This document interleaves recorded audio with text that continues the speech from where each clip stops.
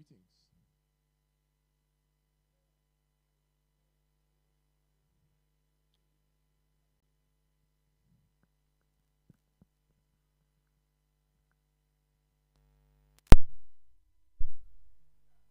Testing 1, 2.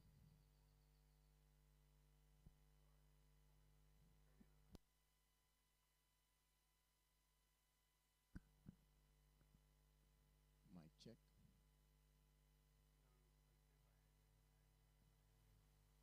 Mic check 1, 2.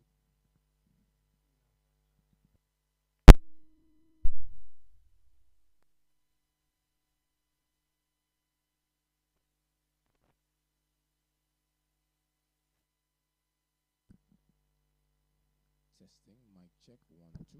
1, 2. Yeah, yeah, yeah, yeah, yeah.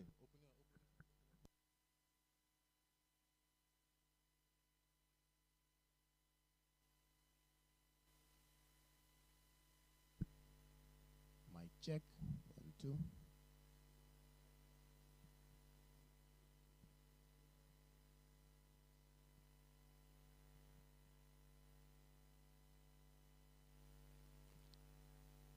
Testing 1, 2.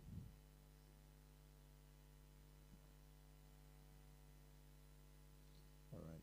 Greetings to you, our viewers, wherever you may be around the world. Beautiful sunshine and paradisic conditions for cricket. Also greet you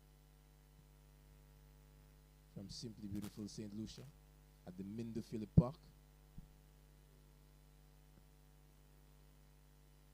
We're here for match number 6 of the Windward Super 50 Championship. Today we are pleased to bring you the sizzling encounter between SVG and Grenada. The news from the toss: SVG, they've won and have invited the Grenadian contingent to our first knock. As we welcome to the Combox Joseph Semma, Empire Joe. Good morning, Jamal. Good morning, viewers. And we are about to witness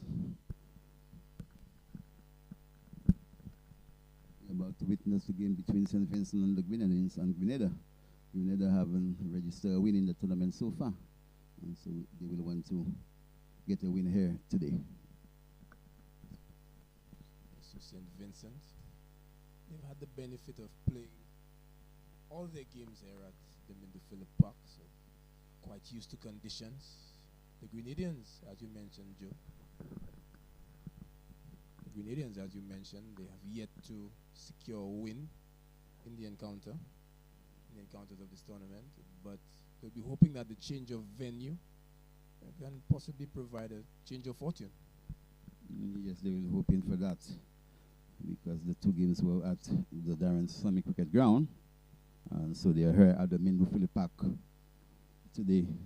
So as you said, the change of venue, let's see if it will bring good fortune for them. But St. Vincent and the Grenadines will have other ideas, and they will want to win to stay alive in the tournament.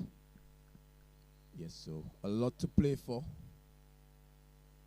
There is a grand final. St. Vincent will be hoping to secure a win. They've decided to open the bowling with off spin of Ophni Lewis to the two left-handers. It's Jeremiah on strike. Jeremiah is driving pleasantly on the very first delivery. It's overpitched and given the treatment immediately. Good shot by Jeremiah. As you said, a full pitch delivery, and he took full advantage and drove it sweetly down to the boundary for 4. So a good shot and a good way to get off the mark. 4 runs. It also signals the intent. Got into a good position to stroke this one away. Was a bit aerial, but 4 runs the result as Lewis. More into the pitch this time. Oh, a sloppy bit of work in the field. But does it have the legs to get to the boundary? No, it doesn't. We saw a high standard of fielding in the previous game. But second ball That should have been stopped, Joe. Yeah, now but players tend to dive when they should just keep across and stop the ball. Lewis into the surface. Jeremiah is trying to give himself some room early on. We haven't seen any deviation from the surface as yet, so a bit risky early on for Jeremiah to expose his stumps.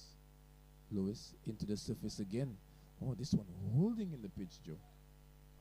Yes, and the ball going short of the man in the cover, but it was a bit uppish, and so he will have to be careful. This one flighted, and here's Jeremiah again, gleefully accepting the invitation, stroking this one away for the offside once more. That gap between extra cover and the mid-off. Jeremiah is certainly a classy player.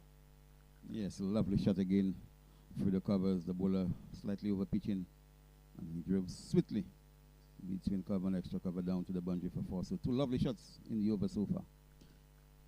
Lewis to Jeremiah. It's into the surface, and this one is out of the park. Johan Jeremiah, first-class player of renown, just gets a chance to express himself, and didn't he, Joe? Yes, good shot. A short delivery again, bad delivery by the bowler, and he was back in a flash and hitting that over mid-wicket for 6. So 2 fours and a 6 in the over, and Jeremiah and the Grenadians will be very happy with the start so far in the first over. It's an excellent shot by Johan Jeremiah, player who was contracted by the Windward Islands Volcanoes. Took a 1-year hiatus. Went off to study, but still played first-class cricket. So this is a man who is accustomed of facing the best bowlers on offer in the region. So got a chance to put away a few loose deliveries from the off-spinners. So Grenada have really come out with positive intent, and it's really good to see. Very much so. And as you said, the change of venue, who knows, might bring them some fortune. It's going to be medium pace. Shawnee Regis on strike to the new bowler, Tijon Pope. We saw in the last encounter that St. Vincent played, they didn't really have many options in the fast bowling department. Heavy diet of spin.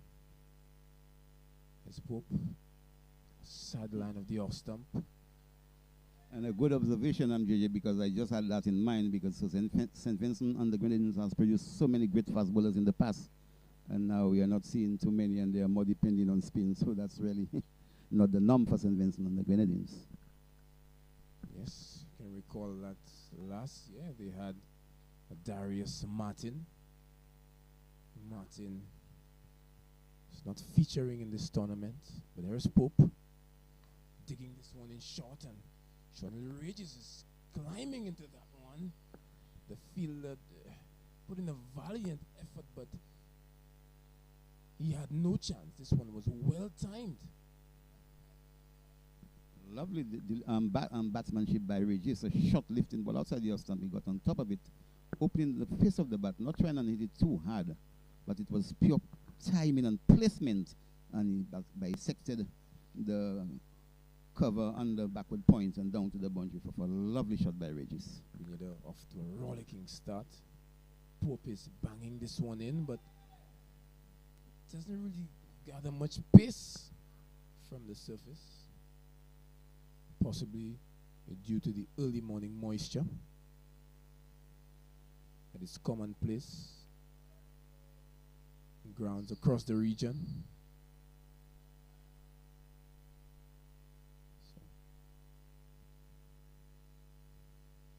Pope is having to pull out of that delivery. Yeah, but Joe, you mentioned to the viewers that St. Vincent have produced great fast bowlers over the years. Would be interesting after the delivery for you to let us know of those that you remember. There's Pope. This one keeping a tad low. So yes, Joe, you were telling us about Winston Davis, Casper Davis, Ian Allen, McNeil Morgan, Cameron Coffey, and to name a few. Cameron Coffey had gotten onto the international level. Is Coach Ian Allen here with the team? I'm not too sure. Good lifting delivery from Pope. Yes. Surely the Windward Islands Volcanoes coach, Kenroy Peters, prolific left-arm fast bowler, got onto the international level as well. What about Dighton Butler? He's now an umpire.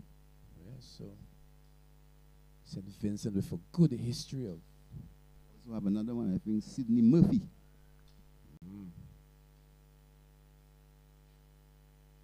There's a lot. Kesrick Williams. Yes. Get onto the international level, was very successful for the West Indies in white ball cricket. Can't forget Ray Jordan, a West Indies youth player, Windward's Volcanoes, a contracted player, very quick. Remember, he had the Australians really hustling in the Under-19 World Cup. Could have touched over 90 miles an hour, Ray Jordan. Yes. More on that in a while, but the focus on Jeremiah and Lewis. Of Lewis, you see, not really making a great effort to spin the ball. Just looking to profit with the arm ball. Jeremiah just playing back, playing neatly, waiting for his opportunity.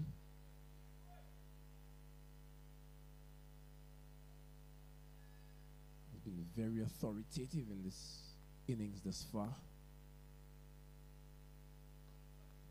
Of anything over-pitched and marginally short. An exceptional shot in the last over. Rocked back and he pulled one way over deep mid-wicket. And here he is again. Johan Jeremiah down on one knee and lofting this one over square leg for another 6.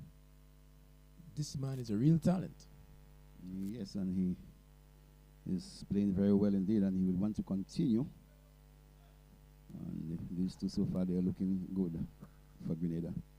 Ominous signs for the Vincentians, the form of Johan Jeremiah. And you can just see in that defense that he's really picking his moments.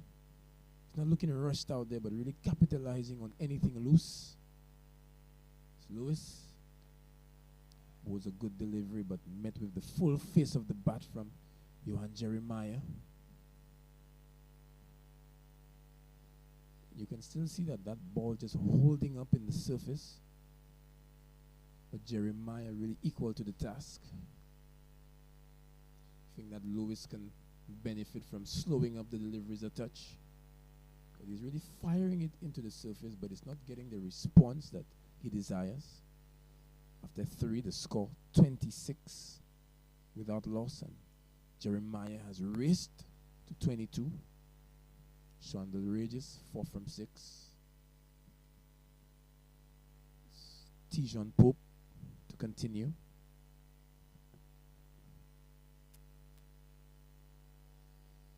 He's wrapped on the pad. There is an appeal.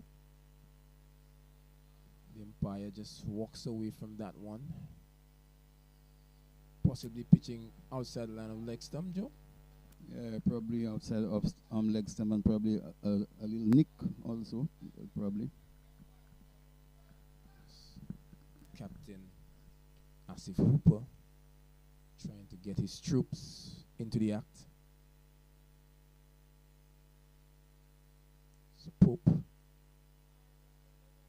pulls out of the run-up again.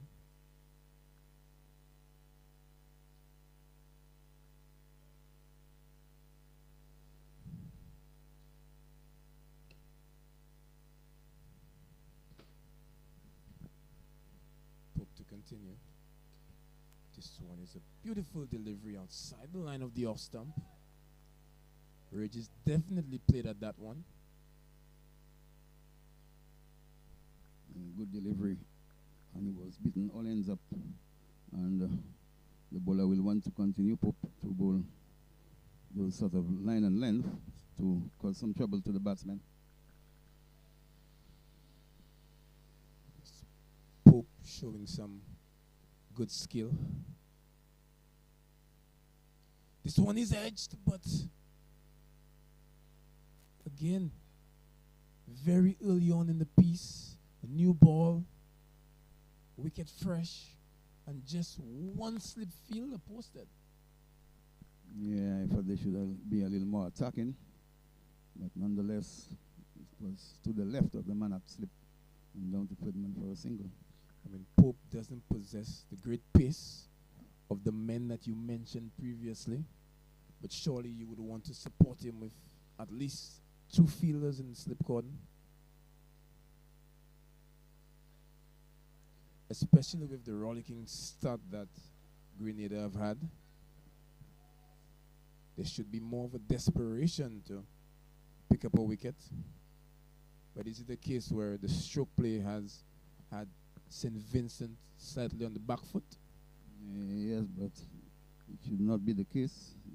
The better or the quicker you can get a wicket is the better. And this one really sat up quite nicely for Johan Jeremiah to unfurl and unleash the pull shot.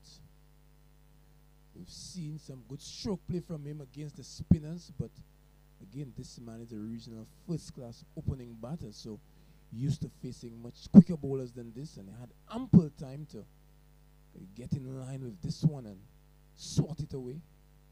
Picks up another boundary. Johan Jeremiah really racing.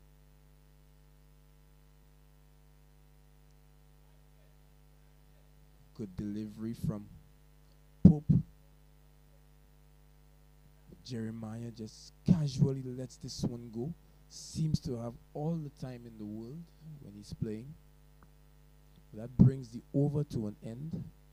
After 4 overs, the score 31 without loss.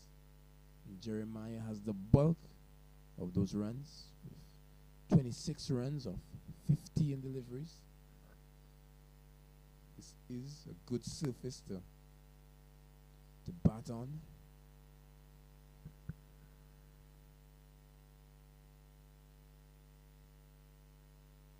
Few places you will get better conditions to ply your trade as a batter. Lowest to Regis.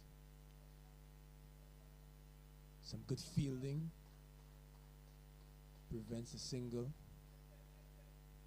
Often Lewis with another opportunity to get things right.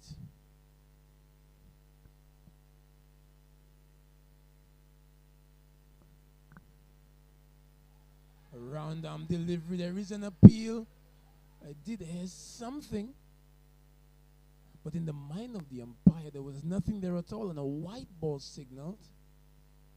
But Joe, as an umpire yourself, surely you can understand that sometimes the players appeal to just get out of that white delivery. It happens sometimes, but to me, I heard a little sound, but the umpire is in the best position. Yes, so Hoffney Lewis trying at a round arm delivery, trying to dart that ball into the stumps. A bit slow on this occasion. But Regis just waits on it and works it out to the sweeper. Picks himself a single. Brings the dangerous Johan Jeremiah back on strike, who's dealt with the spinners. This one shot and wide. A bit of a fumble allows Jeremiah to get a single. But again, a short delivery from Hoffney Lewis, and Johan Jeremiah rocks back and gets himself in a good position to play.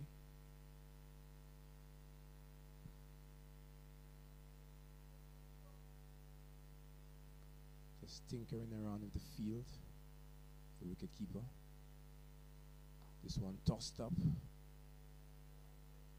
Shonda Ridge is competently forward. Grenada does possess real quality in the batting lineup. See Ridges tucks this one off the hip. It's another single. Would have been a surprise to many, Joe, that Grenada was unable to secure a victory in the 2 matches played before this one. There's Jeremiah just coming back and opening the face of the bat quite skillfully. It picks up a comfortable 2. But you can understand the ploy from the Vincentians as he overcomes to an end, the score 37 without loss. Yes, Joe, you've seen it many times before that opening batters tend to be very prolific against fast bowling but have deficiencies against the spin. So you can understand that with 2 left-handers at the wicket, Captain Hooper opted to bowl his off-spinner. But the way that he has been dealt with thus far, can you give us a comment on that? Yeah, it was a good ploy to introduce the off-spinner, but I don't think the off-spinner is used in the conditions as he should, because as you said, he's more pushing the ball through instead of flighting to get some turn and bite of the pitch. Well said, Joe. He's a tall man. There is bounce on offer in this surface, but here's Pope.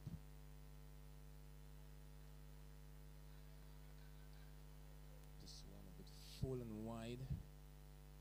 Possibly trying to tempt the batter into that expansive drive outside the off stump once more, but we saw that edge in the previous Pope over.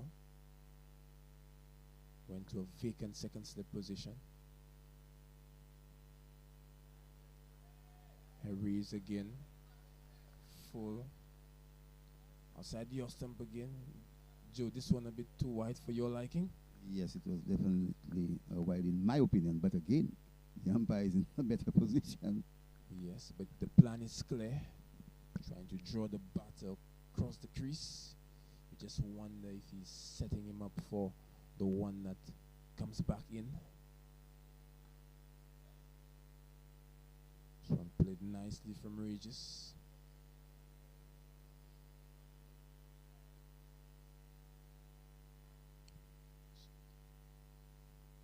And sometimes, Joe, you could just be lulled into some negativity based on the way that Jeremiah has played. But they're keeping the same field for Regis. I mean, surely, Joe, 2 different batters. Jeremiah has had an explosive start, but Regis has been very watchful. So surely you could have the second step for him, but they've opted for the sweeper on the offside. Unsure of that tactic. Yeah, good observation. But the captain is the one in command. Regis is driving nicely. Wicket a bit slow at the start. The ball holding up in the surface just a touch.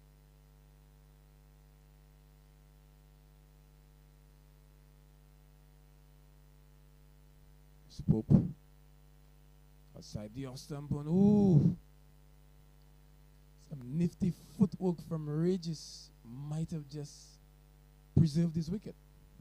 Yes, and the Grenadians, they are known for their footballing skills, and he showcased that there to prevent the ball from rolling back onto his stump. But a good over by Pope, and so the Vincentian, they will want to make an early breakthrough. But so far, the 2 Grenadian batsmen, they are looking good.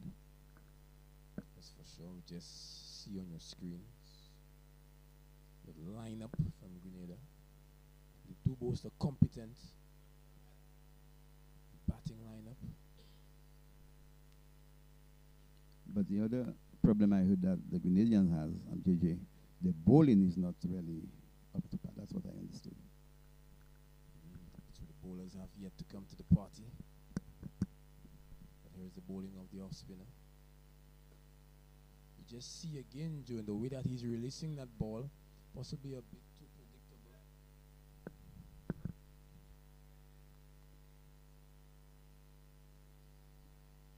Not trying to spin the ball. This one is short and wide. He also gave him the pace to work with, and Johan Jeremiah has shown an unwillingness to miss out on scoring opportunities and fully cashes in. Yes, that one it was a bit slower, but it was wide. And Jeremiah had all the time in the world to rock back and cut it down to the backward point area and forehand. So good shot by Jeremiah, and he's looking very good at the moment. And the Vincentian will want to see him back in the pavilion. No half measures from Johan Jeremiah, getting this one over the head of the backward point fielder. Lewis needs a proper response. Short and wide again. This one basically holding up in the surface. So the ingredients are there for the off spinner to be successful, but he's not being allowed to be by Jeremiah. Short again. Johan Jeremiah is rocking back and depositing this one over mid-wicket. One bounce four. So again, the off-spinner under pressure.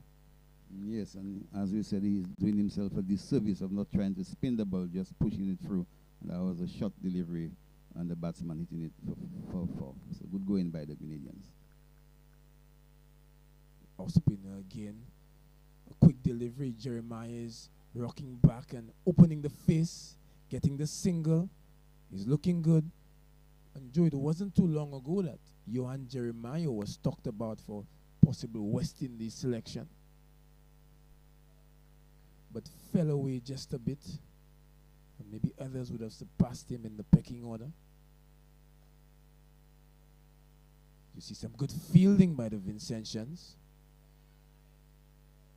But yes, Joe, so Johan Jeremiah, as this over comes to an end, the score 46 without loss. Yes, the eyes and the attention of the West Indies selectors was on Johan Jeremiah for a while, and based on what we're seeing here, you can also see why. Yes, he looks a quality player, and he has a lot of time to play shots. And so far, he has been very successful. So how old you Jeremiah is at the moment? Jeremiah, a young man. We'll have to verify that soon. Jeremiah is dancing down the track, and this one is crashing into the fence over cover for 6. Joe, this is a special talent. Yes, he hit that with disdain, chipping down onto the medium pacer and hitting him over extra cover for 6. So that's a very good shot, and so that's the sign of a very good player. It looks like a one-man army at the moment, Johan Jeremiah, really taking the attack to the Vincentians. Let's see the response from Pope. It's outside the off stump. This one had a bit more pace on it. This one hit the seam and jagged away from Jeremiah. Pope pulled the length back slightly. But Jeremiah has raced into the 40s. Yes, good going by Jeremiah, and the Grenadian camp will want him to stay there as long as possible. Pope. Jeremiah is dancing down the track again. This time he gets the inner portion of the bat. Squeezed out on the leg side for the single. Positivity of intent. And Jeremiah and Joe, the score has raced to 53 in just 7.3 overs. It's Pope. It's short and wide and lifted over the offside. It's well placed from Regis, but good fielding by the sweeper. So both batters getting in on the act. Regis has been very watchful, but when scoring opportunities have presented themselves, he's shown a willingness to attack. Brings the dangerous Jeremiah back on the strike. And this is what the Vincentians do not want. Here is Jeremiah stroking the ball so delightfully, but also showing the willingness to apply himself and be watchful. Yes, that's the hallmark of a good player. But Regis is giving him good support at the other end, and that's good to see. Yes. Has the makings of a wonderful partnership. This one short and wide. Oh, Jude. Jeremiah is wondering, just politely inquiring as to why that wasn't given a wide from his body language. But umpire decides that this one was in the line. Yes, there was some movement after it had pitched. But the score, 54 without loss after 8. And Captain Asif Hooper ringing in the changes. One off spinner replaces another. It's going to be the bowling of Jeremy Haywood. Haywood, who has been impressive in the 2 games thus far, will need to put his hand up for his captain and country. He's taking a round the wicket approach to Shondell Regis. Regis trying to push this one down the ground for the single. The long on in place and the deep mid wicket. The 2 fielders patrolling the boundary.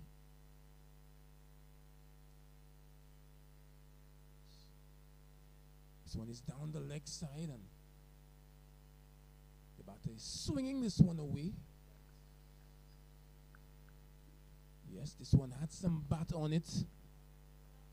So Shondell Regis capitalizing on a loose one from Haywood. Good shot, Joe. Yeah, good shot by Regis. I saw it was from the pad, but again the umpires are in a better position.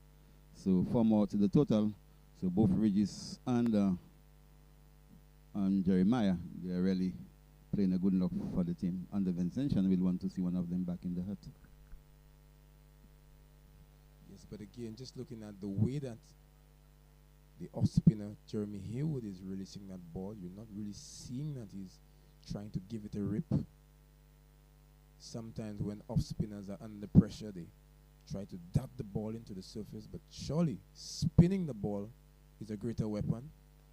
Makes an effort on this occasion to give it a spin. Well, the action that he has, you don't really get that he's going to get much turn from the surface. We just have to wait and see if he try and spin a few. He's darting this one in, but just what Shondell Regis was waiting for, showing that just like Jeremiah, he's just as quick-footed, rocks back, opens the hip, and punishes this one. The off-spinners are not learning the lesson, Joe. Not at all. And the Grenadian batsmen continue to really score runs at will. And the Vincentian, they will have to try and find a way to get a wicket. Haywood firing this one in again in response. Every time they've been put under pressure, they've opted to bowl the ball even faster on a surface that traditionally has offered turn, and there is bounce on offer. So one would think that since they've basically been the home team here at the Mindoo Phillip Park, and by home team I mean that they've played all their matches here thus far, they should have a fair idea as to the conditions and the best way to operate, but pressure is a hell of a thing, Joe. Yes, good analysis, good observation. And so as I said, the Vincentian, they will have to find a way to get a wicket.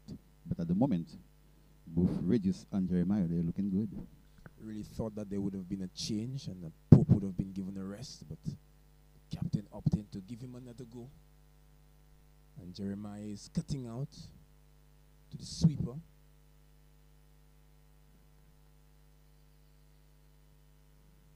Picks himself up another single, inches closer to a half century. We've seen some very quick half centuries in this tournament. So Noel Leo with a fast one in the previous encounter here. Pope. This one pushed out to the sweeper once more. The Grenadian batters doing it easily. Remember that Darren Ned from Grenada had gotten a 50. Akimo Gist got one in the first encounter. Jeremiah on 46. This one full and straight, and Jeremiah quite compact in his defense. And even in defense, that ball is racing off his bat to the field at mid-off. Yes, and he looks in command at the moment. He's look unflustered, and probably he's in for a big one. I would certainly want to believe so. The platform is definitely laid. And Johan Jeremiah, he does have a history of doing that. Remember one year when I played, Jeremiah got the most runs in the Windward tournament. Did get a century against St. Lucia at that time. So a man in the habit of registering centuries for Grenada. So this would not be new territory for him.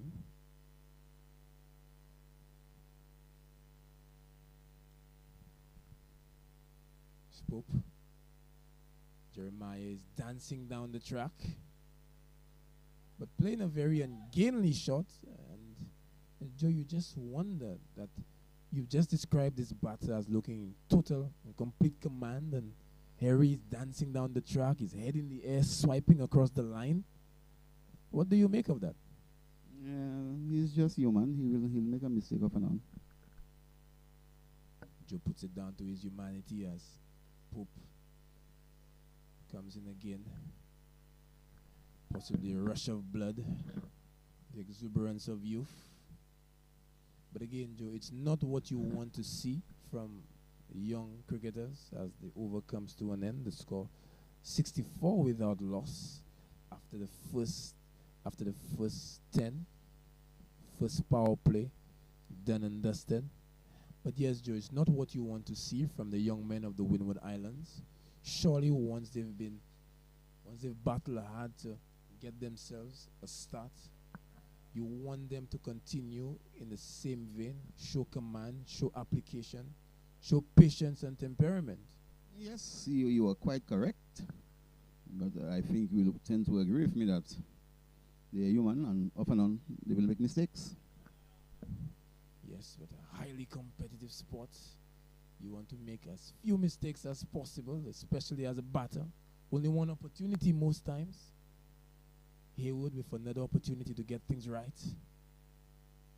It's a beautiful delivery from Haywood, much tighter on about a fourth stump line. And we did mention this wicket has everything that the Vincentian spinners would need. There is turn, there is bounce. Haywood much slower this time, but the field set really deep, giving the batters a chance to come through for a comfortable single. Regis also looking good, not as destructive as Jeremiah, but has played his role. Yeah, that's what makes the partnership so fruitful. He's not trying to match Jeremiah, sorry. So he's playing a good supporting role. Two fielders deep are set square. Square on the offside, square on the leg side. Haywood. This one given some flight. Long on, long off, also in place.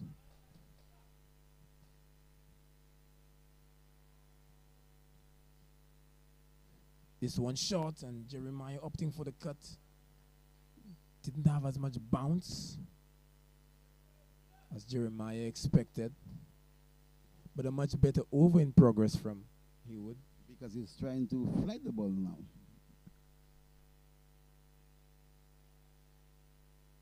Jeremiah just taps this one into the offside for the single. As you possibly the knowledge that he's afforded more men out of the circle. 4 boundary riders now might make him a bit more confident to give the ball some loop.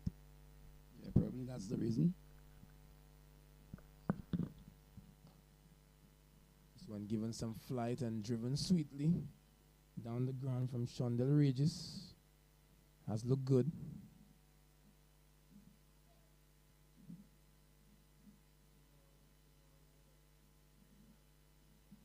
So at the end of the over, the score 67 without loss. So 67 without loss after 11. Johan Jeremiah, after an initial blitz, seemingly settled. He's on 47 of 35. Regis 19 of 31. Bowling change from St. Vincent. Another fast bowler introduced, Ryan Williams. We felt that he should have been introduced a bit earlier, but the captain is the one who decides the time and feels that now is the time for his fastest bowler. And probably he prefers the ball when it's around 10 or 11 overs old, so probably, well, you can never tell.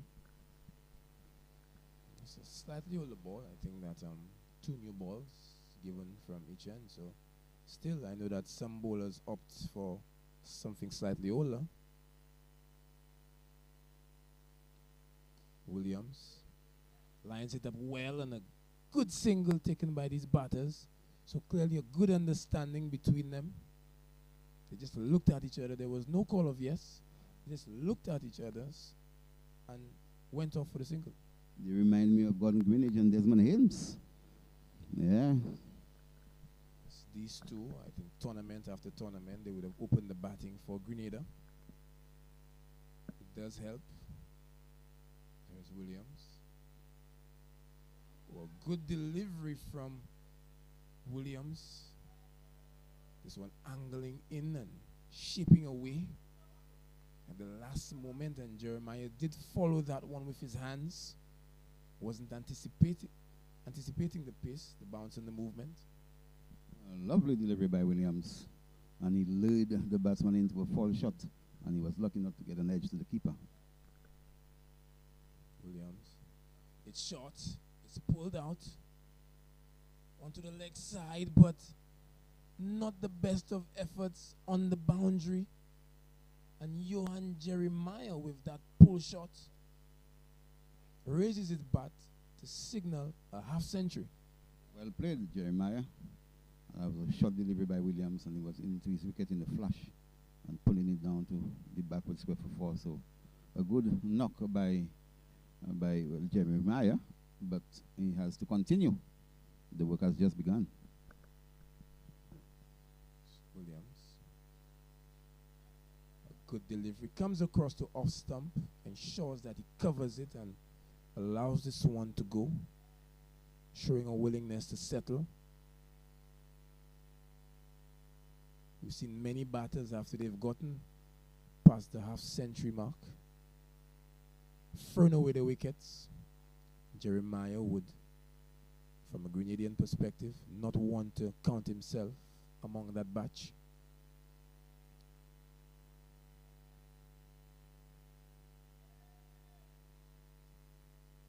So we've seen a few half-centuries in the tournament.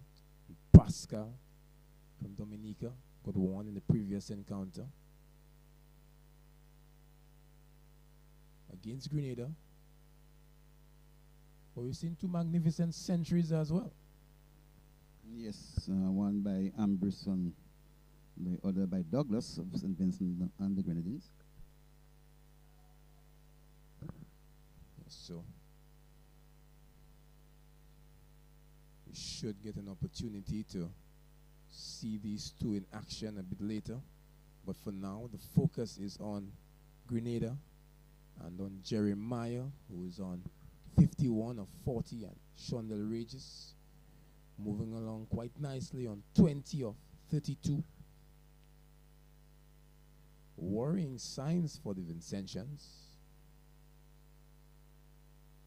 Have thus far been unable to break this partnership. We saw in the previous encounter against St. Lucia, they were able to pick up the wicket of Kimani Melius quite early on. So this is a team who they're accustomed of bagging one early. But again, in this beautiful game that we love, things are always changing. Especially when you get batsmen that are willing to get behind the line of the ball. It will be a little more difficult to dislodge them. Yes. Good observation there, Joe. And these two batters applying themselves quite nicely to the task. The off-spin of Haywood.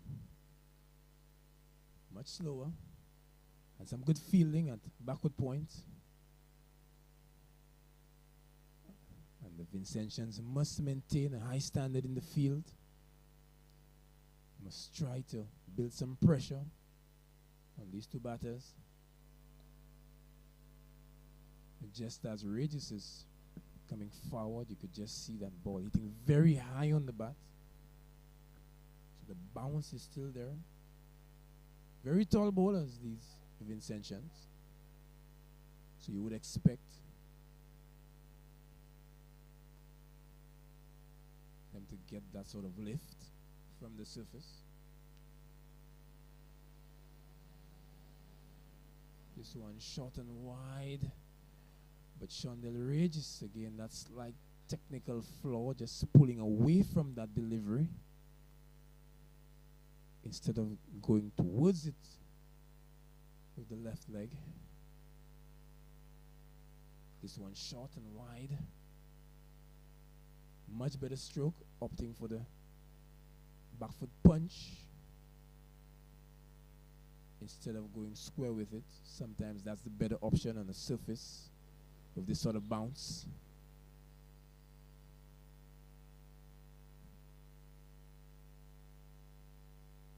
So Haywood to Jeremiah. It's full and straight. There is an appeal. Jeremiah wasn't sure where that one ended up. Called no to his partner, but his partner was in full view of that one as it ended up all the way to third man. What did you make of that shout, Joe? Yeah, it wasn't a bad shout, but it was slightly going down leg. Keen-eyed umpire Joe. This one much slower from Haywood. You reckon that's about the right pace to operate? Yeah, try and pull the pace back a little here to try and get more spin. And so that was a better over in terms of variation. But all in all, the Grenadian batsmen, they are looking comfortable. And so the Vincentian, they will want to see the back of one of these batsmen, but they will have other ideas, the batsmen, and they will want to continue to build on that good platform and to give the Vincentian more trouble. Yes, the Grenadians are definitely saying that you're going to need to work hard for our wickets today. This one is pitched up. And again, competently forward from Johan Jeremiah. Looks a very compact player. You mentioned has done well on the regional circuit. So this is definitely a level below that. So the expectation is that Johan Jeremiah would capitalize on this start, have at least one big score in this tournament. But when the bowling is beautiful like that, he's still going to need to work hard if he wants to get a big score. That was a lovely delivery by Williams, pitching off stump and leaving him lit. He had to play. And the ball beating the outside edge and into the gloves of the keeper. But a very good delivery, and the bowler will want to continue to bowl good line and good length to put the batsman under some pressure. Williams, short and wide. Jeremiah misses out on this one. He needs to regain his composure from the Grenadian perspective. But from the Vincentian point of view, they would not be too displeased that Jeremiah has that willingness to flirt with danger outside the line of the off stump.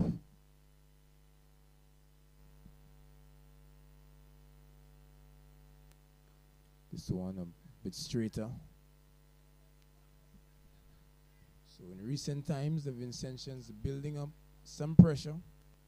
They have managed to reduce the scoring rate, have kept these two batters quiet who had an explosive start. Yes, but they have had a good partnership and they don't have to do anything rash. Just be patient and the loose balls will come along.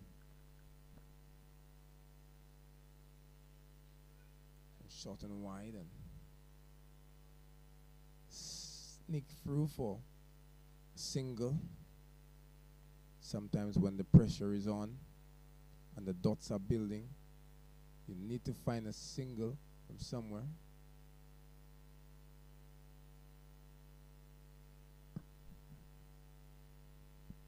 So far, good going by the Grenadians, and the Vincentian, they will want to take a wicket as quick as possible. Williams. This one is spanked away for the offside. It's a valiant effort by the fielder, but this one trickles into the ropes. A good shot here by Shondell Regis. Punch off the back foot for the offside. He's looking good. He deserved 4 for that shot. It was a lovely shot. Everything was just perfect. And he drove it sweetly for extra cover for 4. The fielder making a valiant attempt, as you said, but the ball ricocheting from his body into the boundary. So good shot by Regis. So the Grenadians, they are looking good. So the pressure was building and got an opportunity to free his arms. Looking elegant, Regis.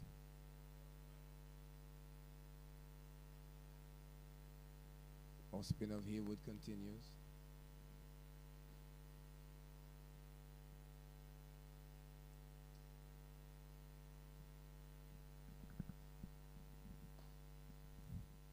Pitched up and pushed down the ground. Not allowing the ball to spend enough time in the surface to give him that grip and bounce. Has been guilty of over pitching.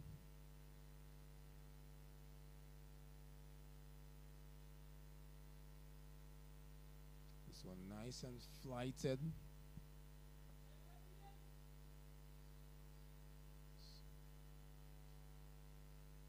They go for the single.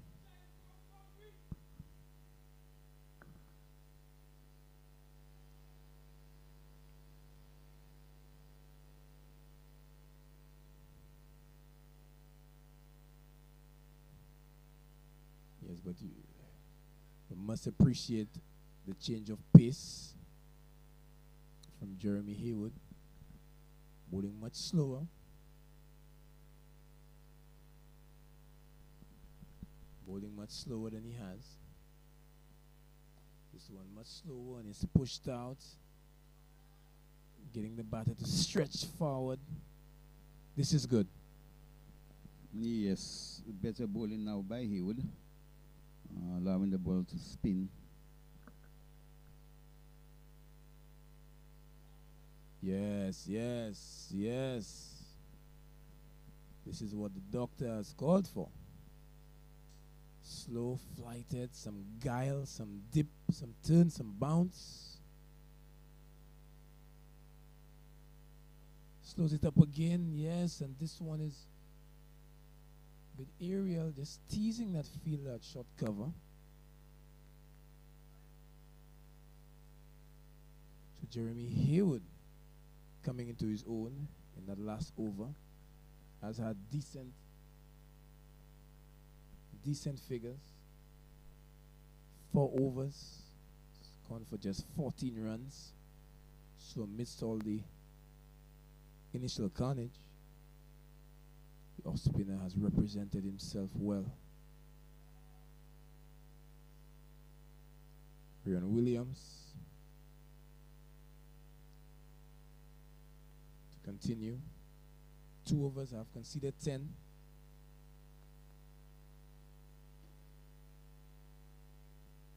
Conditions have become a bit more overcast, Joe. Sun being hidden behind the clouds.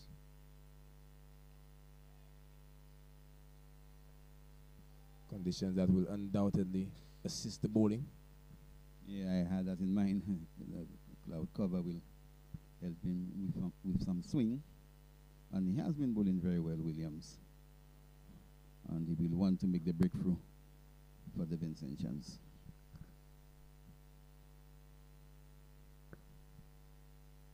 Certainly, if you're not going to be taking wickets, you need to keep things tight.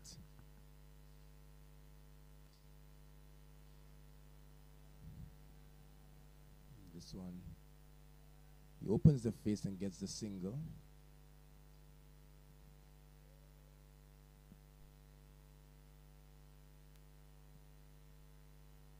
Canadian partnership going well.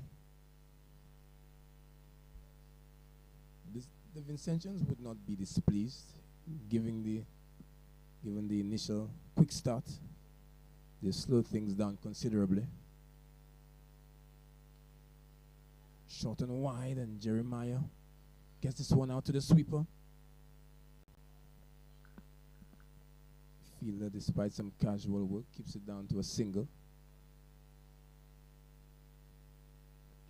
Yeah, so some tight stuff there by Williams, and they will want to continue to put the batsman under pressure, and they will want to prize a wicket as soon as possible. But the Grenadian batsmen in Jeremiah and Regis will want to deny them.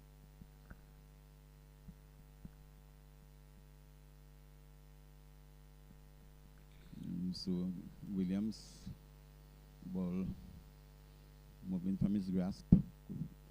So dead ball signaled by the umpire. So Williams walking back to his mark.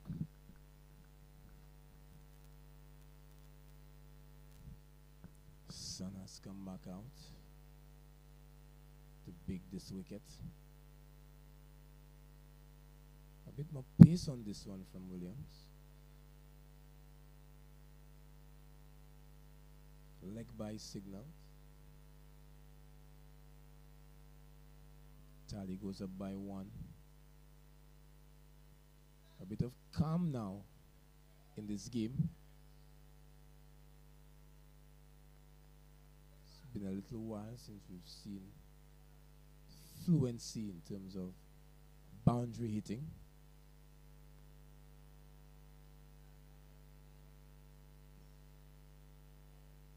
Good shot by Jeremiah, but equally good fielding. And again, credit must be given to the Vincentians for the way that they've pulled things back.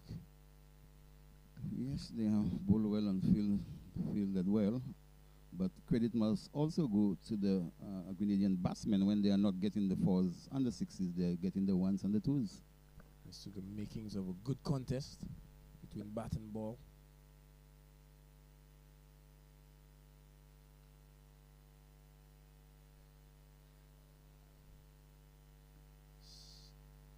We also have a good playing surface that has produced some exciting encounters.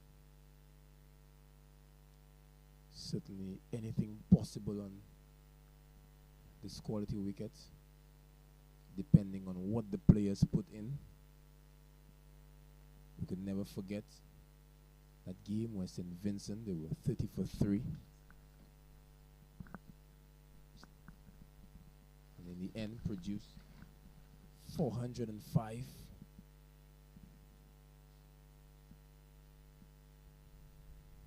It's going to be Jeremy Haywood to continue. Haywood had settled into a nice line and length.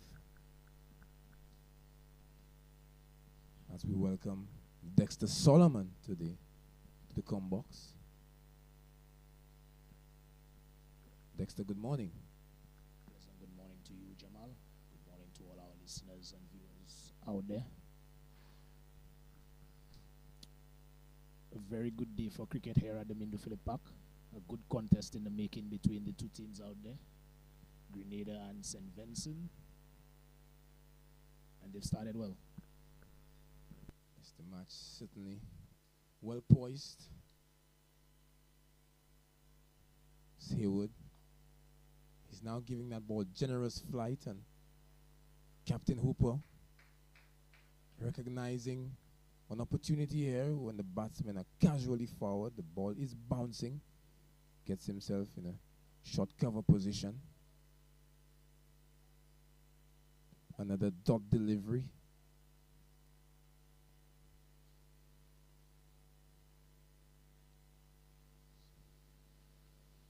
This one a bit slow again and a hint of turn. So the off spin of Haywood starting to look threatening now, Dexter.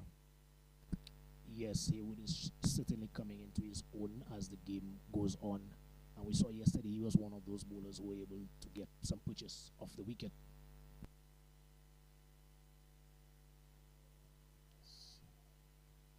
Regis coming forward and blocking.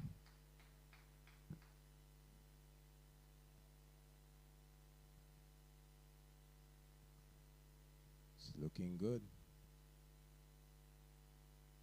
Nice and slow once more.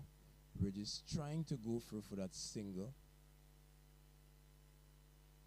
But this is good from the Vincentians. And again, testament to that fighting spirit of the SVG team. We've seen that in all three matches. From really perilous positions. Someone has put up their hand. Remember when they were 40 for 3, two batters put up their hand and they amassed 405. Then against the St. Lucians, when they were really up against it in the batting department, never felt that they would have gotten to 180. They managed to get 211.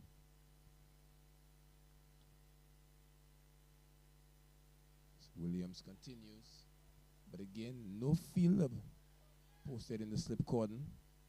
Jeremiah just opens the face of the bat, picks up the single.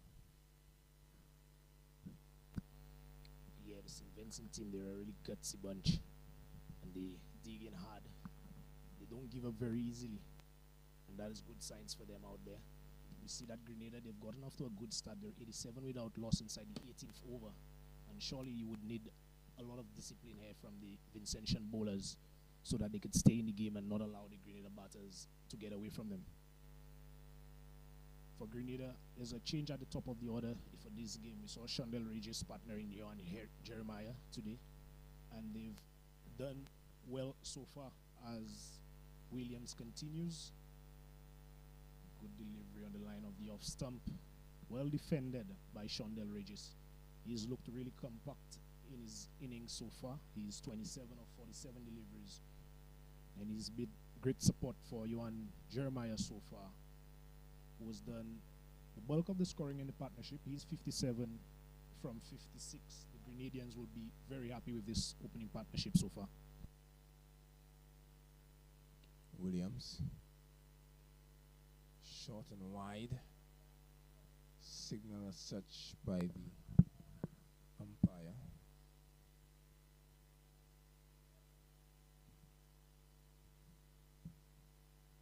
So far we've seen two off spinners. We've seen Pope, Williams, Captain Asif Hooper, who bowled very early on in the piece against St. Lucia. Haven't seen him as yet. See another wide delivery.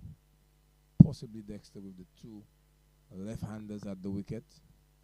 Hooper, the left-arm off spinner, possibly doesn't want to present that sort of matchup. With the way the Grenadians are going, the Vincentian team, they would not want to give them any more of an advantage. And you know, sometimes in cricket we speak of those matchups, the left-arm spinner with two left-handers at the wicket. Could well be why we have not seen him in the attack.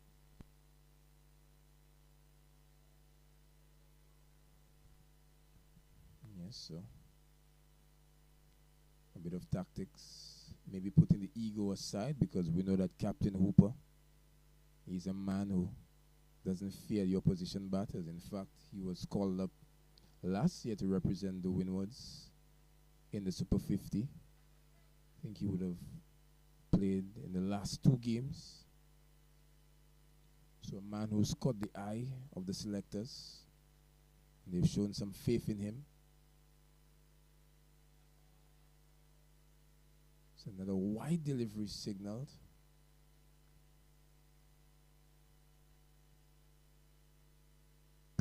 We see that bowler Williams here and the Vincentian team, they seem to be bowling to a plan, which is to bowl outside the off stump to both batters. See Williams on 3 occasions in the over so far, compensating and being a little bit too wide, but a clear plan here from the Vincentian team. Williams.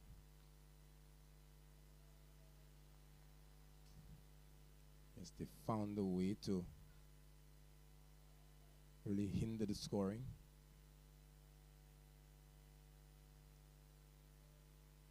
Jeremiah was in the 40s in about 25 balls. It's 44 of 24 at one point. He's now 55 of 58.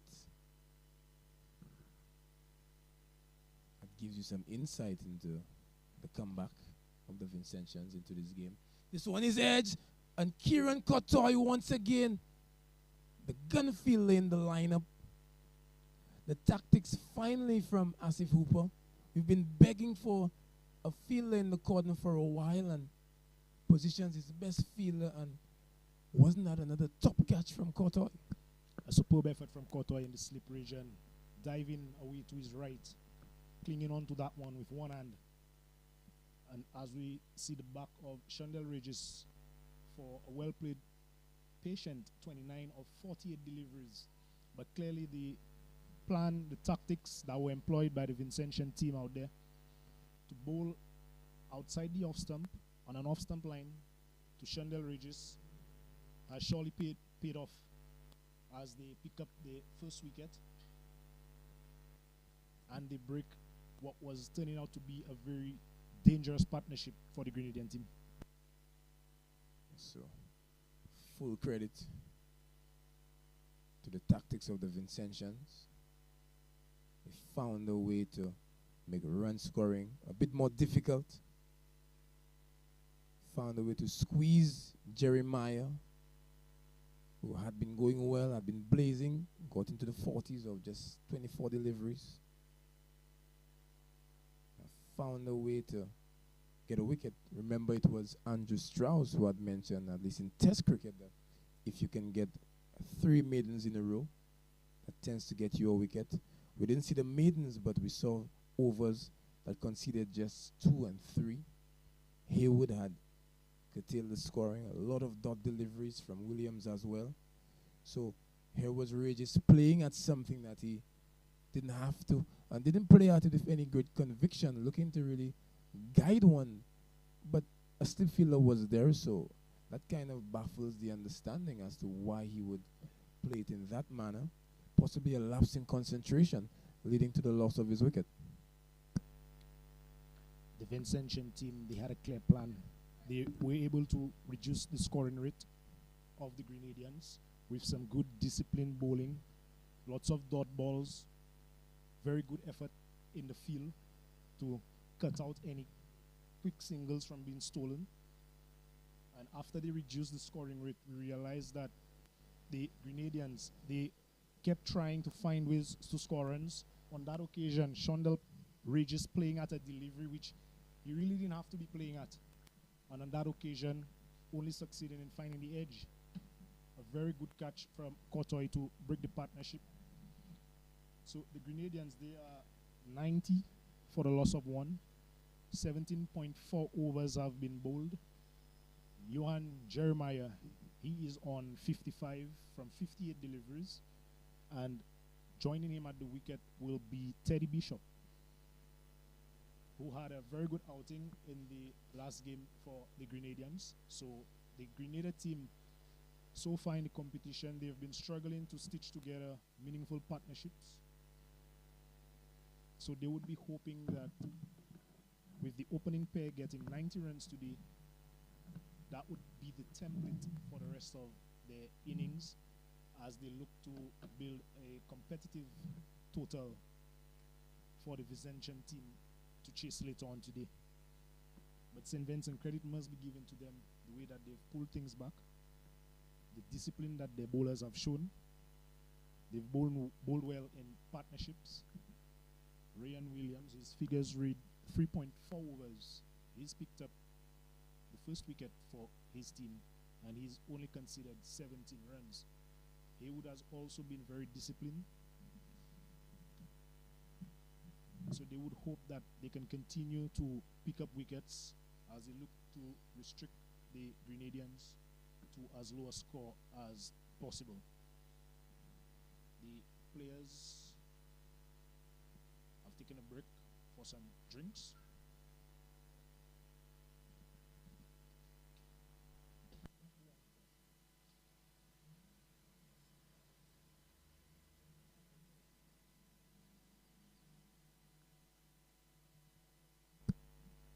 As the action is about to resume in the middle.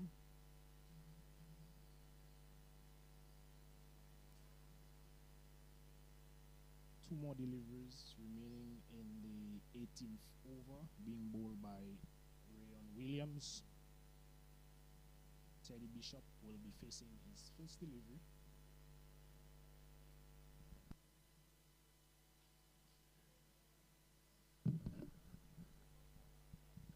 Yes, so you put it for us quite beautifully, Dexter. But here's the man, Teddy Bishop, coming to the crease. The pride and joy of Grenada, Teddy Bishop. He is the international player in this lineup. Did play that game for West Indies against Australia. But here he is. Short delivery, just loses his bat. Goes for the single, off the mark immediately. Teddy Bishop could have captained a few games for the West Indies Academy.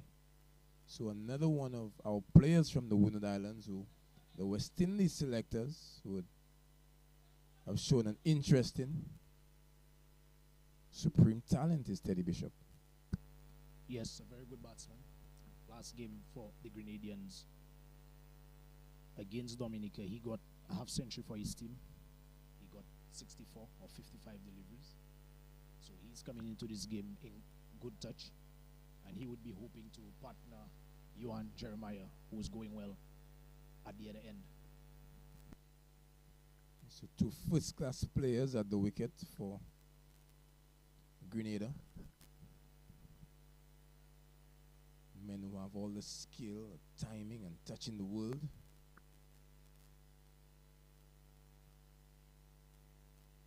Here's Teddy Bishop immediately grids the off spinner with a massive six. This one was overpitched and he gave it the full treatment, and that was a statement of authority from Bishop. A very positive start to the innings for Teddy Bishop indeed. Not allowing the spinner to settle down.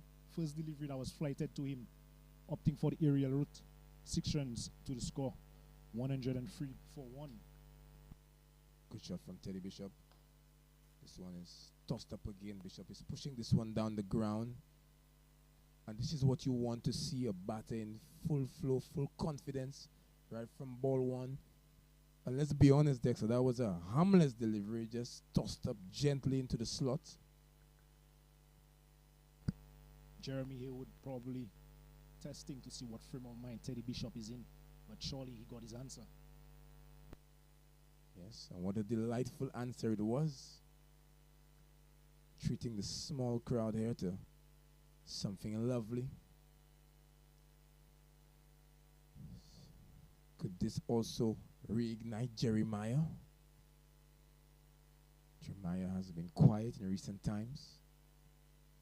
So on short and into the surface. Jeremiah just rocks back and whips it out for 1. two at the wicket at the moment, Johan Jeremiah and Teddy Bishop. They're really not allowing Jeremy Haywood to settle. So far, 6 and 2 singles. No dot balls have been bowled in the over so far. So surely they are putting some pressure on Jeremy Haywood here. After the break, coming in for some pressure. As Bishop is rocking back and playing this one. A good delivery from Haywood. Had been bowling well before the break. But his first chance to bowl to the right-hander. That's another good delivery. This one basically straightening. Bishop plays well, was eager for the single. So Dexter, a lot's been said of matchups. You mentioned that could have been the reason why we didn't see Asif Hooper, the left-hander to the left-handed bowler to the 2 left-handed batters. But now the right-arm off spinner to the right-handed batter. Bishop signals intent right away. And just to combat that a bit quicker from Jeremy Haywood, this one going along with the arm, beating Bishop outside line of the off stump. His 2 feet were stuck together on that occasion. Very good delivery. Yes, a good end to the over for Jeremy Haywood. But as we're on the topic of matchups, we saw that the first delivery, the off-spinner bowled to the right-handed batter. 5 overs before that, he had been bowling to 2 left-handers who were set at the wicket. He was not being placed under any pressure. He had bowled 5 overs for 15 runs. And immediately, his first delivery to the right-handed Teddy Bishop, he was dispatched for a boundary. And they did play him well in that over, not allowing him to settle. Only 2 dot deliveries. Yes, so good one there, Dexter. You spotted this one well. But Williams in recent times has cleaned up his figures. Remember in that very first encounter, he had bowled 3 overs and had already gone for 40 runs. But today, a different day. He's played his role well for his team thus far. 4.1 overs. Picked up the wicket of Regis. Just consider the 18.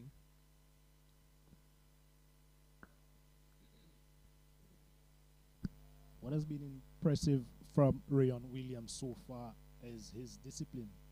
He is stuck to the plan. The field has been set, and he has bowled that line on about off stump, just outside off stump. He is not changed. He's gentle medium pace, not anything too quick, but he has been disciplined, and he has been rewarded. So bowling to a field heavily biased on the offside. Bowled well to it. A 6-3 field. Still has someone in the slip cordon. A move that paid dividends. The wicket of Regis. And to Teddy Bishop, they've kept that field that slip. It's Kieran Kotoy. Best field in the lineup. Opted to go round the wicket to the right-hander. Possibly looking to slant this one across the batter from that angle. But here is Teddy Bishop just planting the front foot and giving it an almighty heave. A bit unexpected for you, Dexter? Yeah, an ultra-aggressive stroke here by Teddy Bishop, trying to hit this one back past the bowler, but not anywhere close to that delivery. Looked very rushed in the end. Yes, so Grenada would prefer if Teddy Bishop takes some time to settle down, settle in. There's Teddy Bishop again. Plants the front foot. Does it much better this time. Takes this one over mid-wicket for 6. And this one crashes into the stands. Good shot from Bishop this time. Yeah, Bishop, he continues to be very aggressive. Anything that is pitched up to him, he has looked to go via the aerial route. And again, we see him making good contact on this occasion, taking his tally up to 14 runs off just the 8 deliveries. And he has struck 2 sixes out of those 14. But what I could point out here for you, Jamal, is that with the field that is being set, and at the pace that Williams is bowling with mid on and mid off up in the circle, surely Teddy Bishop is fancying his chances on anything that is pitched up to him at this point in the game. It's almost a case that the way he's gone about it, it's as if he feels disrespected. Almost as if he's coming, the off spinner is just flighting the ball generously and landing the ball in his half. And here is the fast bowler doing the same with mid-on and mid-off up in the circle. As an international player, Bishop is saying that I will have none of it. And really returning immediate pressure onto the bowlers. Mid-on and mid-off remain up in the circle. You see the response from Williams and Bishop. He's going again, but this time even further. This one goes over the roof and lands onto the next field. That is a big 6 from Bishop. Big shot here from Teddy Bishop as he continues to take the attack to the Vincentian bowlers. Ryan Williams on this occasion being struck for 6 twice in his over. And Teddy Bishop, he continues to be aggressive, but with the field that has been set to him and the angle at which Ryan Williams is bowling on the line of his body, calculated risk, you would say. Almost a free hit because there's not much danger in that shot. He's bowling from around the wicket, so he's almost eliminated a chance of the leg before wicket. So Bishop planting that front foot on that middle and leg stump line, and it's hooping in from about outside leg. Meets it quite comfortably and just whips it away for 6. Now Bishop is not the biggest or the most muscular man when you take a look at him. So to hit a ball that hard and that far is something special. Yeah, surely. He had a good base. He was not moving about in the crease. He had a strong base, and the ball was up to him, and he hit through the line, making good contact. The bats that these players have nowadays, that's a small 6, JJ. There is Haywood to Jeremiah. And Jeremiah does well, giving Bishop the strike. I think a lot of our viewers, just the mood that Bishop is in, they want to watch some more of him. Teddy Bishop, the international cricketer from Grenada, member of the West Indies Academy. Bishop punches with a straight bat. They're going for the single. Oh my goodness me, there was a definite opportunity there for the bowler. It seems that the bowler and the fielder were a bit casual, not expecting Bishop to steal that run. But Bishop did put his wicket in jeopardy. A terrible lapse in concentration there from the fielder that looks like Tijon Pope and the bowler. Ball was punched back to the short mid-on region, and the two of them were confused as to who should have gone for it. A missed opportunity there. Yes, so certainly Teddy Bishop, not a man you want to give half a chance, especially in the mood that he has come out in. Jeremy Haywood giving the ball some generous flight, but landing it in some really good areas. He has been impressive. 6.4 overs, just gone for 25. He's whipping this one away. Jeremiah, does he find the gap? It's some good fielding. Fielder put his body on the line, showing that much needed desperation. What did you make of that stop, Dexter? Othniel Lewis down on the long on boundary, coming across to his left. A ball that was well timed by Jeremiah into the gap, and a good stop in the end. This one nice and slow. Mixing up the pace quite well is Jeremy Haywood, showing some good skill. Spell thus far that he can be proud of. 7 overs, none for 28. Amidst the initial carnage, he was brought on by Captain Hooper and has represented himself, captain and country, well. Jeremiah's strike rate 61, 68, fallen below the 100.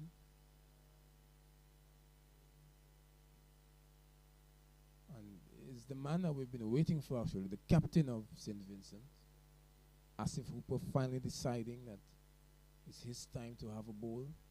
We've seen him come on very early on in the piece, in the first 2 games played here at the MPP, but deciding that now is the right time for himself. Good move at this time. The Grenadian pair at the wicket, they seem to be a lot more comfortable with the St. Vincent bowling pair that was operating at the moment. So it's left to be seen whether Asif Hooper can come in and pick up a wicket for his team.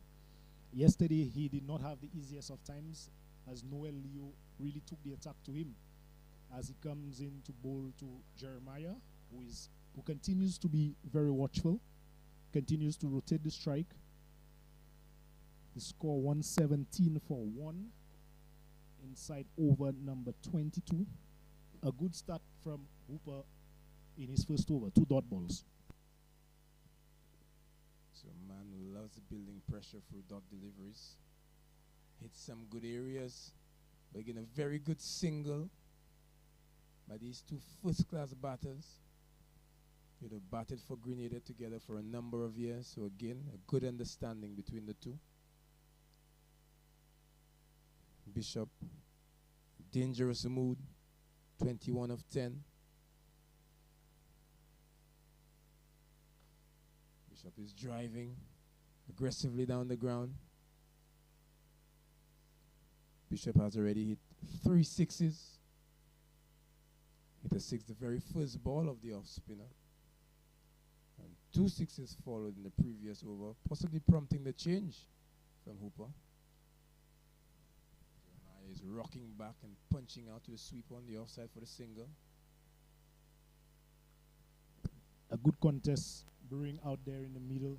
The Grenadian batters, Jeremiah and Teddy Bishop, continue to tick over the scoreboard as St. Vincent, with Asif Hooper coming into the attack now, trying to find a wicket for his team as he bowls to Bishop. A ball on the stumps. Bishop giving himself room and tucking this one out to the fielder on the offside. The batsman, they cross from for 1. After 22 overs, score 121 for 1. A very good start by the Grenadian team so far. Yes, one they can be happy with.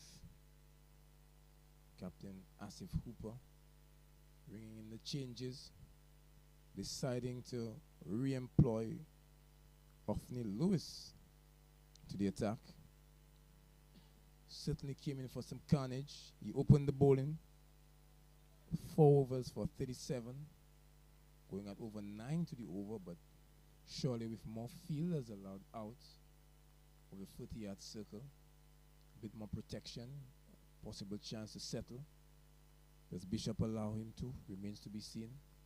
A short delivery, and we've gotten the answer immediately. Bishop says you will not settle at this point in time.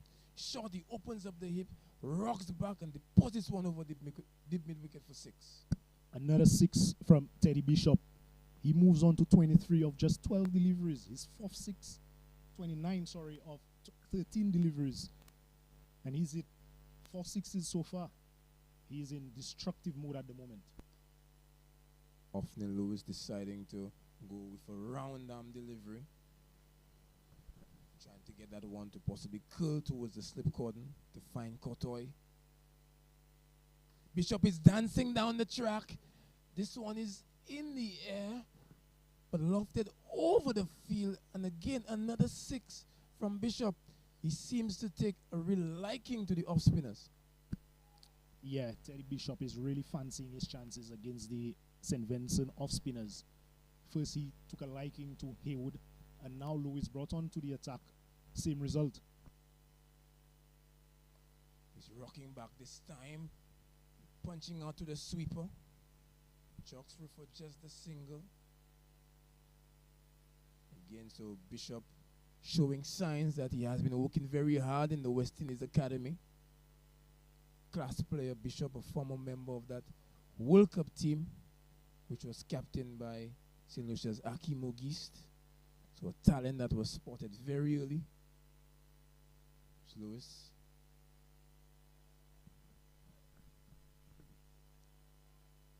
Bishop, the real pride of Grenada.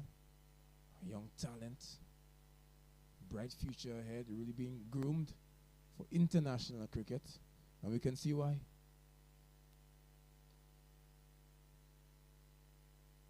What has been impressive in the 16 deliveries that Teddy Bishop has faced, although he has hit 5 sixes, he has shown that he is not all about six hitting. He has rotated the strike quite brilliantly in partnership with Johan Jeremiah. So they've not been bogged down. They have found ways to keep the scoreboard moving, as Bishop has been deadly against the off-spinners from the St. Vincent team. Surely St. Vincent would need to rethink their tactics to Bishop. Yes, but we're unsure if they've beefed up the bowling and have added anything new. So they may need to find overs from someone else who's not in the main 5 bowlers. Bishop is looking to give himself some room against Hooper. Presenting a different proposition for Bishop. In theory, should be spinning the ball away from the bat. But Bishop is dancing down the track, swiping across the line. And as we mentioned, Hooper presents a different proposition, and Bishop has basically given away his hand. Yeah, Teddy Bishop on that occasion continuing or trying to be aggressive to the bowling of Asif Hooper, left arm spinner. He was very successful against the off spinners, but on that occasion, missing a delivery that may have deviated a bit and getting bowled by Asif Hooper. Credit must be given to Hooper with the way that he kept his cool and was able to dislodge Bishop for his team. I don't know, but to me, Bishop has really given away the initiative. He had St. Vincent under real pressure. He was really demonstrating to the world his class and ability, his timing, proper technique. But it just appeared that he had come into this innings with a plan to be extremely aggressive against the slow bowling. This one wasn't really flighted. It wasn't really that much of an invitation to come down the wicket. So Bishop had just made up his mind that regardless of what was bowled, he was going to dance down the track. And Asif Hooper saw him coming, fired it in.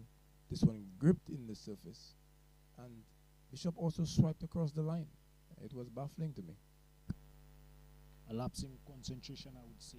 But as I said, credit must be given to Asif Hooper for keeping his cool, backing himself to pick up the wicket for his team. And he was successful in doing that. The Grenadians, they have lost the second wicket with the score at 134. 23.2 overs have been bowled as we see the introduction of Roland Cato for the Grenada team. This one definitely gripped and turned. Roland Cato off the mark. Cato, a young man, or rather when he was much younger, the investment was made in him by the Windward Islands. Former contracted player. Has a lot of first-class matches under his belt. Jeremiah just crunching this one out to the sweeper for 1. Yes, so just to inform the viewers, Roland Cato has played first-class cricket.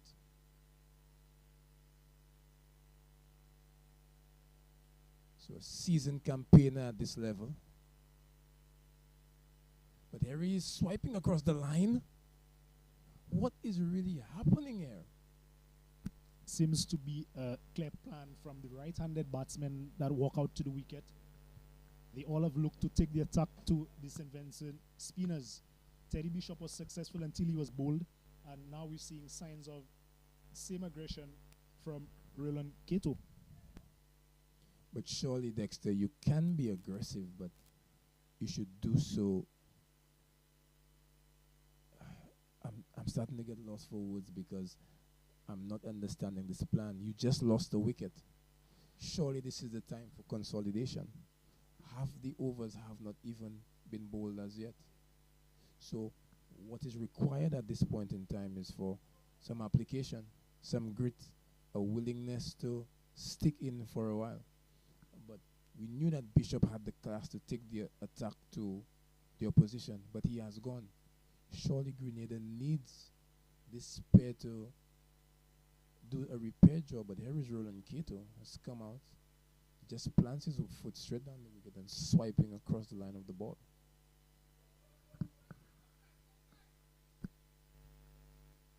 Othniel Lewis is about to continue as he bowls to Jeremiah.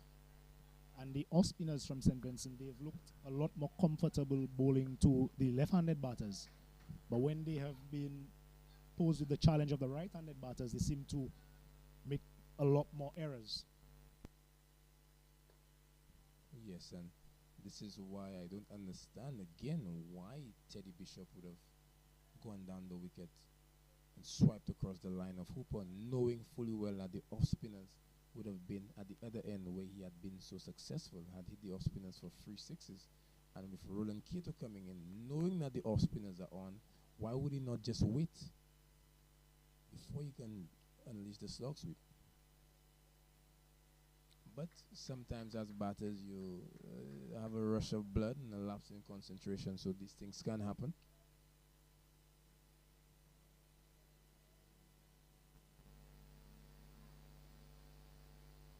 It's Lewis to Jeremiah, much slower.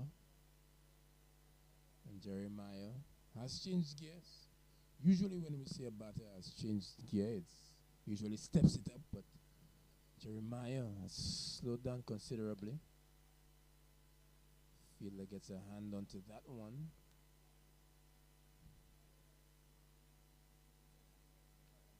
Jeremiah, he's shown his experience here today. Yes, he has changed gears, but he's not been rash in anything that he's opted to do so far. And that reads in his score of 65 of some 80 deliveries, a mature innings from Jeremiah so far.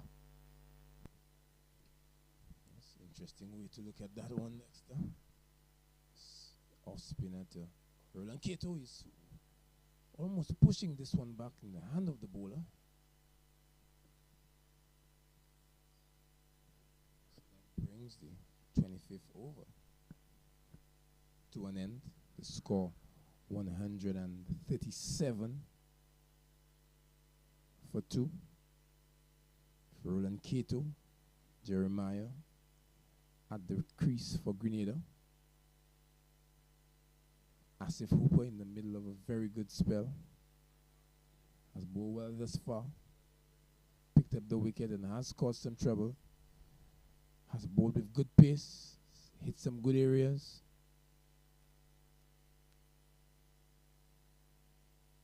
Jeremiah is opening the face, running this one past the cordon. Ambrose in pursuit.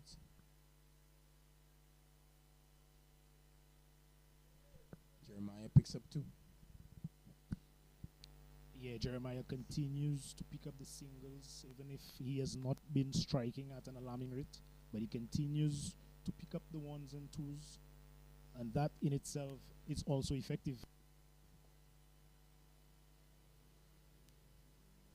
But he has shown the ability to switch gears, so he can step it up at any point in time and be very destructive. But really unsure why he has opted to go about it in this fashion.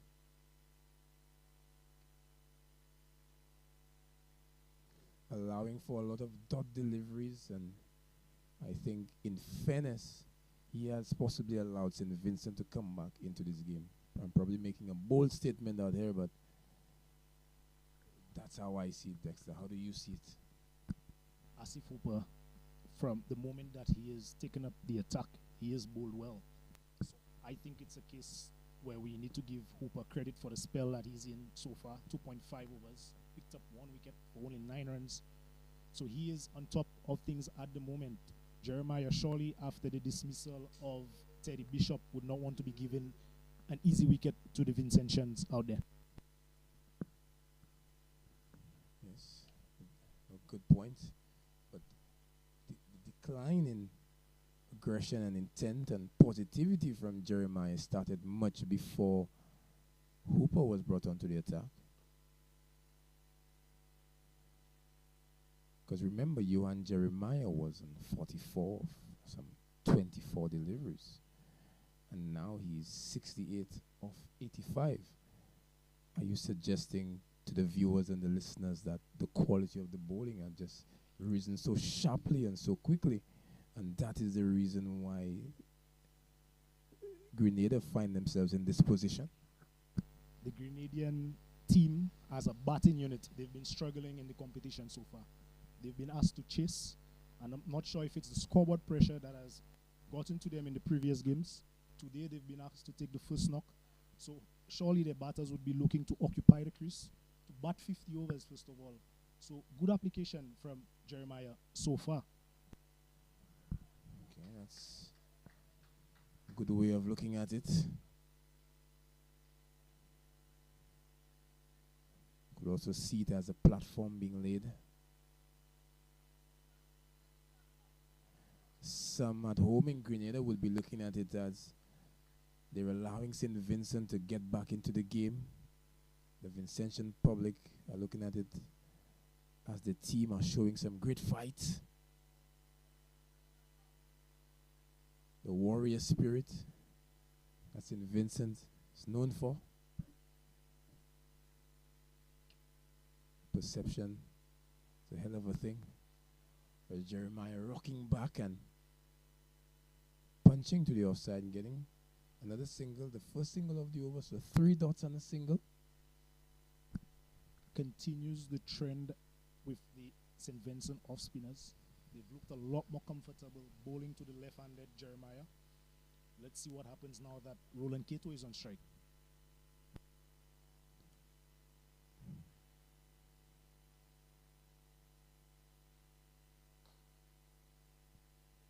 Tossing up and Cato is punching down the ground. But you also must ask yourself, Dexter, could that have been the reason why Teddy Bishop came in with such aggressive intent? Could it be that he recognized that that injection of impetus was needed? Another dot delivery to finish. At the end of the day, it's still a limited over game. You're batting first. You want to get as many runs as possible. The Grenadian team, they've struggled to build significant partnerships in the tournament so far.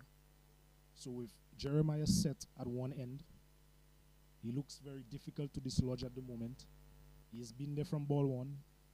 The batters coming in, maybe the plan is for them to bat in partnership with Jeremiah, not necessarily at the same strike rate as he is batting, because the only way they could win this game is to get to a competitive total, first of all. So Jeremiah, I think, is playing this so far so good, and he would hope that Cato could stay in with him and build a huge partnership. Just as I said that. Oh my goodness, Dexter, did you just put the commentator's curse on Roland Cato? Dexter, the Grenadian public will not be pleased with you. His name is Dexter Solomon, folks, and he has just put the commentator's curse on Roland Cato. Dexter, defend yourself, man. How do you explain that?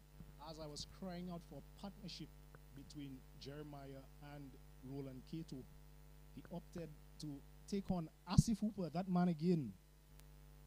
Tried to go down on one knee and slug this one over the deep mid-wicket region. Missed the ball completely and been castled. Roland Cato, he has to go back. He scored 2 runs of 7 deliveries, bowled by Asif Hooper. Surely this one was not within the script that the Grenadians would have written. It definitely wasn't. The script would have read something like this. Roland Cato, first-class player, coming in at the loss of the West Indies and talismanic player Teddy Bishop. Roland Cato would have batted patiently, made the investment of time. He has the ability to play the big shots. He would stick around and bat up until the 40th over, get himself a half century and a platform to launch for later. That would have been the script written for Roland Cato. But the moment he came in, he tried to unfold the slog sweep against the turn of the ball. This time, this one was on the stumps. He looked a bit agricultural, swiping across the line, almost like he had a cutlass on the bat. And again, gave away his wicket. Definitely, that one was not good for the viewers out there who would have seen his mode of dismissal. And for those of you who are listening, our descriptions would tell you exactly how awful that looked. But we need to commend Asif Hooper on what he has done so far. Asif Hooper, the captain of this SVG unit, really embodies the fight, the drive, the willingness to turn things around for the country. Remember, national pride is at stake. Youngster coming in, Darren Ned. Darren Ned, who does have a half century in this tournament. So form and confidence. He oozes it at the moment. Good all-rounder. Would be looking to impress and gain the attention of the selectors again. Looks more compact in defense, more like what was required of Roland Cato early on.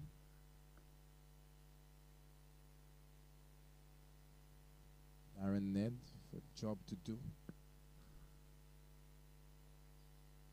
He's rocking back but playing straight. The punch out to the offside with this anticipated spin.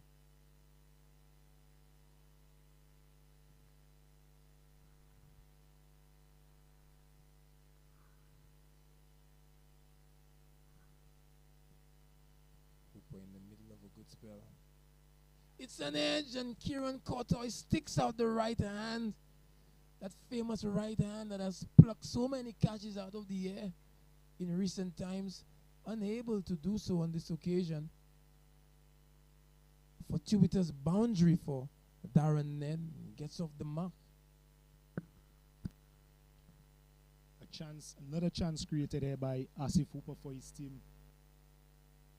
And Ned on that occasion coming back and trying to cut this one. Delivery that may have been a little bit too close to him. But the chance was not taken up in the slip region as Hooper continues. Goes to Ned. The dot ball. The score remains on 147 for 3. Johan Jeremiah, he's 69 of 90 deliveries. And Darren Ned, he is on 4 runs, having just joined Jeremiah out in the middle. So it's a very good match. Pressure being exerted on the Grenadians. It's gonna be spin to continue. Off spin of Ophni Lewis to the left-handed Jeremiah. Full toss. But Jeremiah just taps it into the offside.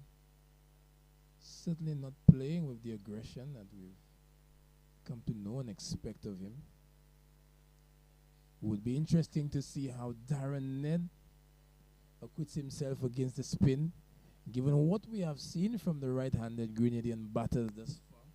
They've all come out with a clear plan of all-out attack. And on some occasions, they have looked reckless. Let's see Darren Ned. A full delivery, and he deserved the treatment for sure, but he pushes it down the ground for the single. A clear plan here from Ned as he looks to be a lot more watchful than what we've seen from the previous right-handed batters, as Lewis continues to Jeremiah. A short delivery, trying to pull this one, missing this one. The keeper wasn't able to collect, and the batters, they cross through. Buys signal by the umpire. But yeah, Darren Ned, from the time that he's walked out, he looks to be a lot more watchful than the previous right-handed batters we've seen. And Jeremiah would hope that he could stick around for as long as possible. Lewis to Ned.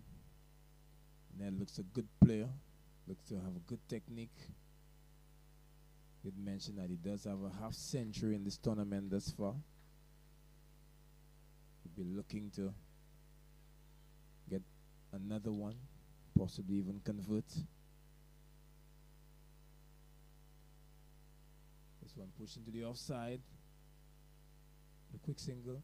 But just on that pull shot that Jeremiah tried a few deliveries ago, this one almost shaving the off stump. But it was the sort of delivery that Jeremiah had put away all day. Is it the case that he had gotten himself into a shell and was unable to accept that gift? A full delivery. This one is heading towards us. Dexter, be careful. Wow, we were in danger for a while there. This one pinpoint straight. A lot of nervous laughter in the com box. Dexter, I don't think that the batter is pleased with you. I think he tried to get you with that one there. A magnificent shot here from Darren Ned. Excellent. Superb execution here from Darren Ned. This one was flighted by Lewis, and he hit that one dead straight back over the bowler's head for 6 runs, moving the score up to 157 for 3. 29 overs have been bowled as Asif Hooper continues from the river end, and he's bowling to Jeremiah. Gets onto the back foot and punches this one along the ground, too long off. They go through for 1. Jeremiah continues to be patient. Some 20 overs still left in the innings, so there's still a lot of time, a lot of batting to be done, and they would be wary of the fact that they've not built very big partnerships in the tournament so far. As Ned pushes this one down too long on, batters pick up another single as they continue to keep the scoreboard ticking. Yes, so Ned answered your question as to how the right-handers will continue to play, but there was a hint of elegance and class in that shot as Jeremiah and Ned sneak through for another single. So it's not a case where Ned had swiped across the line, hit that one pinpoint straight over the bowler's head, was over pitch, took full toll of a mistake, and exacted the punishment. He's going again, driving quite ferociously into the gap. A definite 2 was on, but he decided against it. I feel like they missed out on a run there for sure. Yeah, Darren Ned was very keen on coming back for the second, but Johan Jeremiah on that occasion was not up to the task. Much quicker delivery from Asif Hooper.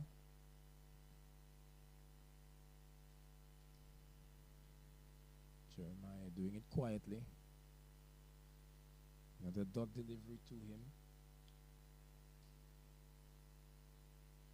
And ends another good over from Asif Hooper, who has good figures of 5 overs, 2 for 18. As I'll make a small departure and allow umpire Joe to come to take over the duties in the com box. I wish him all the safety as well, because the way that Darren Ned is striking that delivery, Joe, you're going to need to be very watchful.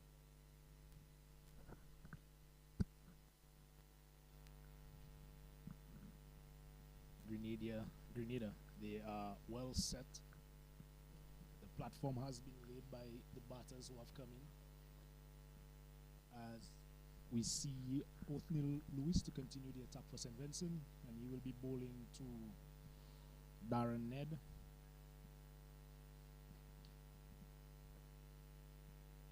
Lewis goes past the umpire. This one is flighted and Ned drives straight to the fielder, and there's no run.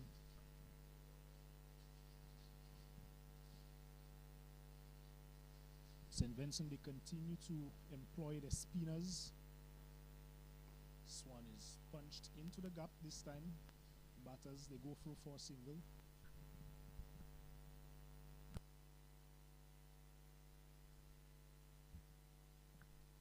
As I welcome Joe to the combox. Thank you, Dexter. Good afternoon to the viewers, listeners. Swan delivery angle into the left-handed Jeremiah. He's back, defends well. Score remains on 161 for 3. Lewis continues. Jeremiah cuts straight to the point fielder. No further damage to the score. Jeremiah, he is batting on 73. He has faced some 97 deliveries. A very mature inning so far. As Lewis continues. This one is flighted and Jeremiah goes the aerial route. This one is hit. Is it a chance that went down?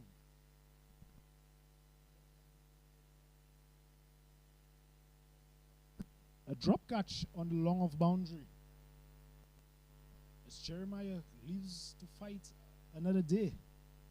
This one was flighted by Lewis, and he attempted to hit him for a 6. Not getting enough elevation on that one, but the fielder not able to complete the catch. Lewis continues to Ned. This one is shot, and Ned rocks back and cuts through the offside. 4 runs added to the total. So Lewis here dragging this one down to Darren Ned, but he was equal to the task. The score moves on to 166 for 3. 31 overs have been bowled. Yeah. Joe, what do you make of the state of the game at this point in time? Well, the Grenadians, they have set a good platform in which to score in the last 10 overs or so, or 15 overs. So they will have to continue batting. But the Vincentians will have other ideas, and they will want to make further inroads into the Grenadian batting.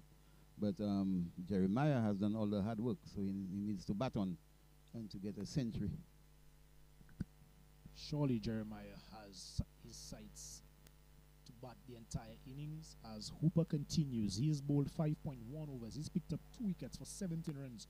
A very good spell of bowling from Hooper. We saw that when the right-handed batters came in, they were very aggressive and explosive. As he continues, Jeremiah punches this one into the offside. Go through for 1, thinking of the second. Good work by the fielder. Limits them to only 1 run. Jeremiah moves on to 75.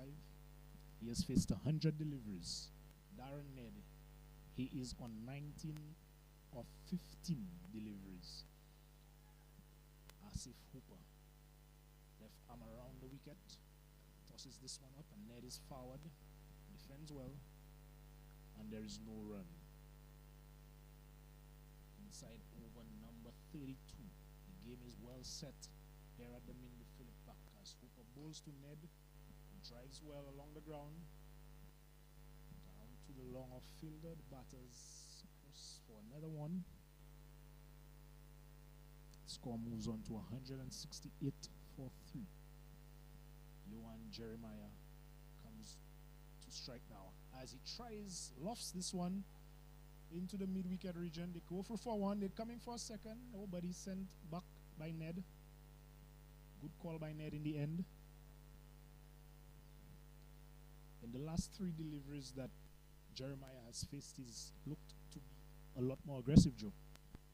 Yes, but he will have to be careful because, as I said, he has done all the hard work, so he needs to bat on.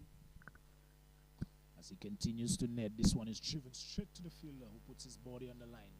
Good stop, and there is no run. This brings over number 32 to an end. The score reads 169. Grenada, they've lost the 3 wickets. Johan Jeremiah, he's there on 76 of 101 deliveries. And with him at the crease is Darren Ned. Bowlers for St. Vincent, they've used the 5 bowlers so far. Asif Hooper and Ryan Williams, the ones who have picked up the wickets.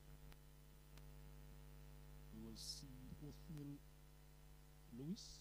He will be continuing the battle for St. Vincent. He has bowled 9 overs, considered 69 runs. He's not picked up a wicket. He would love to pick up a wicket here for his team. St. Vincent captain would love to see the back of Jeremiah. He's been a pillar for the Grenadians. As Lewis comes in, this one is shot. Jeremiah punches into the offside. Go for 1.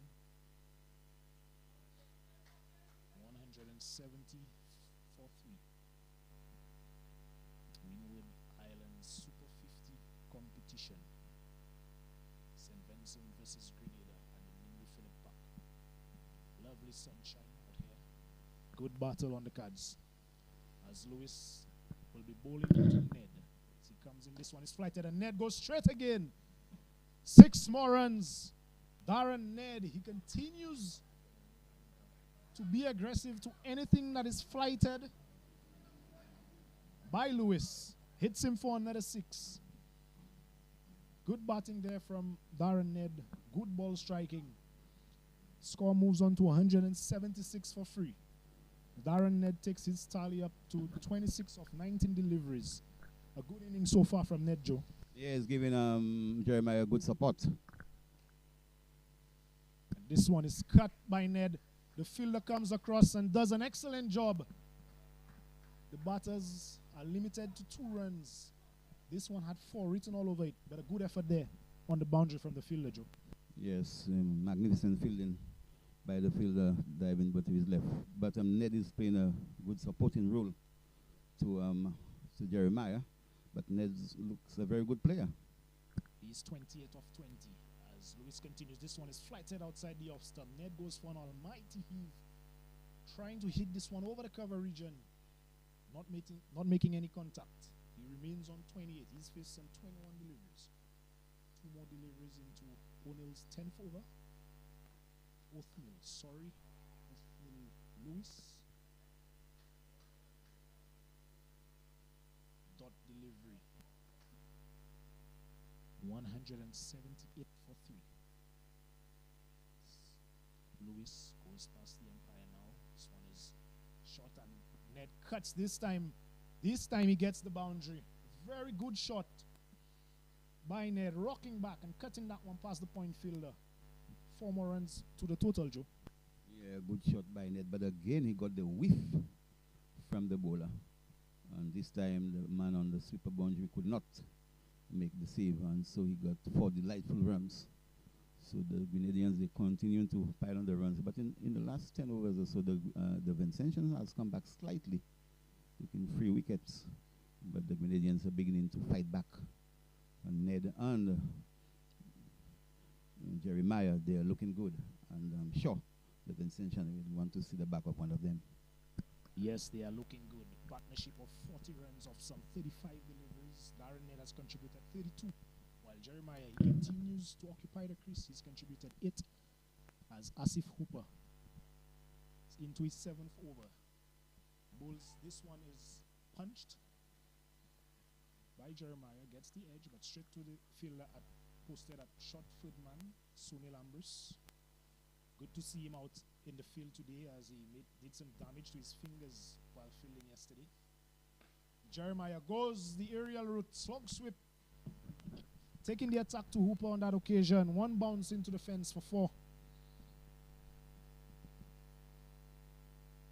taking the score to 186 for free. Good positive shot here by Jeremiah. Joe? Yeah, he has been there all morning, and he now is seeing that ball big as a football, and a good shot, and he will want to continue to bat as long as possible because there are still a lot of overs left. Hooper would love to see the back of Jeremiah as he continues. This one is a better line delivery. Jeremiah well forward. Jeremiah has taken his tally up to 81 of 105 deliveries. Hooper into the 4th delivery of his over. This one is flighted. Jeremiah tries to cut. They go for a single. Good chance. They make it in the end. 1 run added to the score. 187 for 3. Jeremiah has started to look a lot more aggressive to take on the matchup. The left arm spin of Hooper. Darren Ned is on strike now. As Hooper goes past the umpire, this one is flighted. This fielder is well positioned. There's no run. Asif Hooper, he's bowled well so far as he continues to Ned, who is back on defense. And there's no addition to the score. After 34 overs, the score reads 187 for 3. With 16 overs left in the innings, Joe, surely the Grenadians would have their eyes set on a very big total here today. Yes, the platform has been set, so they just have to continue batting. Don't take any risk and wait for the bad balls to capitalize. But the Vincentians, they will have other ideas, and they will want to make further inroads into the Grenadian batting. But as I said, well, Jeremiah, he's well set, and he's looking to get 2 free figures. Yes, with the likes of Ryan John and the Murray twins to come, Grenada would be hoping that the 2 at the wicket could take it deep, and then they could launch from there to get themselves as close to 300 as possible. 16 overs left with 187 for 3. As we see a change in the bowling for St. Vincent, it looks like number 25, that's the opening bowler, Tijon Pope, to resume the attack from the commentary booth end. He will be bowling to Johan Jeremiah, who's on 82 for 160 deliveries. He has looked to be a lot more positive in the last 3 overs. See how he goes here against the reintroduction of pace into the attack. As Pope goes past the umpire now, he starts with a wide delivery outside the off stump to the left-handed Jeremiah. Score moves on to 187, 188 for 3. The start of over number 35. Tijon Pope continues. Again, pitched up delivery. Close to that wide line. The plan of attack from the St. Vincent captain and team at the moment looks to be similar to what Williams was asked to do. Bowl on the line of the off stump, outside the off stump, and the field has been set. Yes, a good tactic. Let's see how it pans out. Pope continues. And Jeremiah trying to work this one, guide this one down to the 3rd man region. Missing this one completely. Jeremiah is eager to get bat on ball. He senses that this is the moment where he has to up his scoring rate. He has been there from ball 1. He's 83 for 108 deliveries. As there's now a change in the field, the fielder at long on comes into the circle, and the mid-off goes back to long off as Pope continues to Jeremiah.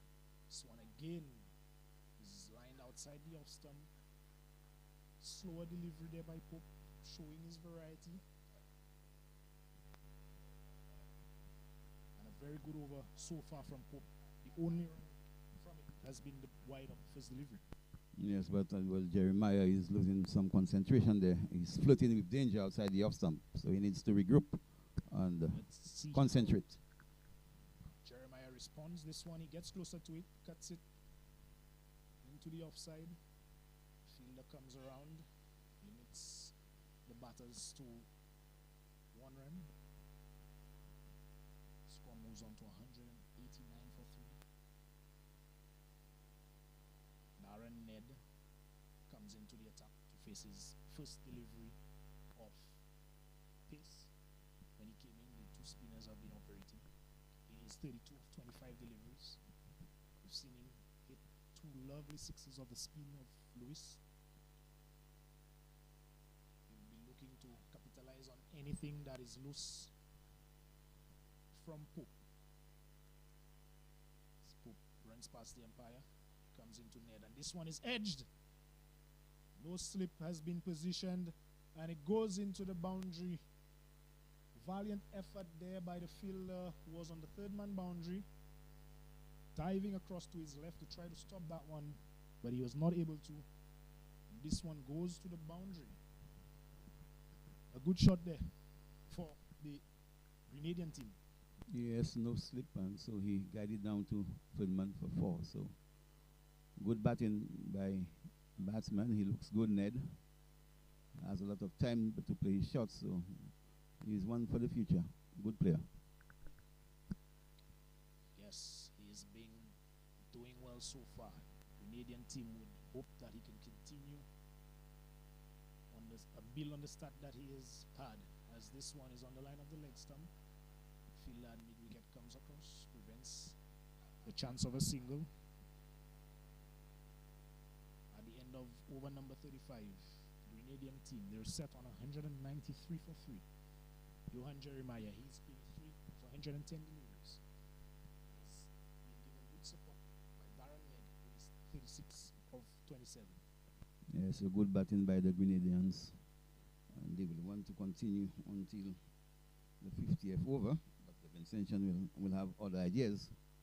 And they will want to take 1 or 2 more wickets to put the Grenadians under pressure. So at the moment, a good game of cricket being played here at the Mindoo Phillip Park, and there is a bright sunshine here at the park. Looks like another bowling change by Asif Hooper. He's called on the services of, looks like Ryan Williams. We've seen the St. Vincent team operate with spinners at both ends, and this would be probably the first time of the game that we're seeing 2 pace bowlers operating at the same time for the St. Vincent team. Yes, it's been a while, so let's see what will happen. Williams will be bowling to Jeremiah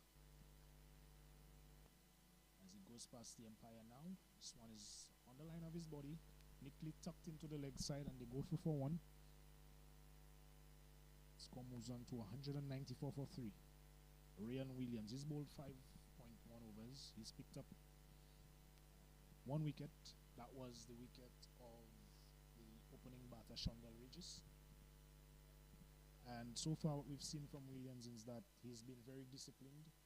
He's been asked to bowl an off-stump line, and he has done that well so far. He would be looking to do the same to Ned, who was looked to be in good touch. He followed up his half century with a 39, or a knock of 39 yesterday. He is 36 not out here as William continues. And this one is driven, lovely shot, over extra cover, all the way for 6. And Darren Ned, he continues to impress. He moves on to 42 of 28 deliveries. A good shot there, Joe. Magnificent shot by Ned. That one was pitched up, and he drove over extra cover for 6. But information up at the Darren Samuel Cricket Grounds between Dominica and St. Lucia. Dominica batting there 149 for 4 after 26 overs. With that lovely shot for 6, brings up the 200 for Grenada here at the Mindoo Phillip Park as Williams continues to Ned. This one is shorter, dragging his length back after being driven for 6. A good adjustment there by Williams. Good comeback delivery by Williams. And Ned fishing outside the off stump. He did not get a touch, and the gloves, and the ball goes into the gloves of the keeper. But a good delivery there by Williams. And he has been bowling well so far. Yes, a good response from Williams after being driven for 6. 6. No fast bowler likes to be hit off the front foot for 6.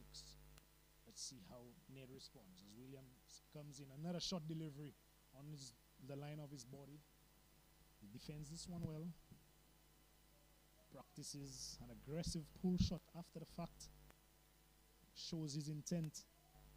He remains on 42 of 30 deliveries. As Williams, after being struck for 6, he's responded with 2 dot deliveries. 2 more deliveries in his 6th over as he continues. Comes into Ned. This one is pitched up wide outside the off stump. Wide called by the umpire. Takes the score past 200 now. 201 for 3. With some 14 deliveries, 14 overs, remaining after this one. What do you think would be a good score here for the Grenadians, Joe? Well, around 270 to 300, because I understood that the bowling is not really up to par, so they need a good score. A clear effort here by Williams to keep that ball as far away from Ned as possible. Another wide outside the off stump. The Grenadian team would know the importance of getting as many runs here as possible. They would not like to leave anything out in the middle. Platform has been set as Williams continues. Another delivery wide outside the off stump. So 3 wides on the trot. He would be wanting to close out this over. 7 balls already bowled in the over. Still two balls to bowl. Probably he's putting too much pressure on himself. He needs to relax and bowl better areas. Darren Ned has not allowed him to relax. As Williams comes in now to Ned. Another delivery pitched up on the line of the stumps this time. Ned is forward and punches this one down to the long off region. Batters, they go through for 1. 204 for 3. Williams would love to close out this over. He's bowled 8 deliveries so far. 3 wides on the trot. Final delivery. He would love to keep things quiet here for his team. It's Jeremiah. He's on strike now. As Williams comes in. Delivery just guided down to the third man region. This will challenge the field on the boundary, who does well. And the batters, they are only allowed to go through for 1. Jeremiah moves on to 86. The score 205 for 3. After over number 36.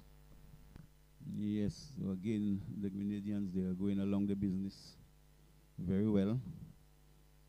And Ned and Jeremiah, they continue to build a partnership, which I'm sure the Vincent will not be too pleased with, and they will want to get a wicket or 2. But at the moment, it's really tough going out there for them, and the Grenadians are looking very relaxed and on trouble. St. Vincent would be hoping to reduce the Grenadians to as low a score as possible, as Tijan Pope will continue the battle for his team as he gently comes in, goes past the umpire now. This one is wide outside the off stump, wide call by the umpire. So we see a clear plan by both pace bowlers so far to operate on that line on about off stump, outside off stump, to limit those big shots that we've seen, particularly from Darren Ned when the ball is on the line of his stumps. As Pope continues to Jeremiah. Kane, this one is outside the off stump. Dot ball, no shot offered by the batter. Jeremiah, he is 87 of 114 deliveries. Darren Ned is at the non-strikers end. He's been striking of well over 100, 43 of 30 deliveries. As Pope continues to Jeremiah. Kane play and a miss. This one going past the edge. So we've seen that when the Vincentian bowlers have operated on that line, about off stump, outside off stump to Jeremiah, it's caused him some difficulty. Yes, he seems to be having some problems there. He's fishing outside the off stump and he will need to tighten up. Spin continues. Third delivery of the over.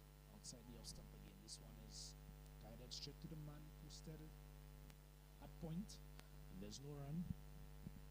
Good tight start to the over there so far from Pope. Similar to his previous over. Started off with a wide, but followed up with 3 dot balls. 3 more deliveries to go. As he continues, Jeremiah on strike. Pope, this one is on the line of the stumps, brushing the pad or the 5 pad on the going through to be taken by the keeper. So another dot ball. This one was badly lined on the legs, but brushing the thigh pad on the way through.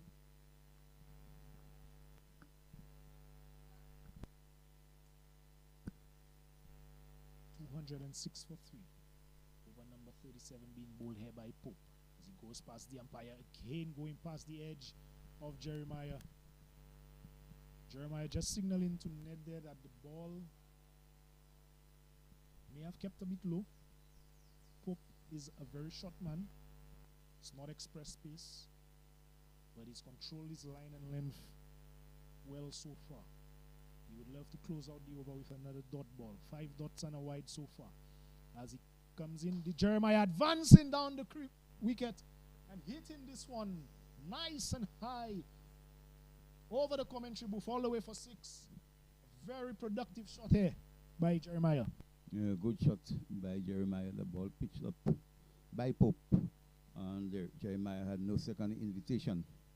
And he hit that sweetly over long off for 6. But he tends to have a little problem just outside the off stump. And he'll have to correct that. But at the moment, they are going well. And so I'm sure he's eyeing a century. And Ned is eyeing a half century. But good win by the Grenadians. Grenada, they are 212 for 3 after 37 overs. Jeremiah, he's 93 of 119 deliveries.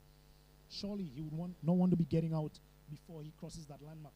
But more importantly, his team would need him to be there until the end to ensure that they get as big a score as possible. Darren Ned, he continues to do damage from the other end. He's 43 of 30 deliveries. He has been enterprising. He's struck the ball delightfully, and he's picked up the singles. He's not been bogged down.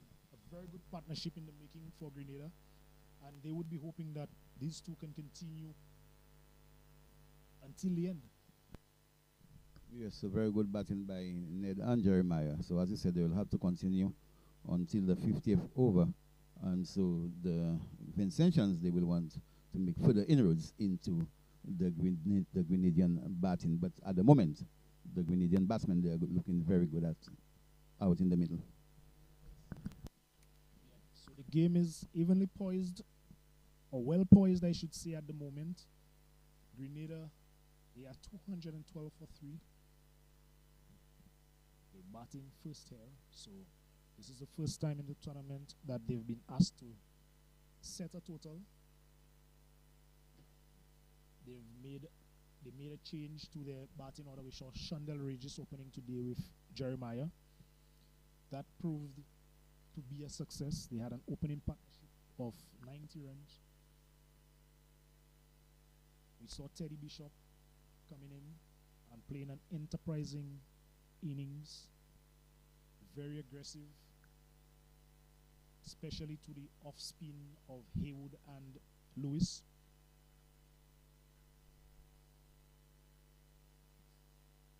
All of that contributed to the position that the Grenadian team find themselves in, a very good position with 13 overs left. They would be hoping that they can continue to accelerate in their run scoring. On the other hand, St. Vincent, they would be looking or discussing how best they could get a wicket, get a new batter in, and hopefully restrict the damage that can be done by the Grenadian team. As the players out in the middle, they take a break to have some drinks. and the action will be resumed shortly. So stay tuned.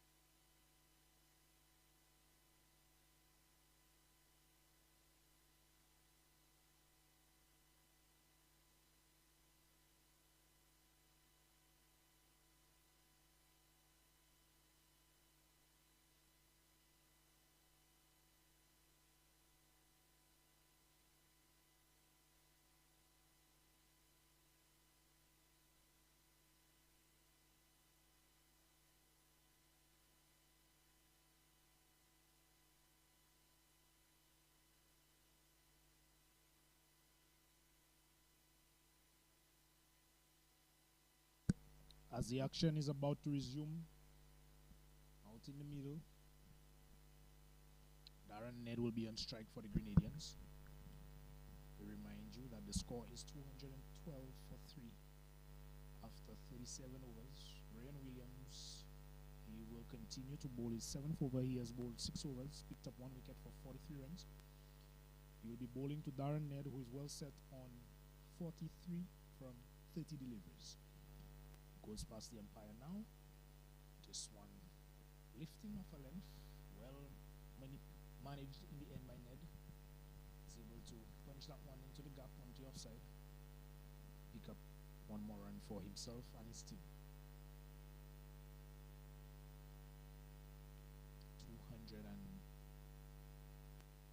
212 for 3.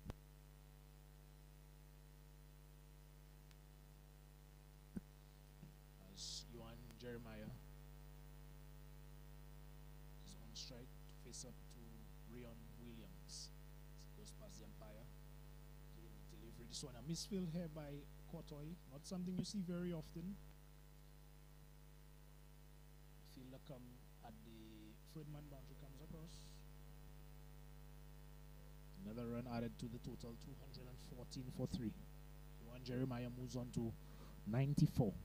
1 hit away from what would be a brilliant century. Darren Ned, he is 44-31 as he gets ready to face up to Williams. Williams comes in a short ball. A very good short ball there by Williams, showing some aggression. Ned has been very aggressive, very strong of anything that has been pitched up on the line of the stumps. This occasion, Williams opting to dig one in short at him, making good height, very good delivery by Williams. How does he follow up from here? He goes past the umpire now. This one is pitched up and driven back to the fielder at mid-off. Comes across, makes a good stop, and there's no run.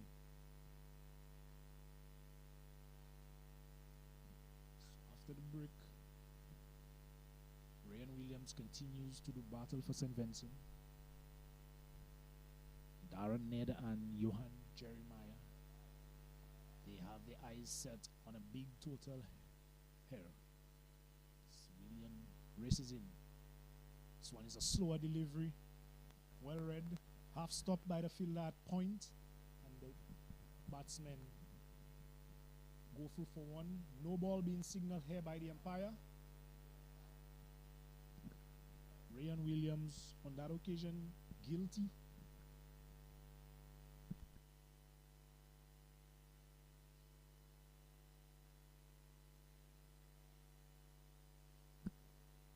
variety of bowling and no ball here, offering the Grenadian batters with a free hit. And it's Johan Jeremiah. He is 94 for 120 deliveries. And this one, he goes and swings this one down to the field at fine leg. Looks like he made a good stop. From my vantage point, the fielder at fine leg is not in view. Looks to have done some damage to his shoulder. The batters are only able to cross through for one run. A lot happening out there in the middle, Joe. Yes, but it was a no ball, so it was a free hit.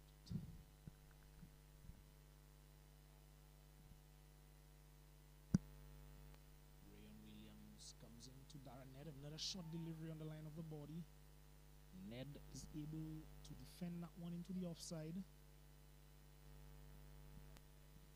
Valuable dot ball there to the St. Vincent team. Grenada there on 217 for 3. Johan Jeremiah, he's moved on to 95. And Darren Ned, he's well set on 45. Yeah, good over there by Williams. Probably the brick made him a world of good. He drank some juice of water, but it's really it was a fiery over by him, and you saw a bouncer that was well directed on the middle stump, and the batsman Ned wasn't in no position to execute the pull shot, and the ball went through to the keeper. But a good aggressive over by Williams, but the Grenadians are continuing to grind and continuing to bat and to put pressure on the Vincentians. Yes, a very good batting display from the Grenadian team so far, based on what we've seen in the competition so far. They've struggled to build partnerships, but in this game they've had significant partnerships which have taken them to a score of 217 for 3 with 12 overs left in the innings. We will be looking to see how they could close off the innings, batting first this time. As we see a bowling change, it's Jeremy Haywood into its 8th over. He's bowled 7 and conceded 28 as he flights this one to Jeremiah, who is back and defends, and it's a dot ball. Haywood in his previous 7 overs, he's looked very comfortable bowling to the left-handed Jeremiah. He would be looking or hoping to continue that good work. But Jeremiah would know that. And he goes straight and hits this one straight back past the bowler for 6. What a way to bring up his 100. He is batted superbly. From ball 1, he has been there. And this one was flighted just as I was discussing how Haywood has bowled well to him. He hits this one for 6 and brings up a magnificent 100 for himself. Well crafted innings there by Jeremiah. And I'm sure he will be happy, and his teammates also will be happy. But he still has to continue. A lot of overs left. He punches this one straight back to Haywood. So a brilliant knock by Jeremiah. He's faced 124 deliveries, and he's ensured that he's gotten his team to a respectable score. But there's still work to be done. With almost 11 overs remaining in the innings, he would be looking to capitalize and carry on from it. Yes, but the Vincentians will have other ideas, and they will want to take a wicket as quick as possible. Short delivery, quicker delivery from Haywood. Jeremiah managing to get this one past the diving fielder at point for 1. He moves on to 102. And Darren Ned, who we've seen to be very effective against the off-spinners. We've seen 2 mighty hits straight back over our heads for 6. Comes on to strike on 45. He's faced 35 deliveries. 1 more ball in the over from Haywood. This over has gone for 7. He would love to get the wicket of Ned or reduce them to a dot ball for his team. A lot of changes being made in the field by Captain Asif Hooper. We see a deep square leg, deep mid-wicket, man on the long on boundary and man on the long off boundary as Haywood continues and bowls a short delivery. This one is Ned is back and pulls this one wide off the long on fielder, who does well, comes across, limits them to just one. Ned moves on to 46. The score 225 for 3 after 39 overs. Yes, good going again by the Grenadians. And Ned is really supporting Jeremiah very well indeed. And he's playing a good knock. And he himself will want to get to his half century. So, but the Vincentians, they will want to take 1 or 2 wickets to really set the Grenadians back. But at the moment, Jeremiah is batting well and well supported by Ned. All the hard work has been done. It's all about how the Grenadians can finish their innings. With 11 overs left, 7 wickets in hand, they would be hoping to go or score at least close to 10 runs and over from here. As Williams continues to Ned. As he advances, a short ball from Williams. This one is 1 for the over is being called. Some aggression being shown here by Williams. Yes, as I said, after the water break, he looks a different bowler. He's bowling with more purpose and he's hitting the deck very hard. And that one was a short delivery, but Ned was running down the wicket to hit him over the onside, but he was not successful. Williams to continue. He bowls another short delivery on the line of the body. Neatly worked into the leg side by Ned. Score moves up by 1. But if we are to read into the shot that was offered by Ned in the previous delivery, clearly the Grenadians are signaling their intent to go after the bowling with just 10 overs left. 7 wickets in hand, the likes of Ryan John to come. 226 on the board. We would be looking to get past 300. As Williams continues to Jeremiah. Short delivery. This one is hit high, straight back past the bowler, 1 bounce. And this one trickles into the boundary now. A good shot by Jeremiah. Short delivery. This one not getting much purchase off the wicket. Sitting up and Jeremiah hitting this one for tennis type shot back past the bowler for 4. He moves on to 106. The score 230 for 3. Good shot by Jeremiah, and he continues to bat well for the Grenadians. And he will want to continue, as I said, to bat as long as possible to get a good score so that they can defend. Williams goes past the umpire now. This one is pitched up and driven into the offside by Sex, the 2 fielders there in the cover and mid-off region. Great shot there by Jeremiah. After being hit over his head, a short delivery being hit past the bowler, this one was driven through the covers for 4. Very, very good shot by Jeremiah, and as he looks to increase his scoring rate. And Jeremiah is looking very good. And he's not about the power hitting, he also has the soft touch. And that was a beautiful shot. He caressed it through the covers for 4. Williams opting to go around the wicket now to the left-handed Jeremiah. As he goes past the umpire now, this one is pitched up outside the off stump. Wide call by the umpire. 10 runs off the over so far. The Grenadians, they will be looking to maintain that rate for the remaining 10 overs. Partnership between Jeremiah and Ned, 88. They've batted well, Joe. Oh yes, most definitely. Good partnership between the two, and they have not looked well troubled so far. Good work. Williams looking to close out the over. This one is on the line of the leg stump, flicked in the air. And this one goes all the way, 1 bounce into the boundary for 4. So Jeremiah certainly has changed gears. And it's here for the Grenadians. 4 more runs added to the score. Score moves on to 239 for 3. Jeremiah, he is 114 of 129 deliveries. The 3rd boundary in this Williams over, Joe. Yeah, badly line delivery by Williams on the pads, and Jeremiah says, thank you very much, and he did down to fine leg for 4. Lovely shot. Williams for his final delivery in the over. Shot delivery. Jeremiah goes through for the pull shot.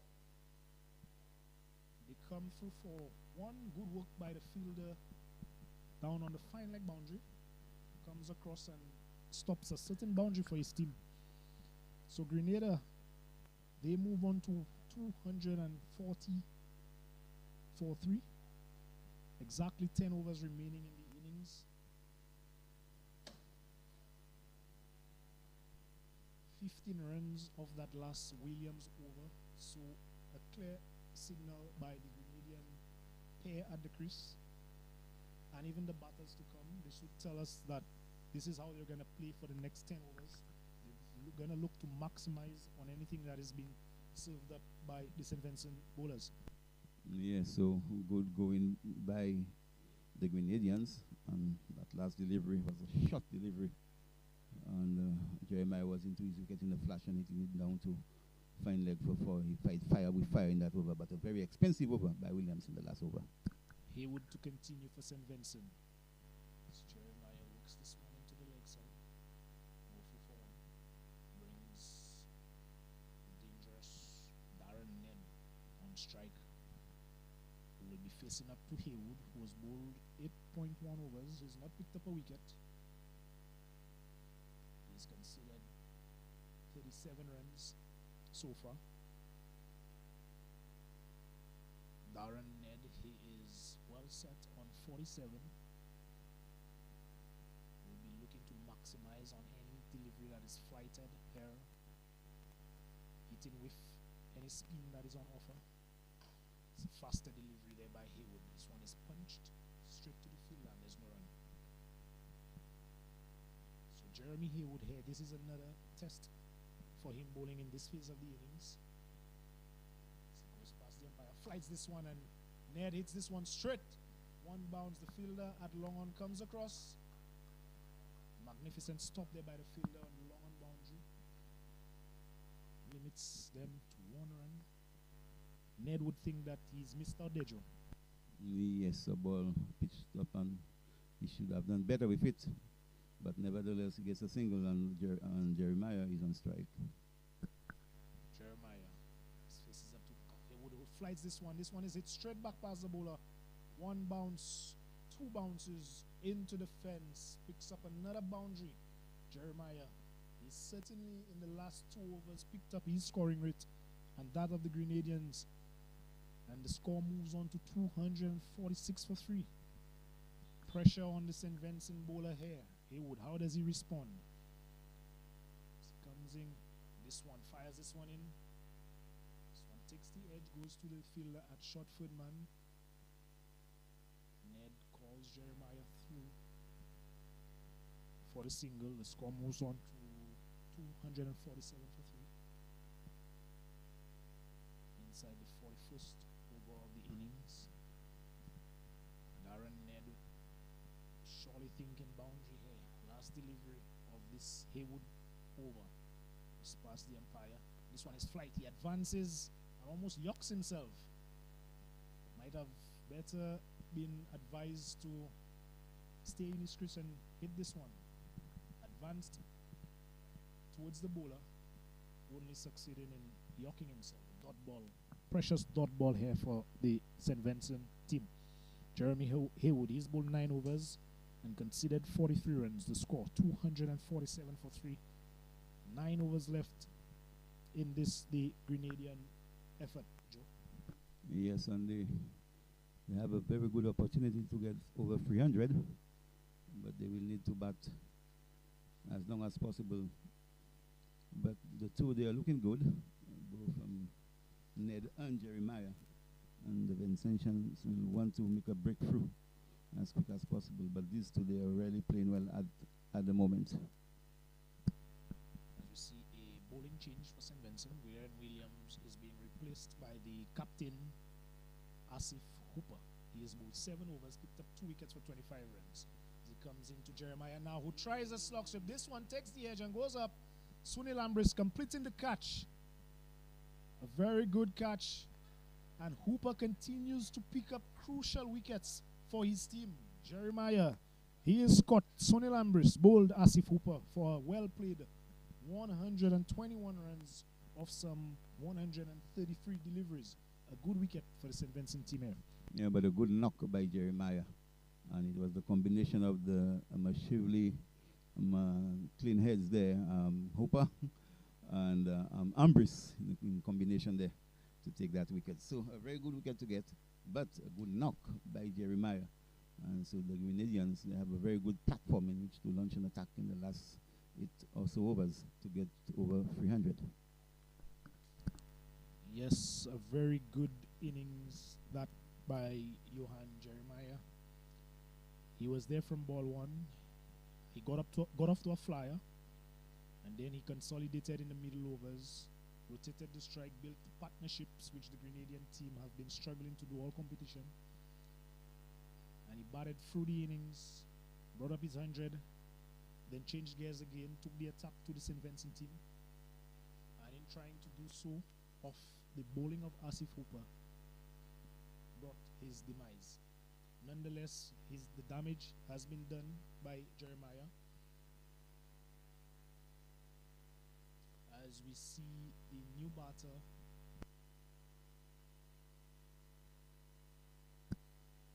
the left-handed Daniel McDonald has been sent out to take full advantage of the left arm spin of Asif Hooper. Again, we're speaking matchups. See how he goes here, as Hooper has been bowling magnificently for his team as he goes past the umpire. Bowls this one, which is knocked back to the bowler, comes across, prevents the chance of any run.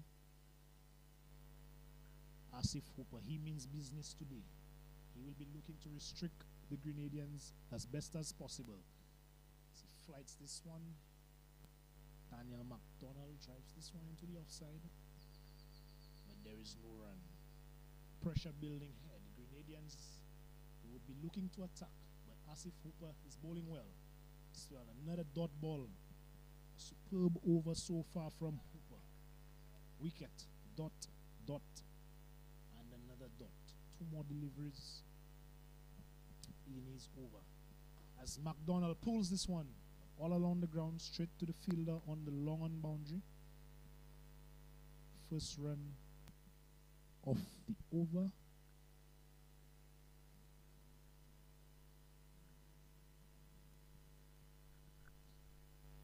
Daniel McDonald, he's off the mark. This brings Darren Ned on strike. He has been quiet in the last 2 overs, Joe, Darren Ned. Yes, and especially losing the wicket of Jeremiah, so he needs to consolidate just for a few balls. This one is driven into the offside. He's not able to get the single. So Asif Hooper continues to bowl tightly.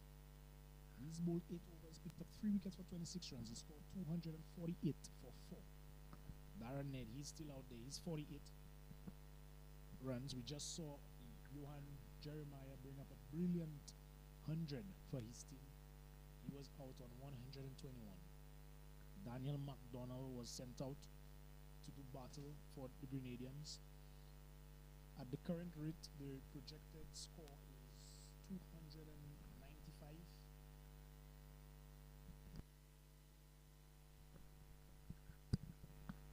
Jeremy Haywood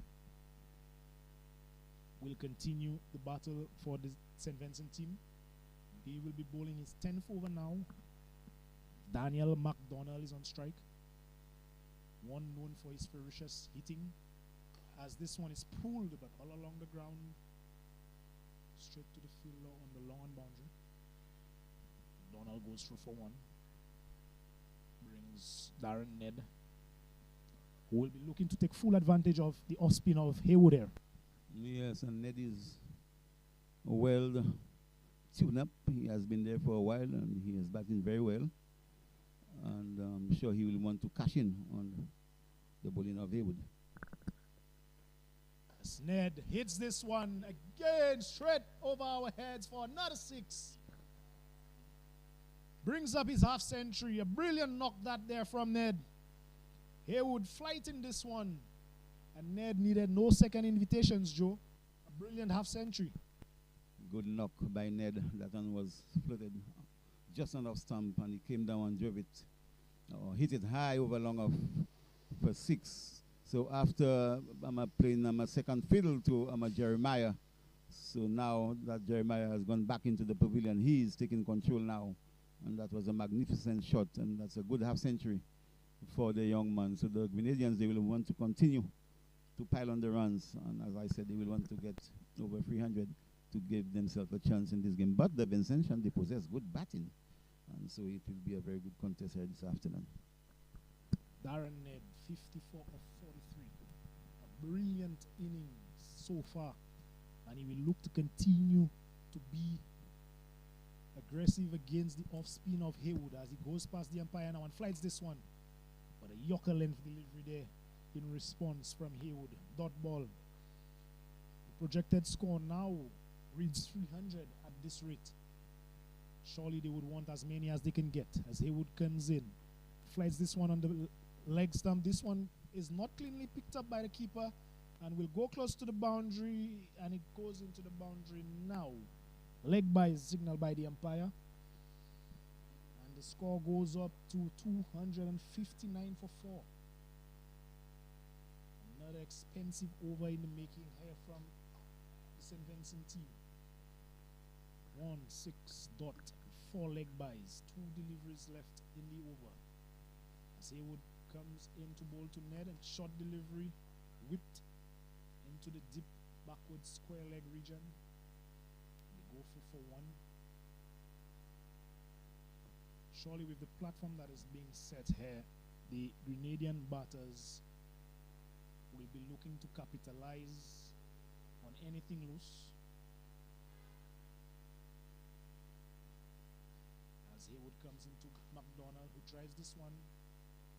Fielder, they're able to get one as the ball ricochets off the fielder's thigh. See the end of over number 43. Score 261 for 4. Darren Ned, he is 55 of 46 deliveries, and he has recently been joined by Daniel McDonald, who is 3 runs of 6 deliveries. Ned has a chance to score a century. There are overs left, and so he's batting very well indeed, and I'm sure he will look for support from McDonald for them to continue to pile on the runs and get over 300. But a good contest out there in the middle. Asif Hooper has decided to continue as he will be bowling to McDonald. This one is swinged out into the mid-wicket region. The fielder at long on comes around to his left. Does good work, restricts the batsman to only 1 run. Daniel McDonald, he's been swinging for the heels but not making a good connection. From the 7 deliveries that he's faced, he's tried to belt each of them out the park. He's only managed to score 4 runs so far. Ned is on strike as Hooper comes in. This one is punched straight back to the bowler. Hooper continues to peg away. He has been able to keep Ned disciplined as he flies this one. Ned going for a slog sweep. This one taking the edge, ballooning over the keeper and trickling down into the 3rd man boundary. So Darren Ned picks up a vital boundary here for his team. The score moves on to 266 for 4. Darren Ned, he continues to find ways to pick up boundaries and keep that scoreboard ticking, just what the Grenadian team needs at this time. Hooper continues. This one is punched into the offside by Daniel. By Ned. Pick up 1, score 267 for 4. This brings Daniel McDonald on strike now.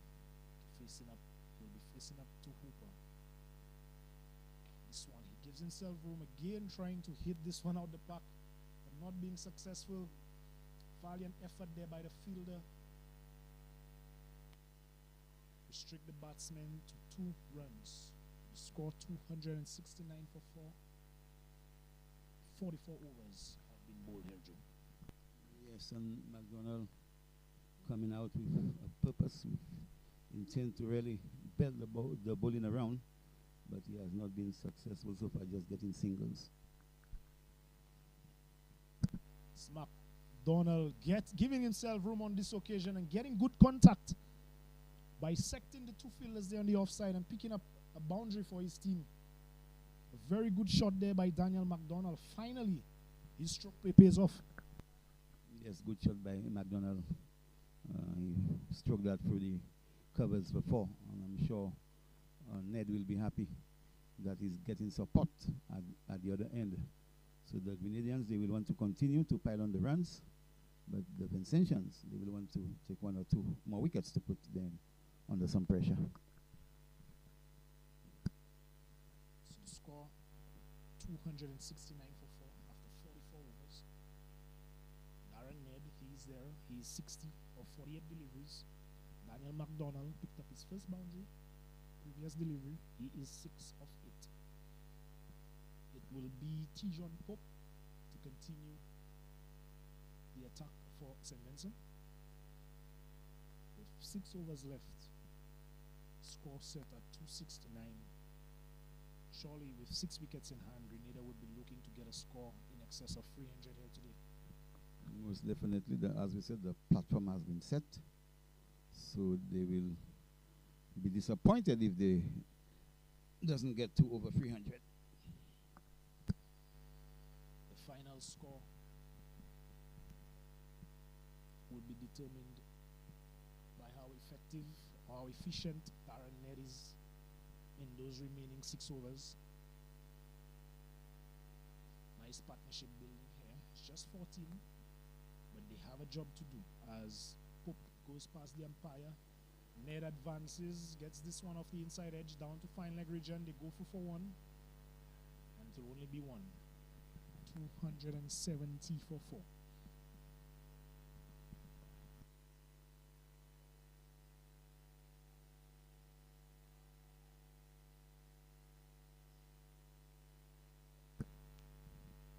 To apologize, the score reads 274 for 4.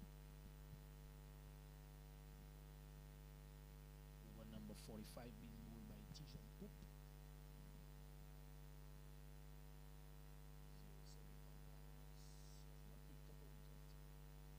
Conceded 33 runs.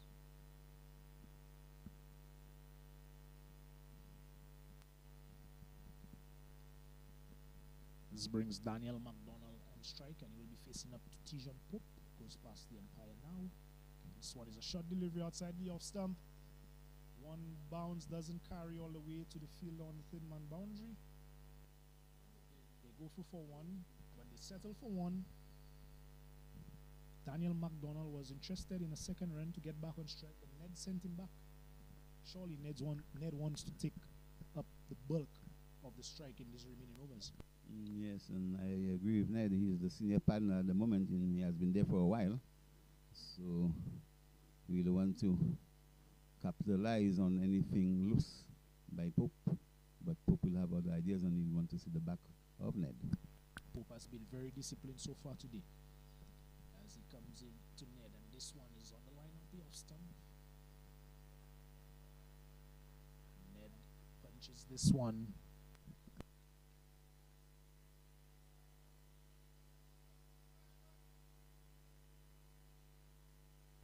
It's a dot ball. We're experiencing some technical difficulties, so the score that is reading on the screen at the moment. Another dot ball from Tijon Pope. He's doing a job here for his team. The score that is on the screen at the moment is incorrect, as our technical personnel looks to rectify the issue. The correct score is 275 for 4. Last ball in over number 45 being bowled by Tijon Pope as he comes in to bowl to Ned. A short delivery, and this one is pulled over the fielder, posted on the backward square leg boundary. Very good shot there by Darren Ned. 6 more runs, Joe. Yes, and a good shot, but the fielder at the backward square making a valiant attempt, jumping high, but just couldn't get to it. And 6 more to Ned and the Grenadian score. So Ned he has changed gears now, and he's looking to get to free figures. I think he has enough overs to get to free figures, but we just have to wait and see. But the batsmen, McDonald and Ned, they are trying to push on. With the benefit of the replay, it looked like the fielder posted on the boundary had taken a few steps too many infield, because that one, probably if he was way back on the boundary, may have been able to pluck this one out the air. As Hope continues, and Ned drives this one down to long on. Score moves up by another one. This brings the over to an end.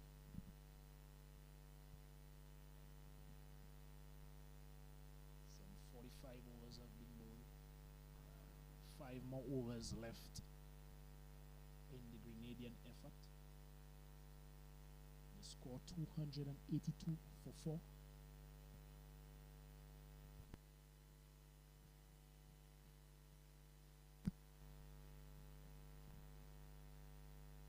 It looks to be Asif Hooper to bowl his 9th over. His 10th over. He's bowled 9 overs. He's picked up 3 crucial wickets and only gone for 38 runs. A very good spell from Asif Hooper, Joe. Magnificent bowling by Hooper, the captain of the Vincentian team. He's leading by example. And so he will want his other bowlers to follow suit and bowl as tight as he has done. But he will be facing up to Darren Ned. He's on strike. Hooper comes in. This one is flighted and driven fiercely, but straight to the fielder on the long off boundary. Take another single. He scored 283 for 4.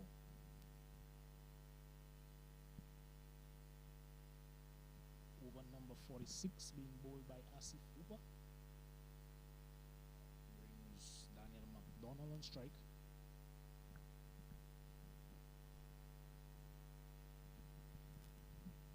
Want to remind our viewers of the technical difficulties that we've been faced with. So the score being displayed on the screen at the moment is not correct. As McDonald smashes this one straight back past the bowler. But excellent work by the fielder posted on the long off boundary, only resulting in 1 more run to the total. Score 285 for 4. Asif Hooper continues. He will be bowling to Darren Ned. This one is flighted on the stumps. On the line of the stumps, very well bowled by Hooper.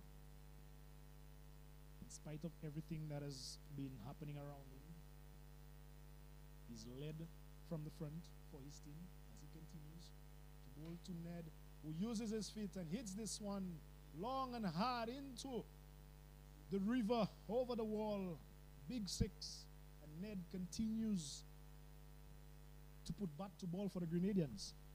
Yes, a magnificent shot by Ned, dancing down the wicket to Hooper and hitting him high and long over long on for a big 6. And in years gone by, we had a band in St. Lucia called the Big 6.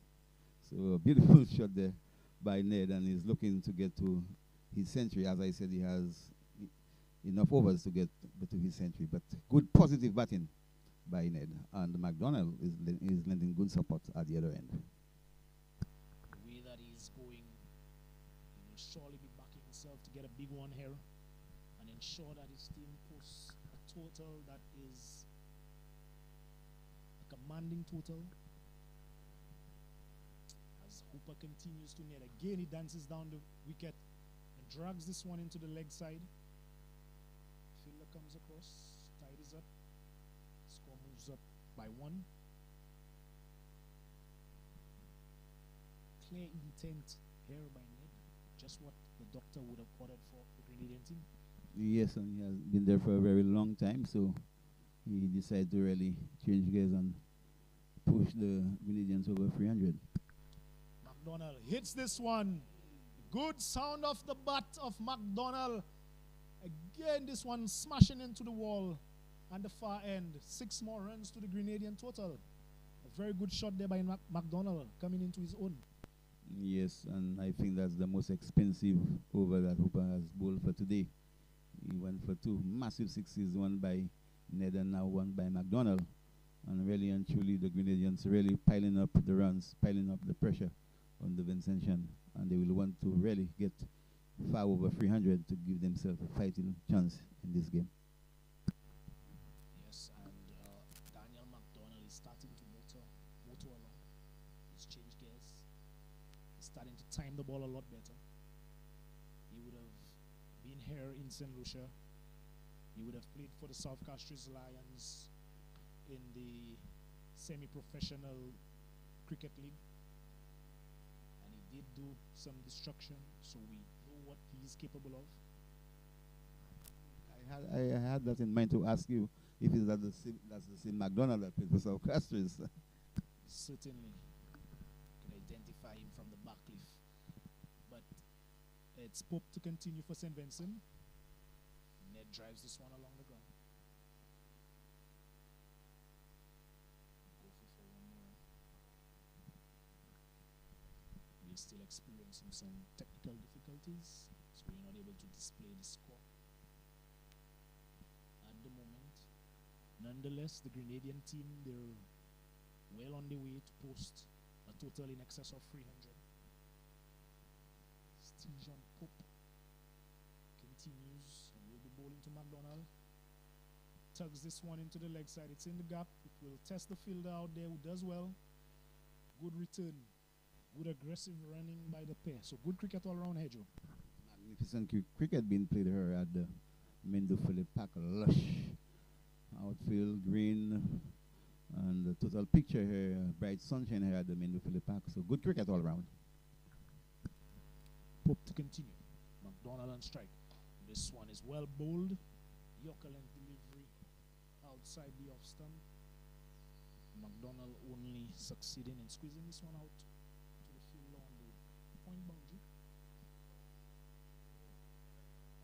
One more run to the total.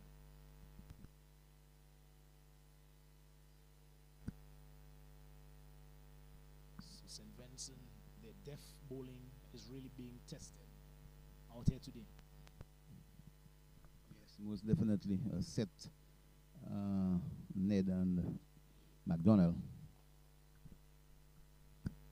Ned uses his feet to try to generate pace on those deliveries being bowled by Tijan Pope, because it's a clear ploy by Pope to take as much pace of the delivery as possible, knowing how hard Ned and McDonald have been swinging the bats. So far, so good from Tijan Pope. He's been able to restrict them. He would have loved to finish well here as he comes in to bowl to McDonald. And this one, no, he misses his line on this occasion. And this one is hit out of the park. Big hit here from McDonald. Very big hit by McDonald, Joe. Yes, and after Pope has been bowling so well in this over, but McDonald says enough is enough, and he hits that over middle wicket for a massive six, and the Grenadians continuing to pile on the runs and put the pressure on the Vincentians. One slower ball too many from Pope. This one was picked up by McDonald, well read. Sort of went down on one knee. Made good contact with that one. 6 more runs added to the total.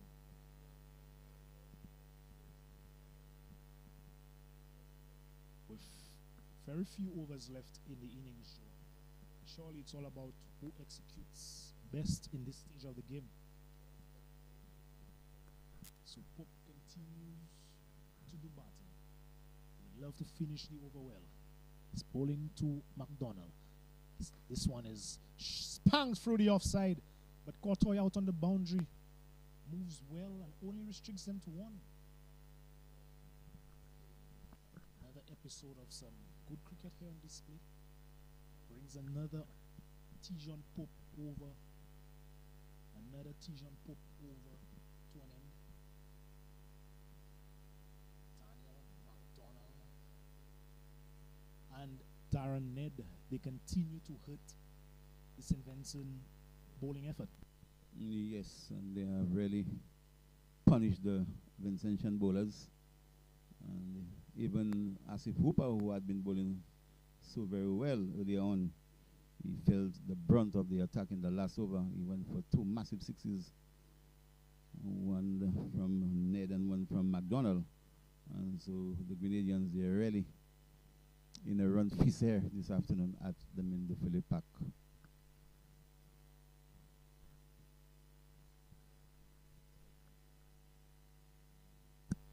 So we'll have a bowling change. Asif Hooper is being replaced by, looks like, Ryan Williams. So his ability to bowl in the depth will be tested here as he comes into McDonald. This one is pitched up and spanked over the cover region all the way for 6. A magnificent shot that by Daniel McDonald. And the Grenadian team, they continue to express themselves here in an effort to get their team to an imposing total against the St. Vincent team. Yes, a magnificent shot by McDonald. The ball pitched up just outside of stump, and he hit that swiftly over extra cover for 6. So it takes a batsman, a very good batsman, to play a shot like that. Good shot. The move to send McDonald up the order is surely paying off as William continues, and this one is cut through backward point by McDonald. McDonald is clearly on a roll here this afternoon in the hot sunshine here at the Mindoo Phillip Park. He is putting on a show for the spectators who've made their way here today. So 6 and 4, an expensive over in the making here. Yes, and Williams pitching up. He went over extra cover for 6, and now he was shot outside the off stump, and McDonald cut in square down to the boundary for lovely batting by McDonald. Pressure on Williams as he goes past the umpire now to bowl to McDonald. A better delivery.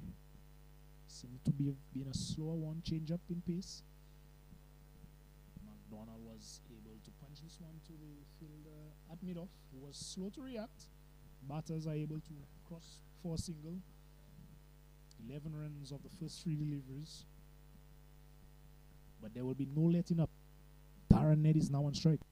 Good batting by McDonald after hitting him for a 6 and a 4. He got a good delivery, but played with soft hands, and he collected the single down to long off. So good batting by McDonald, and Ned will want to continue his batting.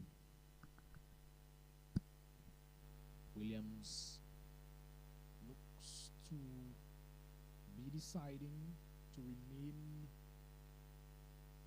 around the wicket to the right-handed Darren Ned. We can hear Captain Asif Hooper reminding him one side as he goes past the umpire now to bowl to Ned. Swan is outside the off stump. Another slower delivery, well executed by the bowler. I am now able to update you on the status of the score. Score in over number 48 reads 320 for 4. So the Grenadians, they will be very happy with where they are at the moment, but they're not done. Darren Ned, he's 78 of 58 deliveries as William comes in. And this one is hit, but another slower delivery. This one is skied. Chance for the bowler, and a very good catch in the end by Ryan Williams. And this is the end of a magnificent innings from Darren Ned. He is caught and bowled Ryan Williams in over number 48. He scored 320 for 5, Joe. Yeah, good knock by Ned. He came in, and himself and Jeremiah, they put on a very good partnership. And so the young man will be very happy, and so do his teammates. They will be very happy, but they will be mindful that the 300 plus they have might not be enough if the Vincentians really get going, because the Vincentians got over 400 here a few days ago. And so we are still in for a very good game. But so far, so good for the Grenadians. They have had over 300 runs, and they will still want to continue in the last few overs to really push on to get to 350. It was a magnificent partnership between Ned and McDonald. Partnership over 70 runs in no time. Really pushed the scoring rate along. 73, it was of 40 deliveries. Real enterprising, hitting, batting, batsmanship from the two. Yes, good partnership, and as you said, it was done in quick time. So the Grenadians, they are enjoying the change of venue, and they have done well today here at the Mindoo Phillip Park. It's a dangerous Ryan John to face up to Rayon Williams. This one is a full delivery.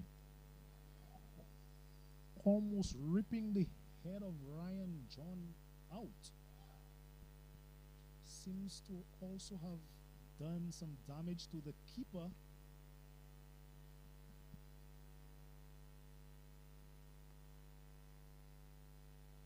Very unfortunate scene out here. We hope that keeper Dylan Douglas is okay. A very full delivery from Rayon Williams, called a no ball by the umpire. And in an effort to stop that delivery from passing, Douglas seemed to have taken a hit in his shin area. His left leg, as he's getting some assistance out in the middle. Hope that he's okay. The score 322 for 5. A very good batting effort from the Grenadian team today. They've corrected a lot of things that they've not done so well in the previous 2 games. Batting first here today. There were a lot more partnerships.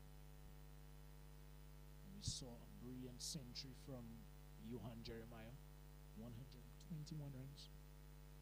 Saw a very aggressive knock from Teddy Bishop. Saw an excellent supporting inning from Darren Ned. Good support to Shandell Regis, who was asked to open the batting today. New opening pair, they put on 90 for the first wicket. Set the tone. Still 2 overs left in their effort. St. Vincent would be hoping that they can restrict the Grenadian team to less than 350, Joe. Yes, and at the same time, they will be happy if Douglas, the keeper, is not badly hurt, because he's one of the batsmen they will be relying on to get to that score of over 350. So let's hope Douglas is not hit too badly. He is back on his 2 feet, so those are good signs for the St. Vincent team.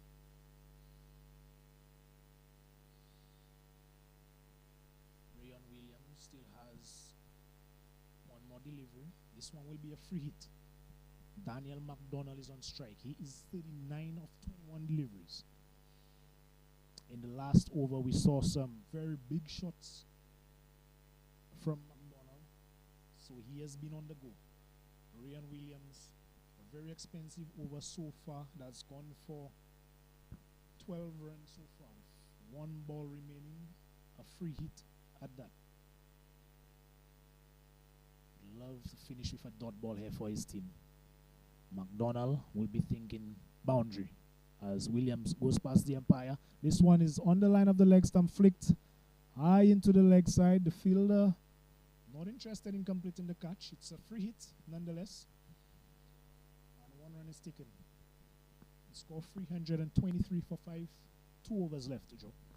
Yes, and the 350 is on the cards because McDonald is well set, and I'm sure he'll want to get the brunt of the 2 overs. But the Vincentian, they will want to get 1 or 2 wickets quickly so that they can restrict the Grenadians to get that 350. But all in all, it has been a very good batting display by the Grenadians. Yes, indeed. And with 2 overs left and only Tijon Pope and Rayon Williams not completing the quota of the bowlers that have been used so far. The pair at the wicket, Daniel McDonald and Ryan John, would be targeting those 2 bowlers. McDonald, having been out there for 22 deliveries, would want to take the majority of strike as Pope continues. This one is wide, a very wide delivery. Not a clean take by the keeper. So they're able to steal another single, which would move the score up by 2.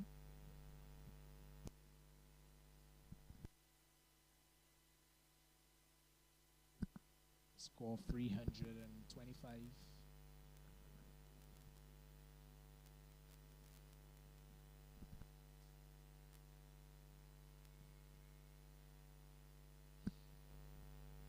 Tijon Pope into his 10th over.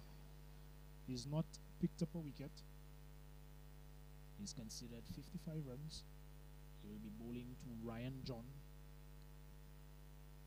He's just faced the 1 delivery. He's not off the mark as yet. And John hits this one high into the leg side. Kieran Kotoy is interested, and he completes a magnificent catch to give Tijon Pope his first wicket. So this one, another slower delivery from Pope, deceiving Ryan John, was only successful in finding the fielder on the square leg boundary. A good catch from Kieran Kotoy. Yes, good catch by Kotoy and a good wicket to get, because we all know the exploits of Ryan John. He is a good player, and to get him at that late stage when he would want to accelerate for the Grenadians, but it was not to be. I think last year John scored a century at Darren Sammy. Yeah, so a good wicket to get, but the Grenadians, they are in control at the moment. It's a very good wicket for the St. Vincent team, as that would allow them to put a pause on the scoring rate. I would also get a new batter on strike.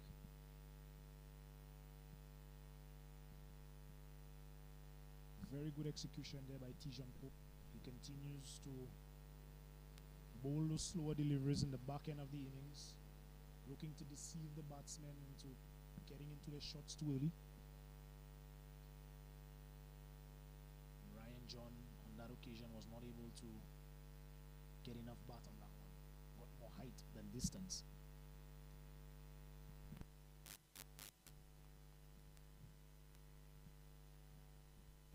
New batsman for the Grenadian team, number 10.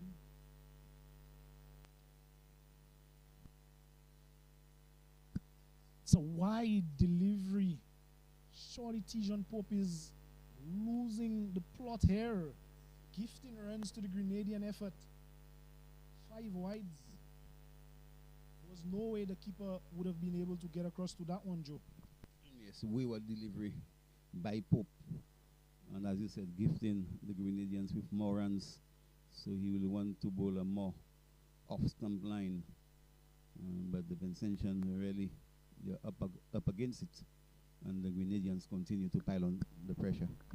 So it's Pope to bowl to Daryl Cyrus. Another badly lined delivery. Another wide call by the umpire. So Tijon Pope, who we've praised for being disciplined, for being able to execute his slower deliveries, has gone pace on to the new batter Cyrus. But both of them have been badly lined down the leg side, even gifting 5 wides to the Grenadians as he continues. And this one, Cyrus smashes back past the bowler, straight to the field on the long off boundary. Score moves on to 332 for 6. Daniel McDonald comes back on strike. He will be looking to bring up his half century. He is 40 of 22. A good going by McDonald, and he will want to, as I said, to get his half century in this over. 4 more deliveries in the over. As Pope continues, short delivery outside the off stump. McDonald tries to drag this one into the leg side, not getting proper contact. There's no run. Over number 49 being bowled here at the Mindoo Phillip Park.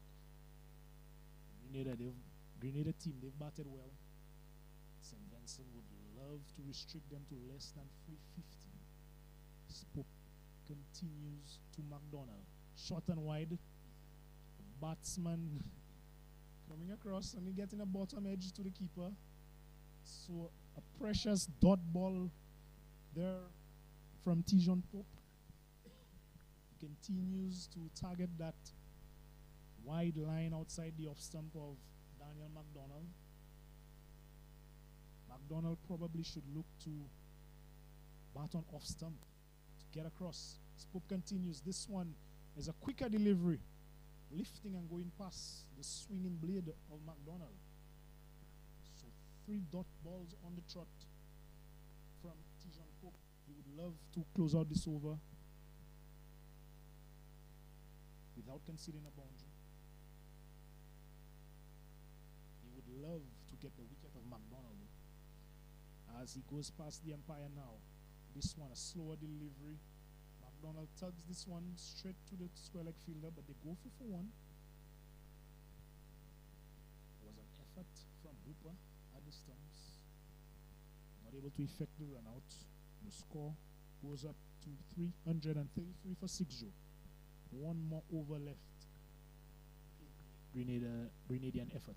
Yes, 333. That's the exact score that Graham Gooch for England had.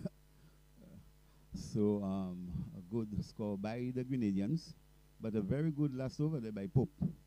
Really restricting the batsmen to make singles. He didn't give them the width to free the arms.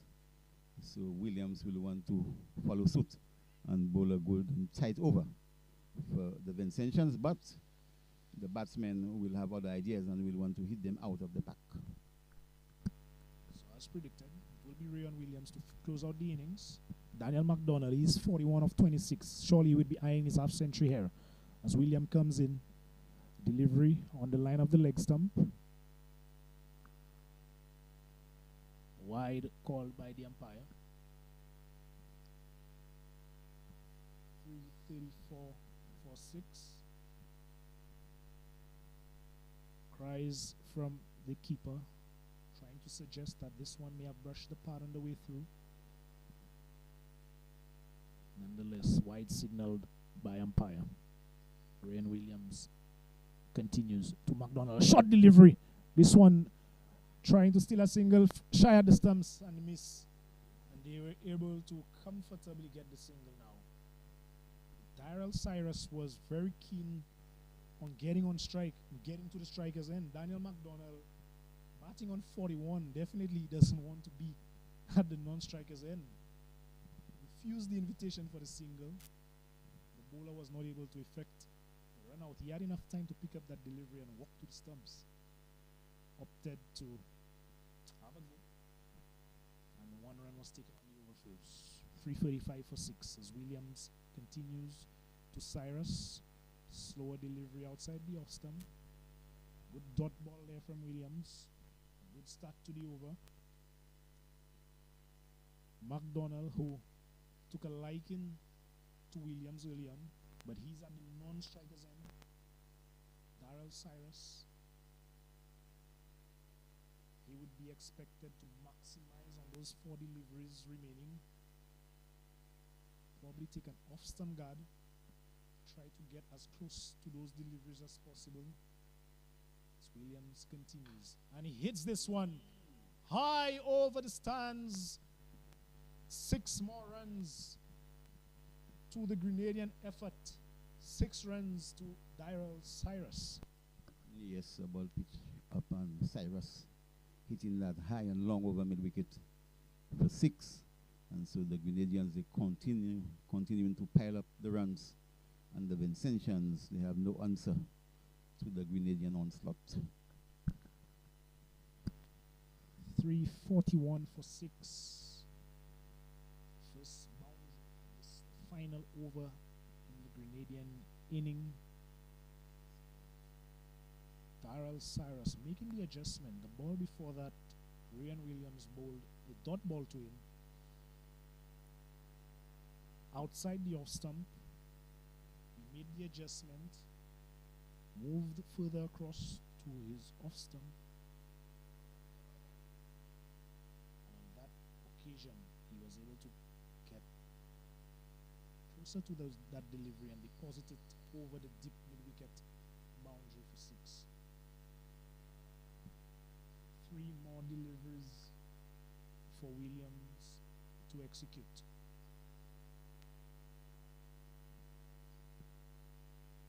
Darrell Cyrus taps his bat and waits. And this one is smashed straight back past the bowler. Not the same connection. They go through for 1. And good aggressive running by Daniel McDonald. They come back for 2.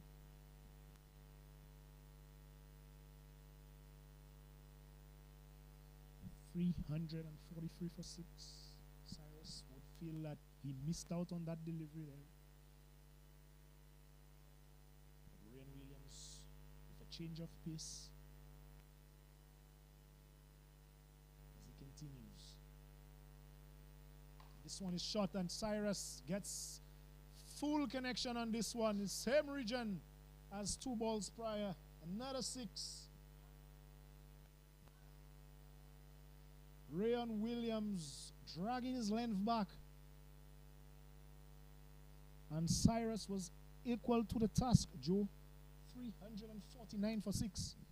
Another 6 in the over there for Cyrus and the Grenadian team. And Williams really under the pump. And the Grenadians, they continue to pile on the runs. Williams has bowled 9.5 overs. He's picked up 2 wickets, but he's gone for 92 runs, Joe.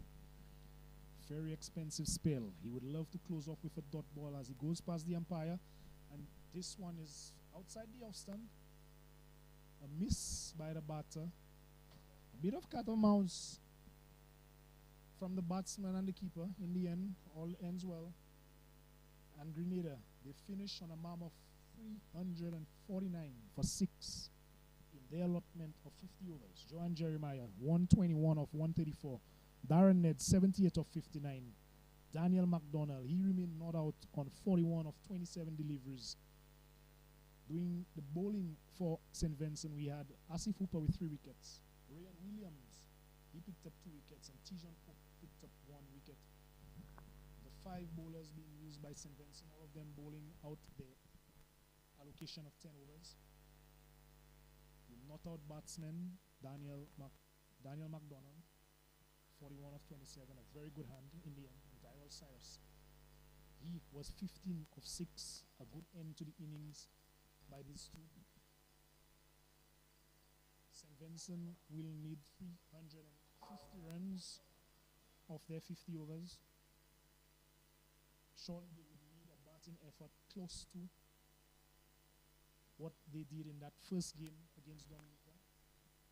If they have any hopes of picking up their second victory in the competition. Yeah, so a very good batting effort by the Grenadians. And all the batsmen, they chip in with good scores. So they will be very happy with their batting efforts. And so St. Vincent and the Grenadines, they know they have a lot of work to do in the second innings when they have to chase 350 for victory. So we anticipate a very good second half here at the Mindoo Phillip Park. So just to take you through the batting effort of the Grenadian team, Johan Jeremiah, he scored 121 of 134 deliveries. He was bowled by Asif Hooper. Asif Hooper was the one who got his wicket. We had Shondell Regis. He got 29 of 38 deliveries. Teddy Bishop, he got an entertaining 36 of just 18 deliveries. Roland Cato, he did not trouble the scorers too much today. He only got 2 runs of 7 deliveries. Darren Ned, another very good innings from Darren Ned. He has been very reliable for the Grenadian team. He got to 78 of 59 deliveries today. Daniel McDonald, he was not out on 41 of 27 deliveries. Ryan John did not get a score today. And Darrell Cyrus, he was not out. He got 15 of 6 deliveries. And to take you through the bowling figures of the St. Vincent team, we had Othniel Lewis. He bowled 10 overs, no maidens, conceded 82 runs and did not pick up a wicket. T. John Pope, he bowled 10 overs, 1 maiden. He conceded 63 runs and picked up 1 wicket. Jeremy Haywood, he bowled 10 overs as well, no maidens, conceded 52 runs and did not pick up a wicket. Rayan Williams, 10 overs, no maidens, 92 runs conceded, and he picked up 2 wickets. Asif Hooper, the pick of the bowlers, he bowled 10 overs, conceded 53 runs, and picked up 3 vital wickets. So in the end, Grenada got to 349 for 6 in their 50 overs. St. Vincent, they will be needing 350 if they are to get a victory here today at the Mindoo Phillip Park. So we're going to take a break between innings, and we will be back with you when the action resumes out in the middle.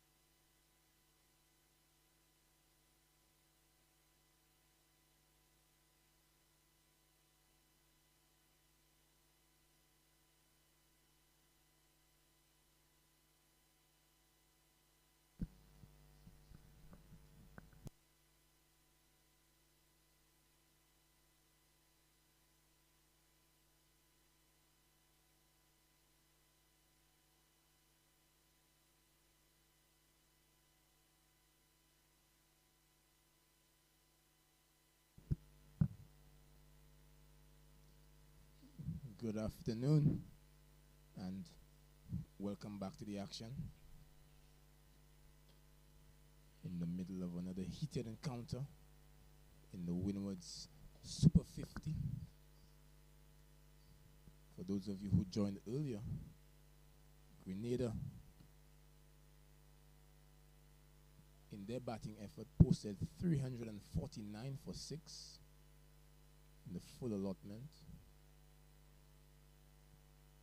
In reply, the Vincentians need 350 for victory. Good effort on the back of a Johan Jeremiah century. So once again, this paradise of a wicket has produced another centurion.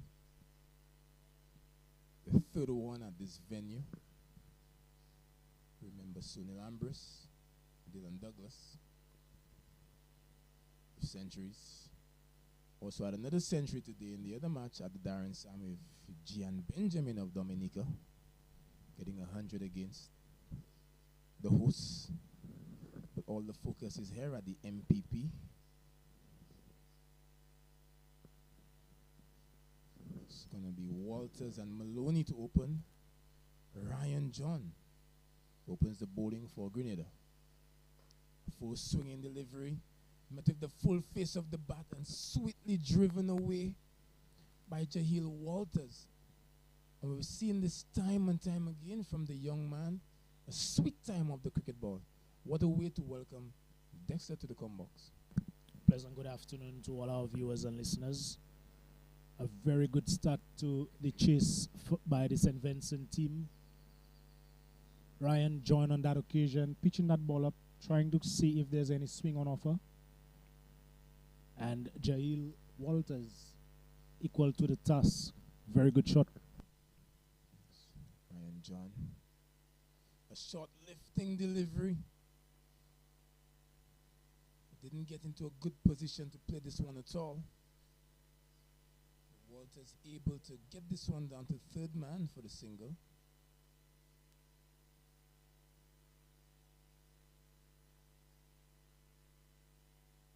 Good delivery from Ryan John, and we've just been tracking the Vincentian batting effort from the first game. Walters has been out to the same shot in the previous 2 innings. Short and wide outside the off stump, and has been trying to play the uppercut. It's a shot that he would be looking to lock away. There's Desron Maloney on strike to Ryan John. Plays it well. Maloney and John, 2 players in the Volcanoes franchise. A few years ago, Ryan John, a current player in recent times. Dexter, Ryan John has held the vice captaincy of the franchise team. A very experienced player, one with a lot of games under his belt, and big things are expected of him here today. Good delivery from Ryan John.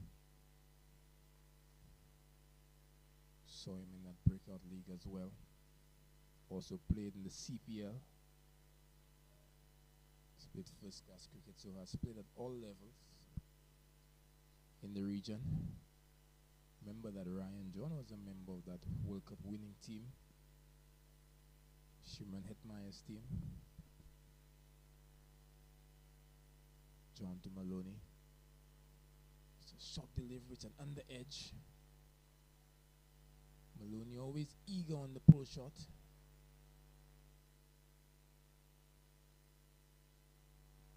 Ryan John also got a century at first class level. Remember him for his century right here for Grenada against St. Lucia last year at the Darren Sam.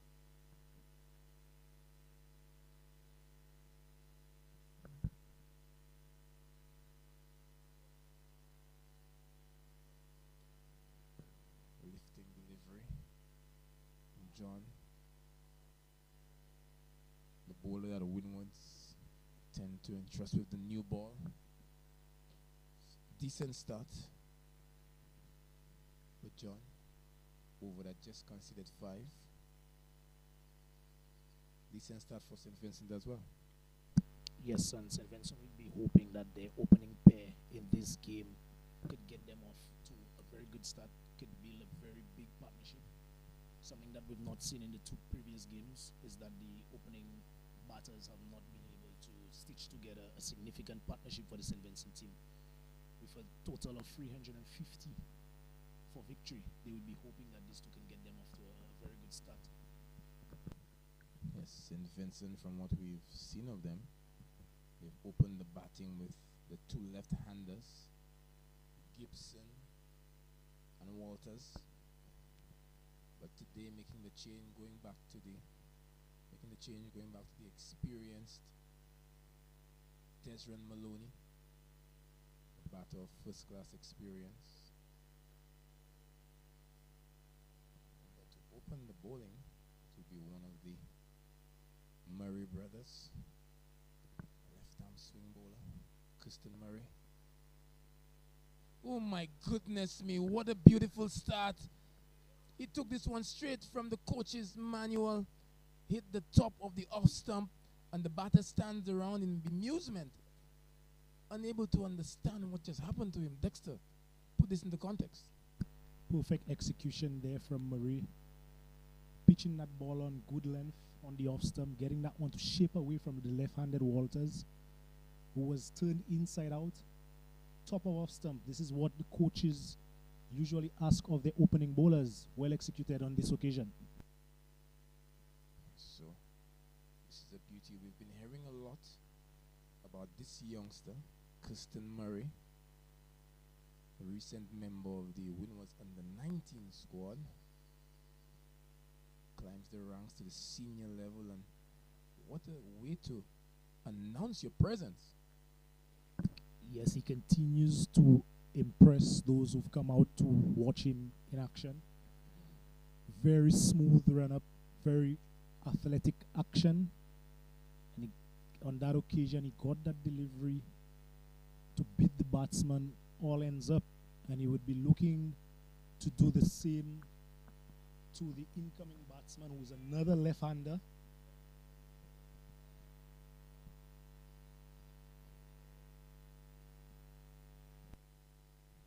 That was a beauty. Didn't give the batter a sight at all. Squared up on that occasion, as Walters didn't play that swing from a side-on position. It's going to be Taylor and Harry. Comes in for his first game.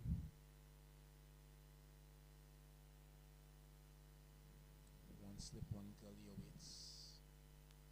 Here's Murray. Murray with a very whippy action, getting that ball to seam away from the lefties. I just feel, Dexter, the way that he's bowling, he requires further reinforcement in the cordon.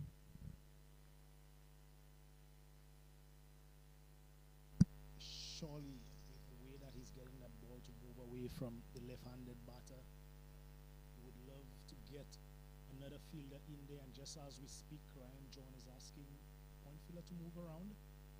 Another very good lifting delivery, leaving the left-handed batsman. Very good start here from Murray. Yes, when you take a look at him, at the frame, it doesn't strike you as the quickest of bowlers, but he seems to gather some good pace from the surface. Yes, and what we find is bowlers who have that gentle run-up, bowling at that pace, they have batsmen playing a lot of the times. An edge and chopping just short. They are appealing. Did it carry? There's an appeal. That one did take the edge of the batsman, dropping just short of the first slip in Ryan John, who made a very good effort to take that catch. Yes, this one dropping short. But the batter tried to play at it with some soft hands. that might have just saved him. But this is exceptional bowling from Murray. It's looking good, looking pacey, getting some movement, hitting some good areas as he's done on this occasion. Bowling in that corridor of uncertainty. Really asking questions of the technique and temperament of the batters. Yes, definitely. And sometimes you'd hear we say a test match length is a test match length. And Murray has shown that his line and length has been impeccable so far in this over. Not conceding a run and picking up a wicket of his first delivery. He would love to end well here as he comes in to the batter and he's on the money again. Oh, there's a mix-up in the field, allowing the batsman to...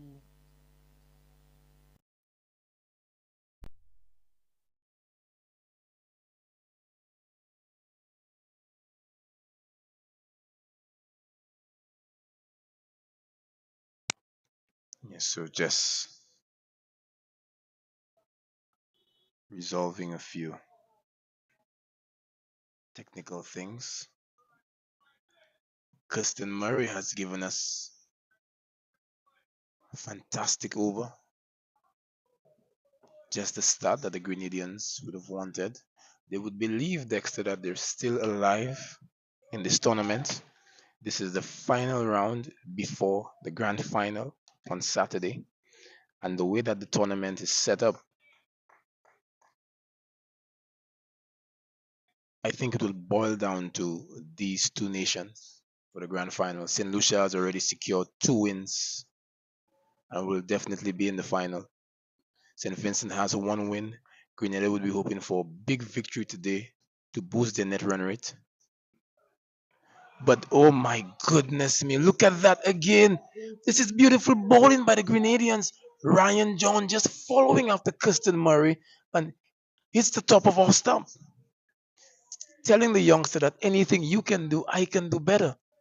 Definitely anything that Murray can do, Ryan John certainly can do better. This one, he getting that one to moving to the left-handed batter again, was not able to close that gap between bat and pad. A very sharp in-swinging delivery, getting bowled down. A very good delivery there from Ryan John. Yes, the result is the same. The off stump of the batters rocked back, but on this occasion, the head just fell over.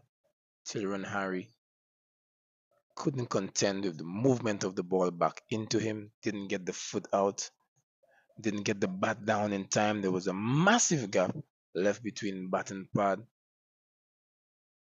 And Ryan John exploited conditions quite well, known for movement of the ball. And St. Vincent in a position that they've grown quite accustomed to. They've lost 2 early wickets. Yes, and that has been the hallmark of the St. Vincent batting effort in the competition so far, is that they've not been able to build partnerships at the top of the order. And the bulk of the scoring has been left over to the middle order batters at number 4, 5, and 6. So it's the same thing happening here again today. The loss of 2 early wickets, but with the introduction of Sunil Ambrish coming out to the battle, they would hope that he and Desron Maloney, who got a good score in the last game, could build a very good partnership here for them. Yes, so first class players on show now. Ryan John, Sunil Ambrish, Desron Maloney. These cricketers have represented the best that the Windwards have had to offer. Ambrish himself, former vice captain of the West Indies team, international player. Ryan Johns played at the CPL, first class level, Youth World Cup. So, be interesting to see how this contest goes. Men who would have played together for quite a long time would know each other's games. Both of them have the skill sets to be successful. But 2 slips. Wait, John to Ambrose. You see that movement again, and Ambrose is leaving this one alone. Was almost drawn into that one. Ryan John is bowling well. The Grenadians are bowling well. A pitch of a delivery here from Ryan John first up to Sunil Ambrish, not letting him settle in.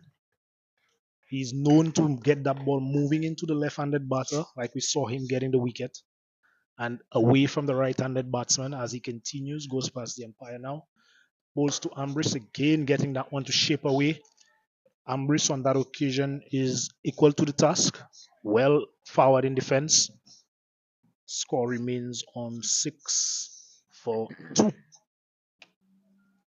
The Vincentians up against it here. Two bowlers who are quite skilled with the new ball. Thus far from what we've seen, they haven't given much away. No free scoring opportunities. There's John. Shortens this one. But again, he's bowling to the field. A man out there. Ambrose off the mark. A well controlled shot, well timed. But the Grenadians just seem one step ahead. Yeah, on that occasion, John testing out the middle of the wicket, see if there's any purchase out there. But that one didn't really get any height, really skidded through.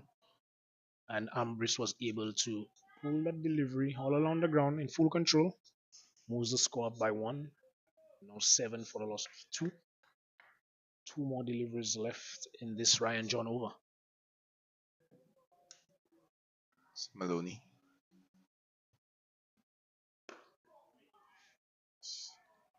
Getting appreciable movement in the air. And just when that ball hits the surface, so continues to jog away from the right-handed batters. These two represent the experience of the SVG batting lineup. And they would have faced bowling of this quality before.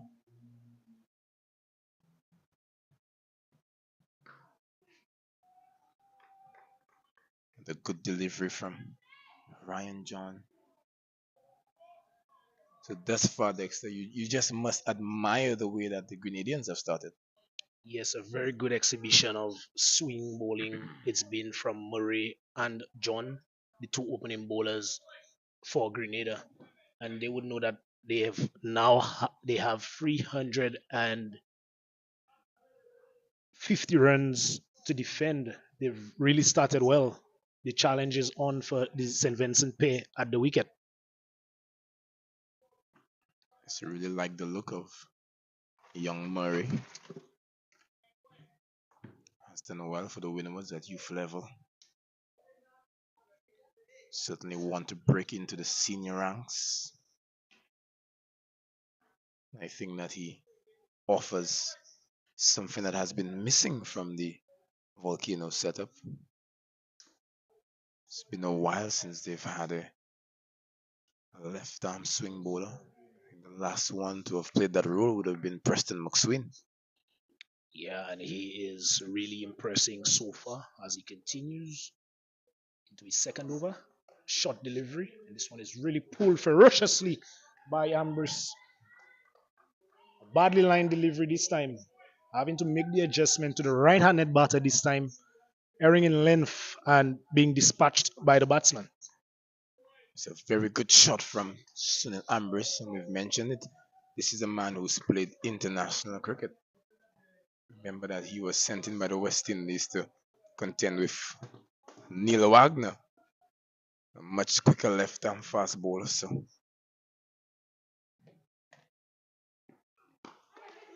it's in the air.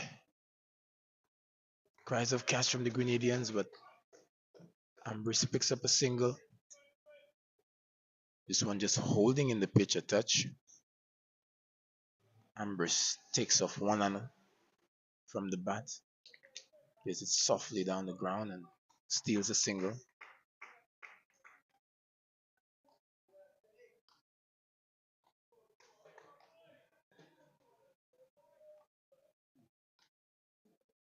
It's Murray to the right-handed Ambrose.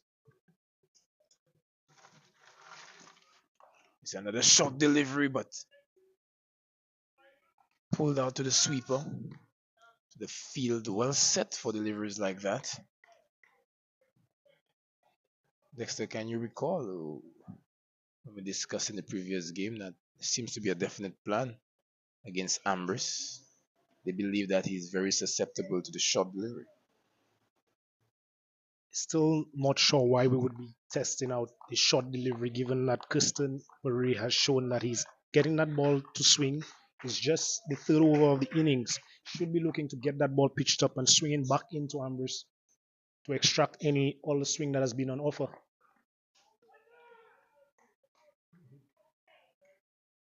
Again, this one was badly lined down the leg side. Again, that ball moving into the right-handed batsman. But wrong line on that occasion, wide called by the umpire. Yes, no wide was signaled, much to the bemusement of Ambrose. But I understand what you're saying, Dexter. It's just that sometimes when the bowlers are trying to swing the ball, tend to surprise the batters with the short pitch delivery, trying to push them back a touch. And speaking about back, Ambrose gets bowled behind his legs. This is unbelievable. And it could have been just what we were alluding to, pushed back by the short delivery, possibly anticipating another one in that region.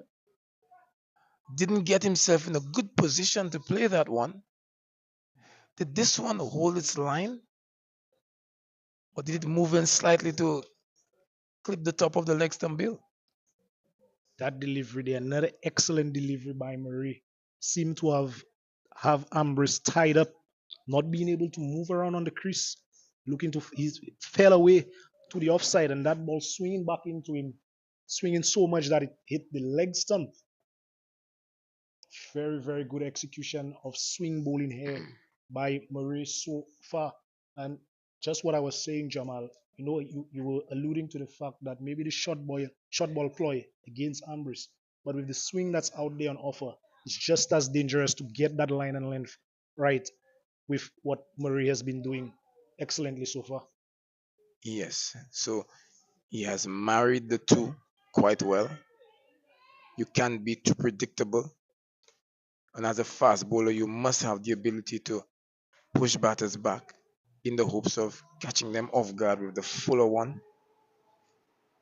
And to his credit, he has knocked the top of the stumps, albeit this one was totally against the run of play, and no one expected that Sunil Ambrose should have been bowled behind his back.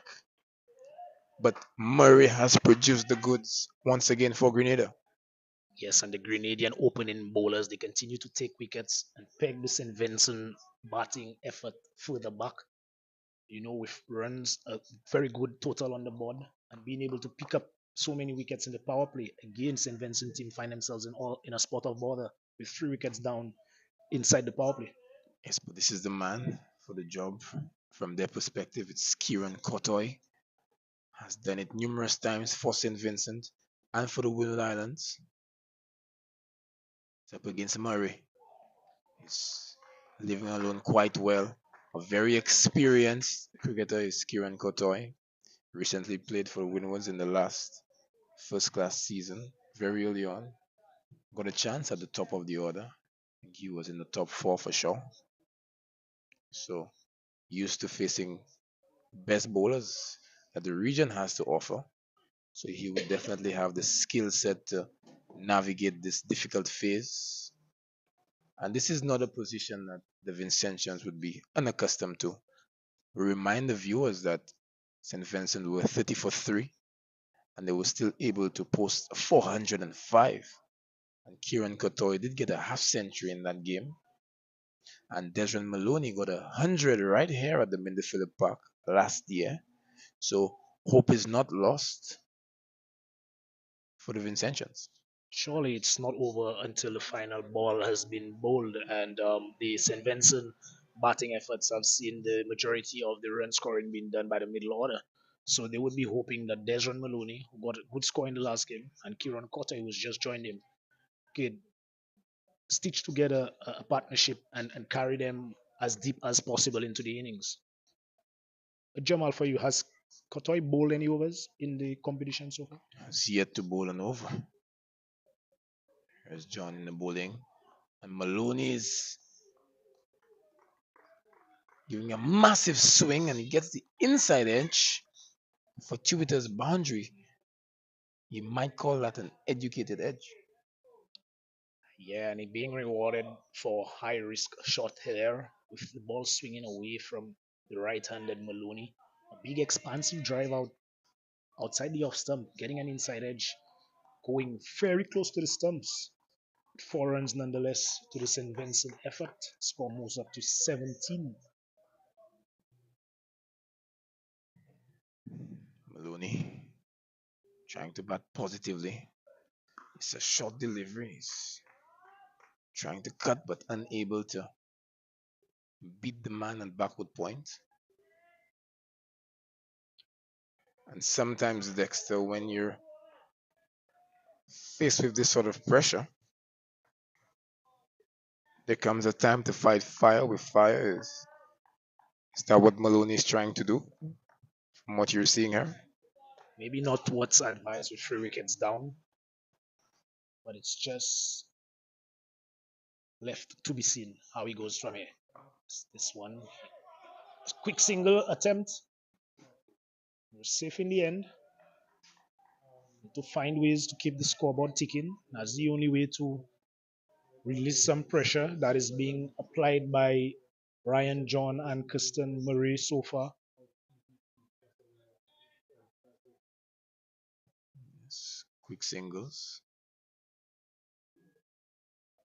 The order of the day. Score 18 for 3. Ryan John and Kirsten Murray bowling very well. Ryan John mixing things up. He's opted to go around the wicket to the left-hander. Does have a deep backward square in place. And the fine leg.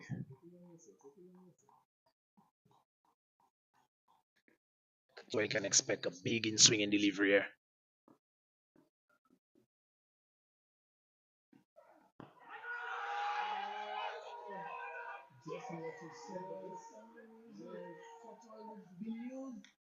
Desmond Malone is holding his head, but nonetheless, Ryan John was fully convinced in that appeal, and so was the umpire.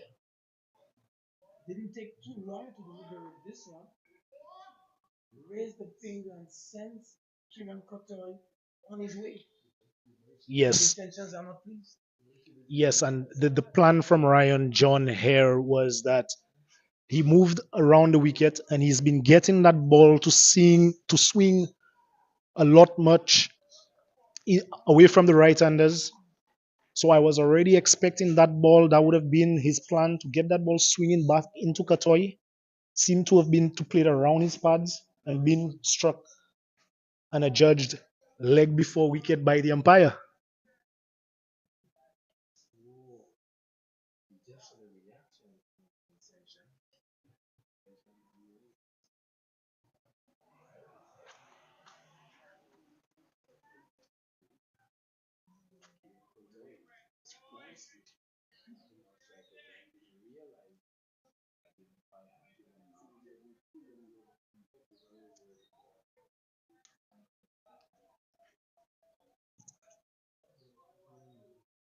But St. Vincent slide into further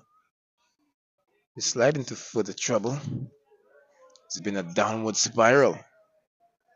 Wickets have fallen at regular intervals, and the men who have done the business for them in previous games, few of them have gone back to the dugout for an early shower.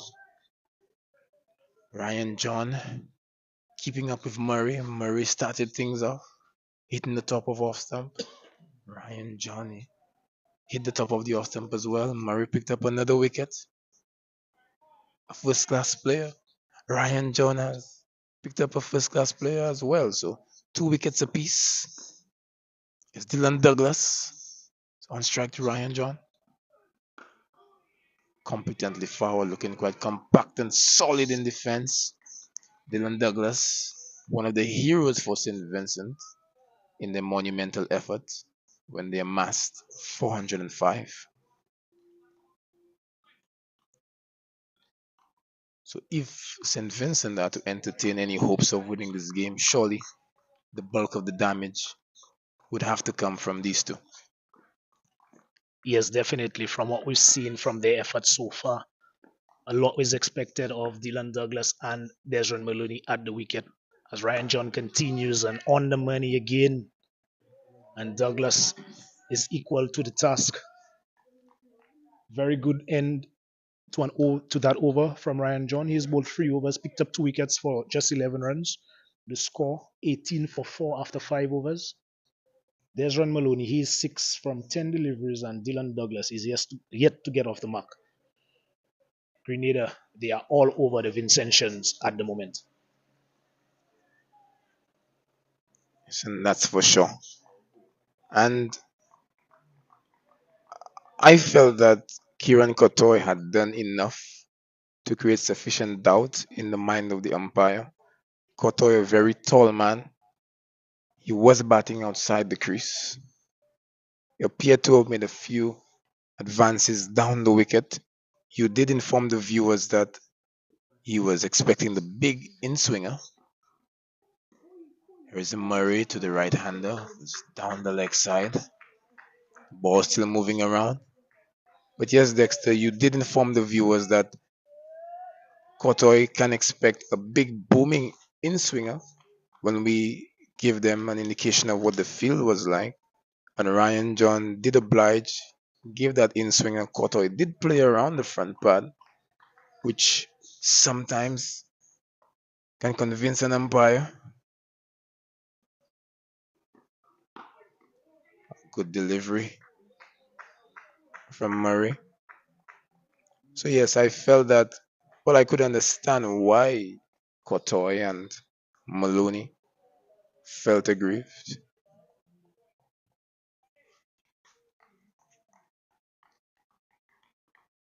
Didn't get into the best position to handle that delivery. That ball slamming into the front pad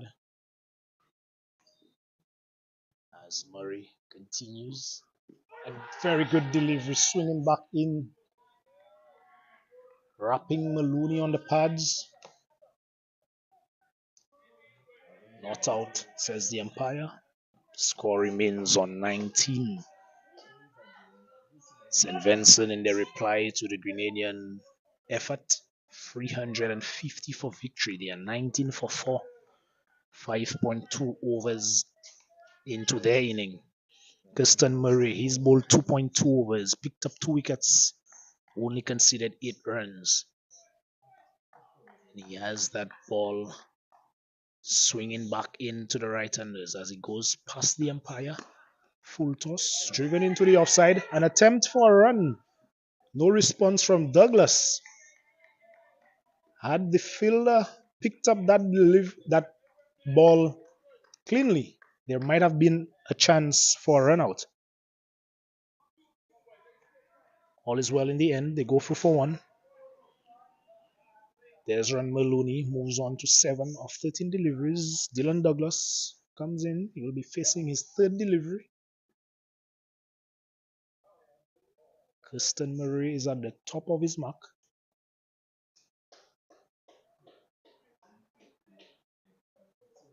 One slip, shot third man, gully, point. Murray has shown that he's swinging those deliveries back into the right-handed batters. Goes past the umpire now. Another full toss. This one is worked into the leg side by Douglas. The fielder gives chase. Batsman cross for 1. Come back for a 2nd. So Dylan Douglas is off the mark now. Kirsten Murray making an effort to pitch those deliveries as full as possible. He's delivered 2 full tosses, but the damage has been minimal. 22 for 4. As he continues, and he will be bowling to Douglas. This one swinging back in, and Douglas equal to the task. Well forward. Good cricket on show. Very good delivery from Murray, swinging back into Douglas. Douglas is well forward and defends. Well, there's no run. Inside over number 6. One ball left in the over.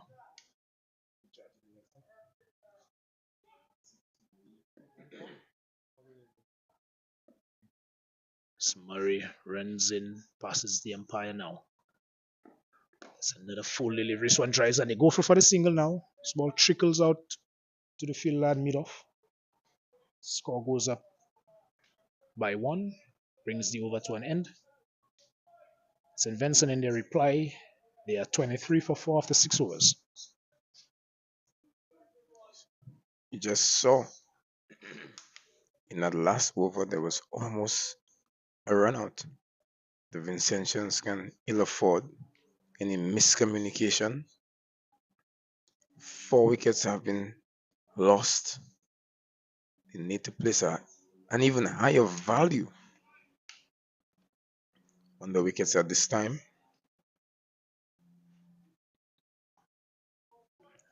These two batters are capable of posting big scores, and the Vincentians would be looking to them to see them out of trouble. But Ryan John would have other ideas. He's already picked up 2 wickets.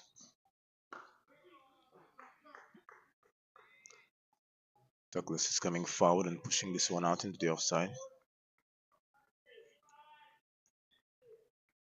So Dexter, is it that the swing is just starting to disappear?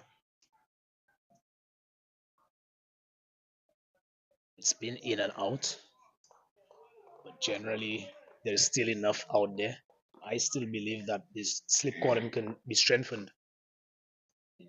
Chasing 350, you already have 4 wickets down as John continues. This one again, getting some nice movement away from the right-handed batsman. Surely they could be a lot more attacking in the field setting.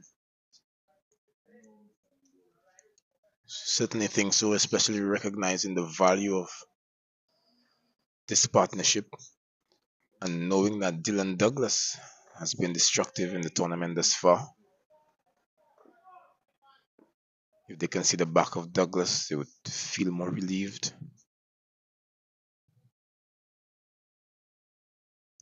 And it is mathematically possible for the Grenadians to be the ones in the grand final on Saturday.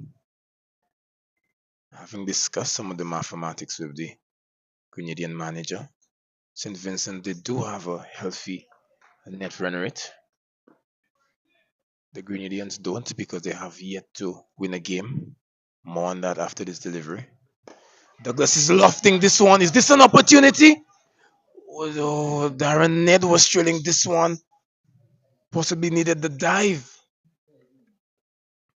But Douglas trying to operate in aggressive fashion.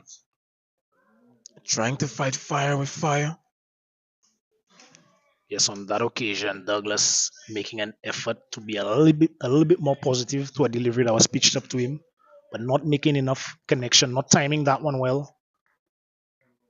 But got enough bat on it to clear the fielder at mid-off. This brings Maloney on strike as John goes past the umpire now. Very good delivery. Shaping away from the batsman. He's in behind it and defends well.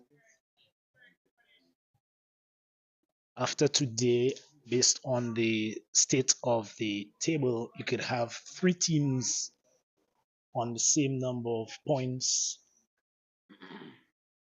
depending on how results go in the other games. As John continues to Maloney. This one is driven. A good stop by the fielder in the cover region. Restricting, saving 3 runs for his teams, surely. That man, Johan Jeremiah, proved his worth with the bat and showing his worth in the field. Excellent stuff from the opening bat.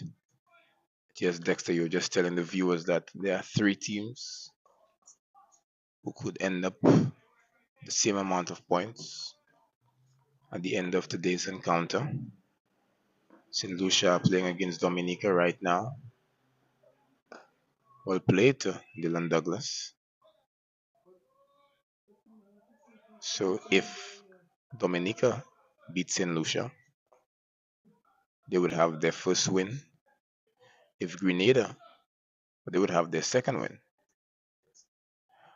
But if St. Lucia beats Dominica, they will remain on one win. If Grenada beats St. Vincent, everyone would have one win except St. Lucia would have three. So it would be a tussle, or rather based on net run rate. Net run rate will decide who plays against St. Lucia in the grand final. So the Grenadians, having done some of the mathematics with the Grenadian manager, told me that they would want to win this encounter by at least 90 runs. Look at the acrobatic fielding. So everyone on the Grenada team, they're showing that commitment. They know the importance of this game, and a big victory here would see their net run rate skyrocket over the Vincentians and give them a chance to head into that final. Very good stop there by the fielder. Looks like Teddy Bishop at short field man, certainly saving 3 runs for his team, and they would definitely need a lot more of that if they are to increase the margin of victory, hopefully, as Murray continues, and he will be bowling to Douglas. This one goes on with the angle, well left by Dylan Douglas. First delivery, really, we've seen from Murray that has not shipped back into the right-handed batters. Is this one holding its line? Credit to Douglas, he just allowed that one to go through. I did ask you earlier on in that Ryan John over if the swing was gone. These new white balls swing just for a little while. Let's see this next delivery from Murray. Yes, holding his line once again, but he's hitting some really good areas. It's a very disciplined bowling display by Kirsten Murray. He's into his fourth over, 3.3 overs, 2 wickets for 13 runs. And he has been very disciplined so far, not giving any freebies to the St. Vincent pair out in the middle.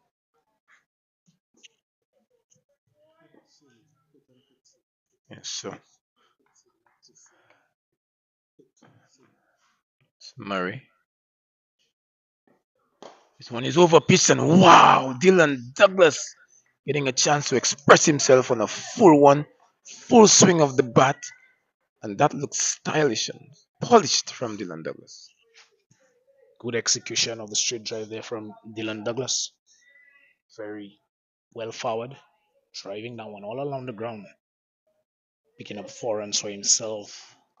More importantly, 4 runs to the St. Vincent total. They move on to 30 for 4. Yes, that appeared to be a warning to the youngster to stay in your half.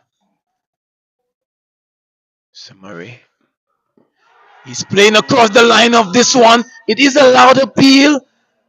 Can this sway the umpire? No. Umpire says no. Douglas did play across the line of this one. Unsure as to where that one pitched. If it did too much, could have possibly have pitched outside the line of the leg stump. Unsure as to the reason why that one was turned down. Dexter, what say you? Goodson getting that one to move into the right-handed batters. By on that occasion, determining that that one was doing a little bit too much. Very emphatic effort here by Goodson as he continues. This one goes on with the angle, goes through to be taken by the umpire, brings the over to an end. St. Vincent, after 8 overs, they've lost 4 wickets for 30 runs. Yes, Dylan Douglas survived a very close shave. The way that the Grenadians appealed, they were fully convinced that one should have been given out. But the dreaded finger did not come up. So yes, Dexter, we were saying that the Grenadians would be hoping that if they can win today by a massive margin, they'd be hoping for a favor from St. Lucia, hoping that St. Lucia can beat Dominica, and that would see them in the grand final on Saturday against St. Lucia. But from their perspective, they need to handle business and dislodge despair. Despair definitely holds the key for St. Vincent, the Grenadines. Ryan John into his 5th over.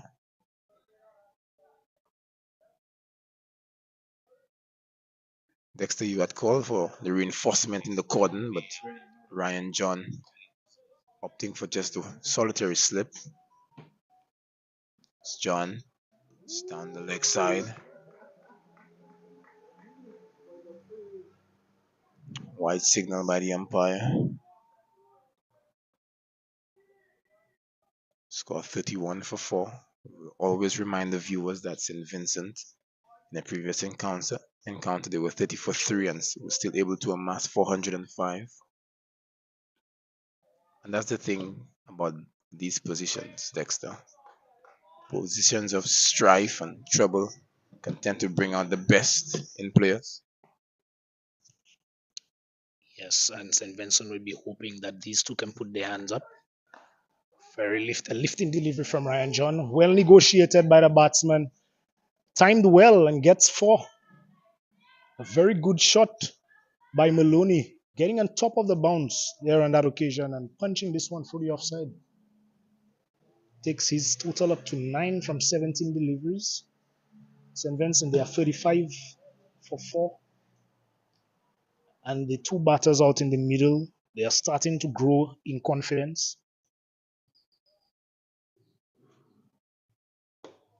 In their reply or in the effort, equation reads 315 more runs required from 250 deliveries.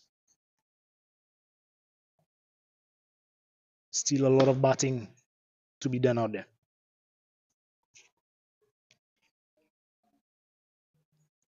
Maloney getting a chance to free his arms and play his favorite stroke. He would need more than that. Ryan John is pitching this one up. Maloney squirts this one out onto the onside. Some good work by Goodson Murray. Keeps it to 2. But a good delivery from Ryan John. We've seen in recent times that when the ball is on the stumps for Desmond Maloney, tends to play across that front pad. Doesn't come out in defense. John would be fully aware, former Windward's teammate. It's John. This one is short and wide and smoked out to the fielder.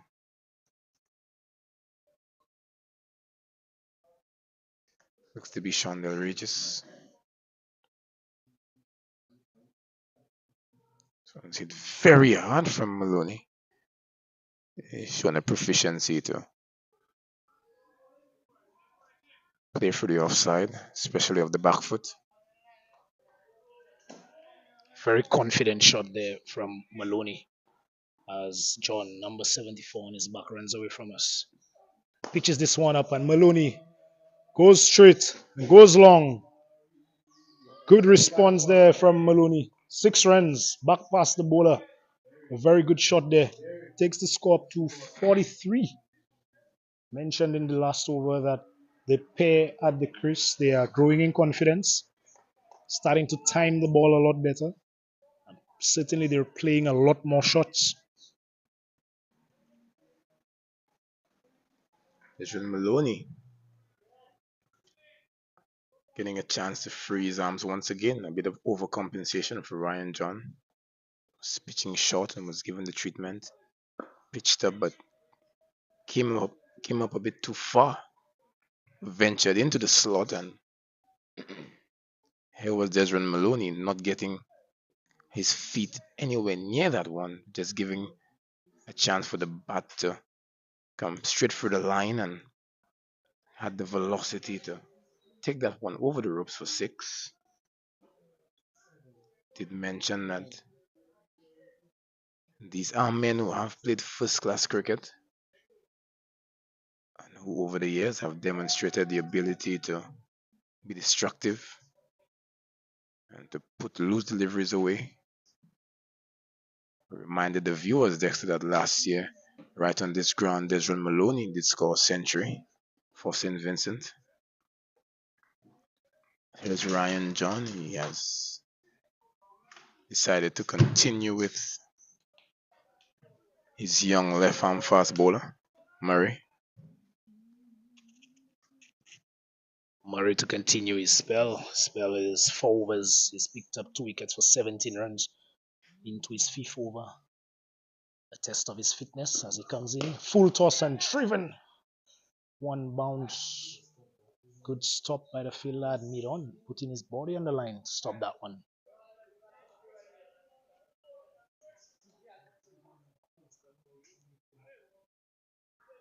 Seeing that Murray has tried to bowl as full as possible.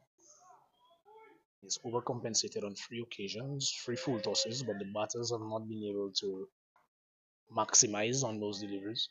The score remains on 44-4 as Murray continues to bowl to Maloney. Back on the money, and it's still a single. So the ball is defended back to the bowler, who doesn't come across to collect it. And the batters, they are alert enough to realize that and go through for a single. So this is what is required at this time. St. Vincent in pole position at this time to play that grand final. But Dexter, we do have a rain delay in the game at the Darren Sami between St. Lucia and Dominica. But here is Murray showing you the ability to get that one to rear up at the batsman. Good signs from a young fast bowler. Effort delivery there from Murray, really trying to use his short ball as a surprise delivery, getting that one over the head of Dylan Douglas on that occasion. A very good short ball showing that when required, he could actually up his pace and put some more effort into his bowling. He would need that going forward in his career. Shortening the length once more, but here are the batters sneaking through for a single.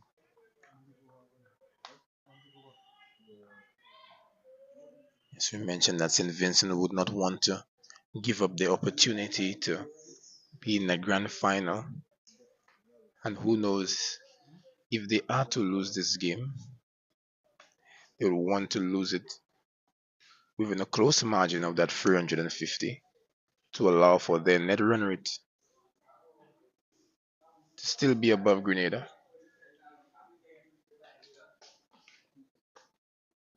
It's Murray. Slower delivery. It is edged. And unfortunately for Maloney, he finds the safest pair of hands on the field, that of Teddy Bishop. Bishop, the West Indies Academy player, there was no way he was going to put that down. Made the dive, got his hands firmly around that one, and secures another wicket for Murray, another wicket for Grenada. St. Vincent slide further into trouble. Good wicket taking delivery there by Murray. This one not swinging back into the right-handed batsman, holding its line, moving away from him. And Maloney not getting that front leg across to meet the delivery, only succeeding in getting that edge. And a very good catch by Teddy Bishop. in the third man region, diving to his left and holding on to that one. Maloney, he was looking threatening. He got to 23 of 25 deliveries, score 47 for 5. 9.4 overs have been bowled. Kirsten Murray, impressive figures of 4.4 overs. He's picked up 3 wickets for 20 runs, and he continues to impress there for the Grenadians. So a third wicket for Murray. Real trouble for SVG. The captain of SVG, Asif Hooper, has come in. They're in need of a captain's knock. No better time to stand up for your team as the leader when the ship is sinking. Needs to find a way to stitch together a partnership with Dylan Douglas. Asif Hooper did get into the 40s in the previous game. As we mentioned to the viewers, this is a man who has played for the Windward Islands in Super 50. He's up against Murray. He's playing at one. The Grenadian captain has reinforced the cordon. Ryan John does field there for the Windward at the first class level. He's gotten one of the best fielders in the team, Daryl Cyrus, in the cordon as well. Murray seemingly has that ball on a string. Yes, Murray seems to be getting something out of the wicket. Just when you mentioned that the swing may have stopped, but he keeps hitting those areas as he comes in again, beating Hooper. All ends up just missing the off stump. Such is the discipline in his line and length that he's still causing lots of problems for the St. Vincent pair out there. And Asif Hooper and Dylan Douglas, they would be hoping to rescue their team from a spot of bother, because this could get embarrassing if they don't.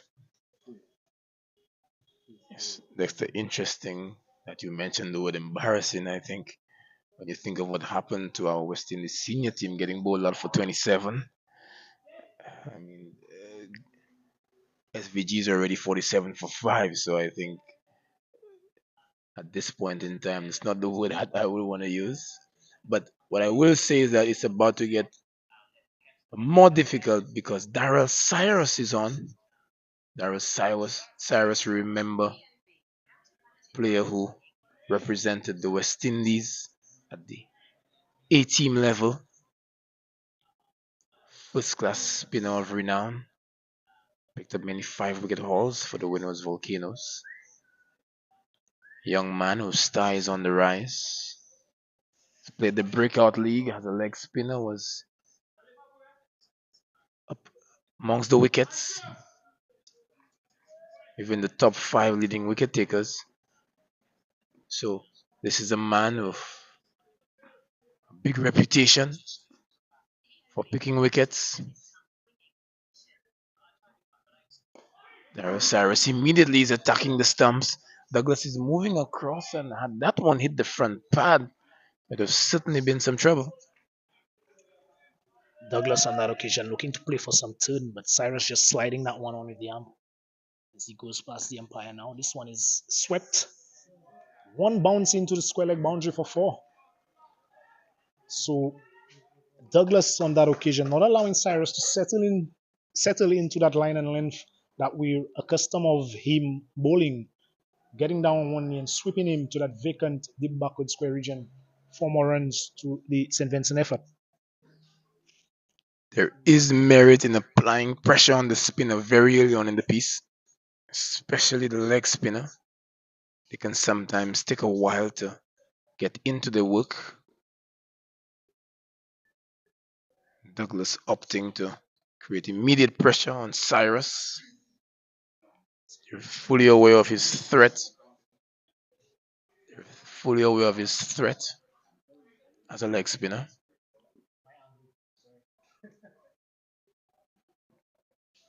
Dylan Douglas opting for the hike, looking to go straight over the top of Cyrus. Didn't maintain a good position, but nonetheless picks up 2 for SVG. Score 53 for 5. But he wouldn't want to be overly aggressive against Darius Cyrus to give him a chance to get into the game. One man that always seems to pick up wickets for his team as he flights this one. Bit of turn there, pitching the butt of Douglas. Comes forward to defend. Score remains on 53 for 5. Darius Cyrus is 2 more deliveries into his first over. 6 runs off the over so far. He goes past the umpire now. Another one flighted. This one worked out to the long on region for 1.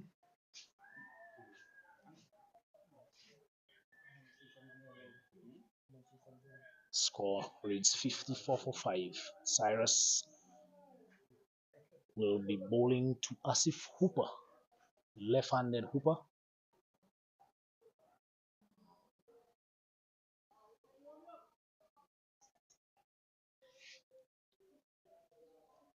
So we see a man posted on the square leg boundary. Man on long on and a sweeper out on the offside as he comes flies this one. Hooper drives, half stopped by the fielder at mid-off. The batters are allowed to cross for 1. Score 55 for 5. It's a good first over from Darius Cyrus, talismanic spinner from the Windward Volcanoes.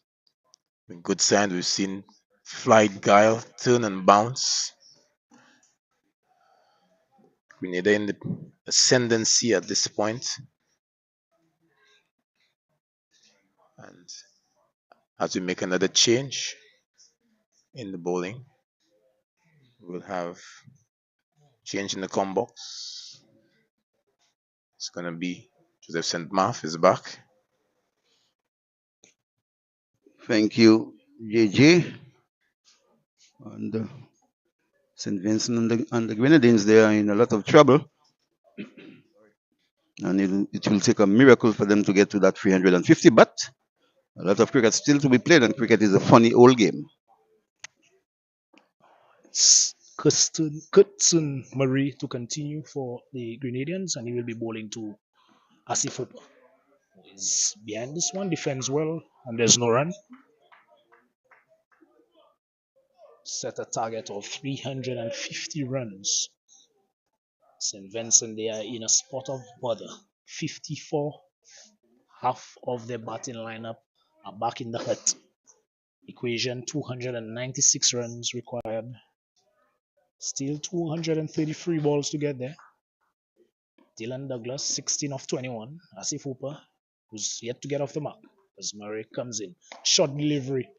And Hooper works this one into the leg side. Fielder gives chase. Good footballing skills out there on the boundary. And he saves 2 runs for his team.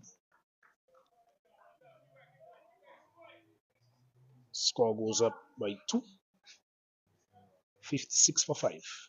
We are in over number 12. Asif Hooper is off the mark.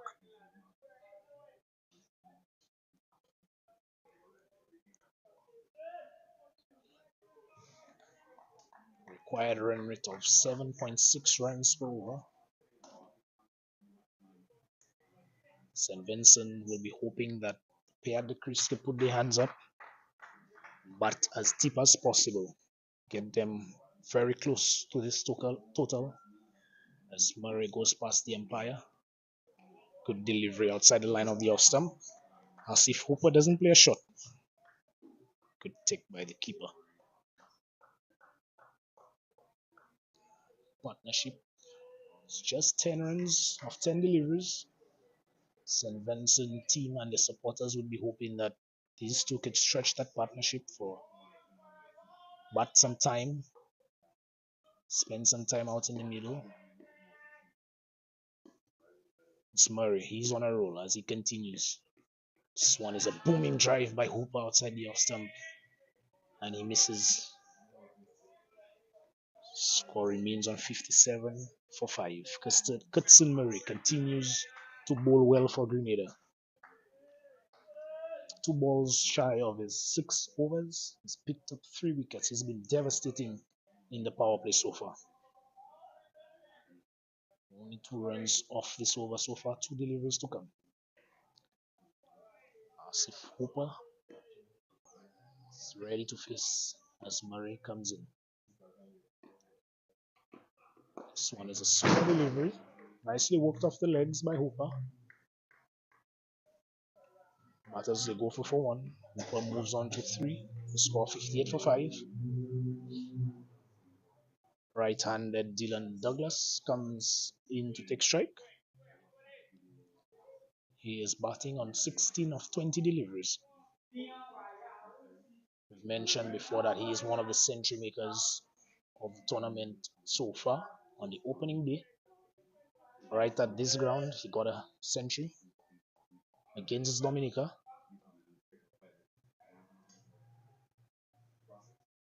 Murray, one more ball in the over. It's deep backward square leg, short fine leg, mid wicket, long on, mid off, cover point, man on the sweeper boundary on the offside, and the man on the third man boundary. It's the field that is set. Murray is at the top of his mark. And he starts to come in now, running towards us here in the com box. This one is edged. No slip positioned. So this one goes down to the third man boundary for 4. Productive edge here for St. Vincent, but an unlucky one that did not go to hand for Grenada. But I found that strange that Grenada they are on top at the moment, and Murray is bowling well, and he has no slip, and that ball went down to Friedman for 4. So the Vincentian batsman will be very happy with that boundary. But the two Douglas and Hooper who is the captain of the team. They will have to stay as long as possible to get near to that 350. But at the moment, it looks like Mount Jimmy, that 350.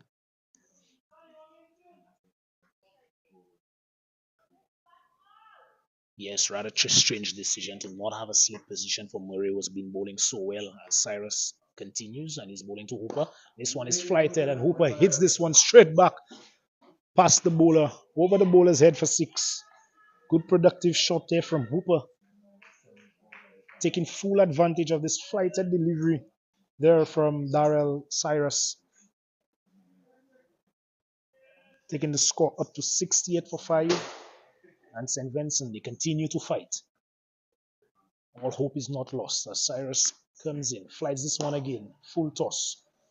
Hooper drives this to the left of the long off fielder, comes across and restrict them to 1. Score 69 for 5. At the Darren Sammy Cricket Ground, St. Lucia, they are 29 without loss, requiring a further 287 runs for victory against Dominica. Cyrus to continue against Douglas here at the Mindoo Phillip Park. This one is shot and cut into the ground by Douglas. The fielder is not able to stop it. Half stop. So they go through for 1. Douglas moves on to 21 of 22 deliveries.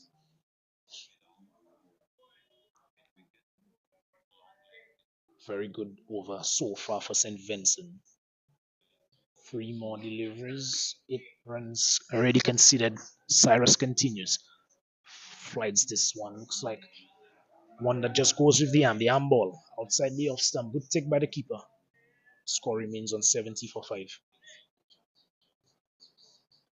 A Herculean effort here required from Dylan Douglas and Asif Hooper. Cyrus continues. This one is flighted. Hooper walks across his stump. Umpire says not out. But a Herculean effort required here from Douglas and Hooper if St. Vincent are to overhaul that target. Yes, the two have a lot of work to do because they are 5 down and they are behind the 8 ball. But as you said, Hooper and Douglas, they will have to bat as long as possible to get to that 350. Cyrus with one more ball left in his over. The umpires coming together to have a word with Captain John. So the two umpires and Ryan John having a word out in the middle. The previous delivery, there was a loud shout.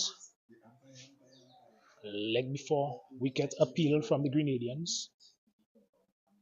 Umpires just having a word with Ryan John.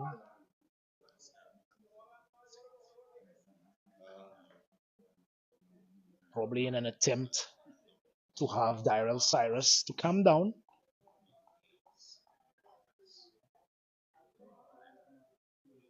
So one more delivery in his second over. As he comes into Asif Hooper. This one is a short ball and Hooper pulls this one.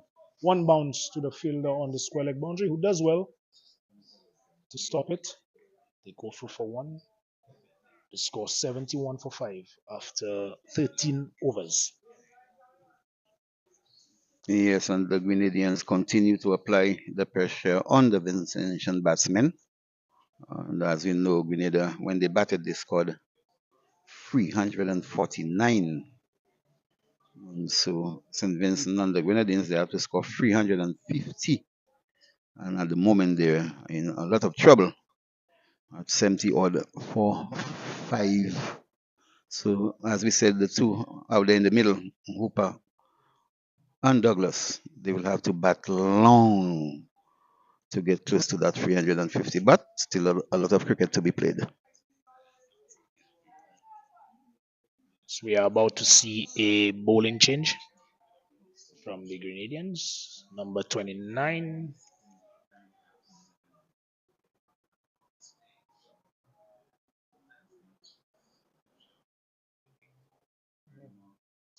Darren Ned will be taking up the attack, replacing Cutson Murray. And he will be bowling to Asif Hooper, who's on strike. He is 12 of 13 deliveries, 279 runs required of 221 deliveries.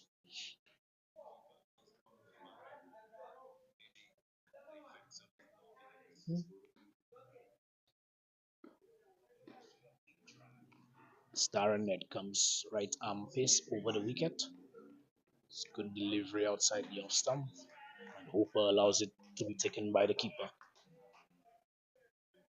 Darren Ned, he had a very good hand in the Grenadian effort with the bat. He would be looking to relay that effort in his bowling attempt. Yes, as an all-rounder, when you do good in one department, you would want to do good in the other one. And I'm sure he'll want to do good for his team and to price another wicket to put St. Vincent and the Grenadines under more pressure. Yes, he did very well with the bat indeed. Got to 78. Very good knock. As he comes in for his second delivery to Asif Hooper. As he goes past the umpire and delivers this one. Getting that ball to go across the left-handed Hooper, who's being watchful. He knows that he has to put a high price on his wicket so that the St. Vincent team could follow in his footsteps. Hooper, he did very well with the ball for his team, and he has a job to do here with the bat. As he taps his bat away and waits as Ned comes through. This one is well forward and defense, and there's no run. Over at the Darren Sami cricket ground, St. Lucia in their reply, they are 45 without loss. Opening batsmen Hakim Ogis and Kimani Melius, they are going well.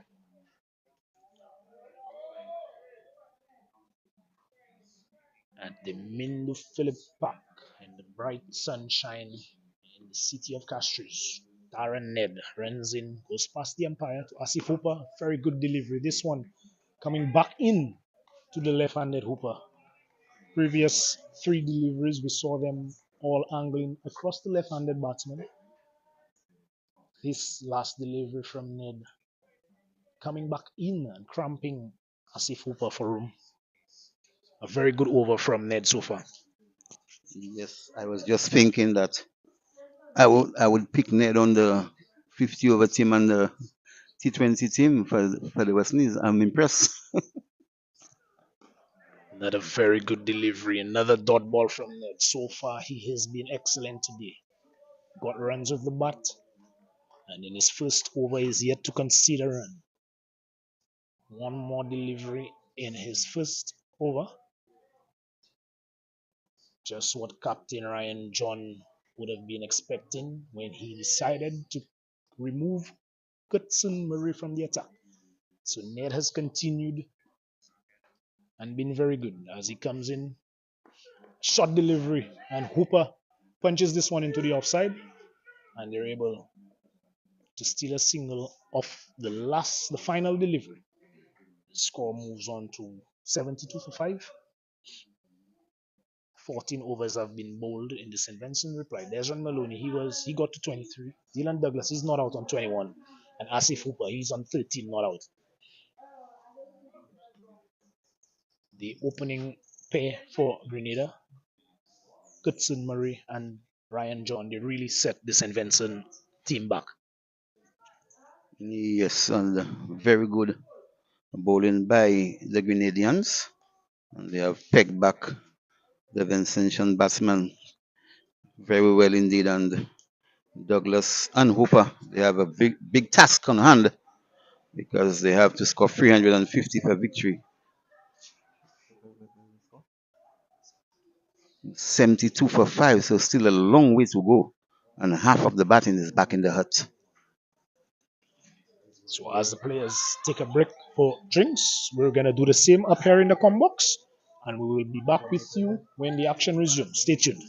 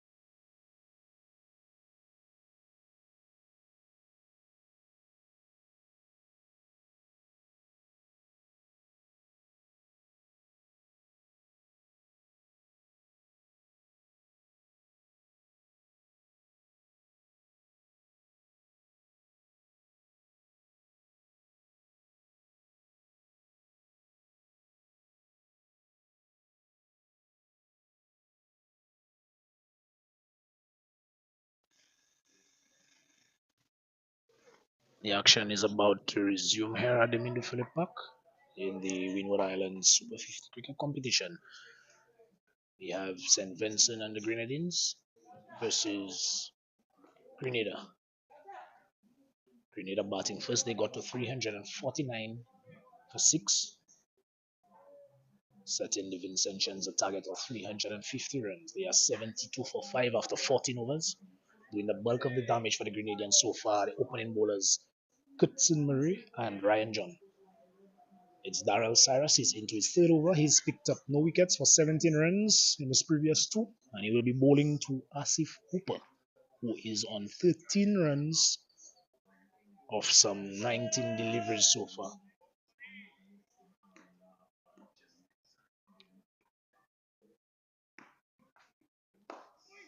Cyrus dangling the carrot outside the off stump of Hooper, comes forward and defends well, and there's no run. Cyrus would really be looking to find a way to get a wicket for his team. This one looks like the googly from Cyrus, so showing his variation here. This one pitching and leaving the left-handed Hooper, but really had no answer to that one. So Cyrus using all his variations here to try to pick up a wicket. This one is flighted again. Looks like another googly. Hooper trying to sweep, being struck on the body. No addition to the score. Score remains on 72 for 5. Good testing over so far from Cyrus. As he continues, this one is flighted on the off stump again. Looks like the arm ball this time. Hooper going for a drive outside the off stump, not making any contact. It's 2 more deliveries. Good start after the break from Cyrus. He continues to Hooper. Short delivery. It's defended into the leg side. Straight to the fielder. There's no run. 5 dot deliveries to resume the action here.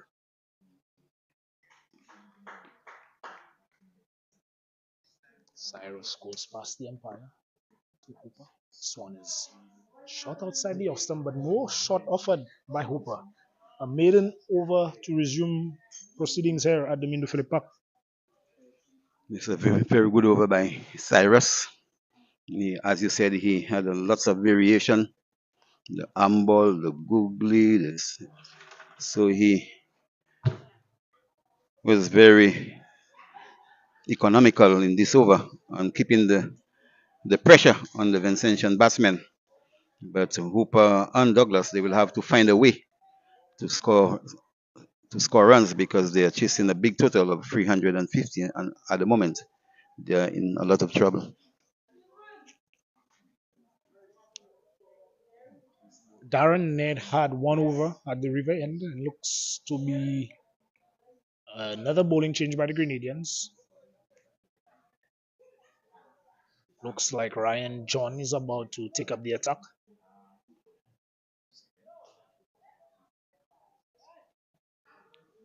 He too contributed to the early troubles by the Vincentian batters. He's bowled 5 overs, picked up 2 wickets for 27 runs. And he will be bowling to Dylan Douglas, who is on 21 of 22 deliveries. As Ryan comes in, change ball down, straight delivery. Dylan Douglas looking to flick this one into the leg side, misses the delivery and gets bowled by Ryan John. It's really a straight delivery on the stumps from Ryan John, and the bowling change does the trick. Now I was about to say that they should have given Ned another over, but the bowling change has resulted in a wicket falling. So the Grenadians, they are on top, and the Vincentian batsmen, they really don't have no answer to the Grenadian bowling. So Grenada, they are very happy. Very productive bowling change. A decision to change ends by Ryan John. Darren Ned bowled an excellent over at that end. He felt that he was the man to break that partnership, break the back of the St. Vincent resistance, and he did so effortlessly. Well bowled to Ryan John. He picks up his third wicket. St. Vincent, they continue to struggle today.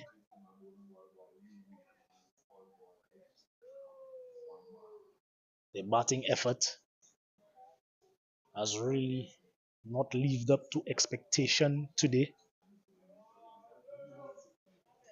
They are known to bat really well in the middle order, but they have had no answer to Kitson Murray and Ryan John so far. Darrell Cyrus bowled a maiden over, previous over. So they've been building pressure on the St. Vincent batting lineup. And in an effort to revert that pressure back onto the Grenadians, Dylan Douglas lost his wicket.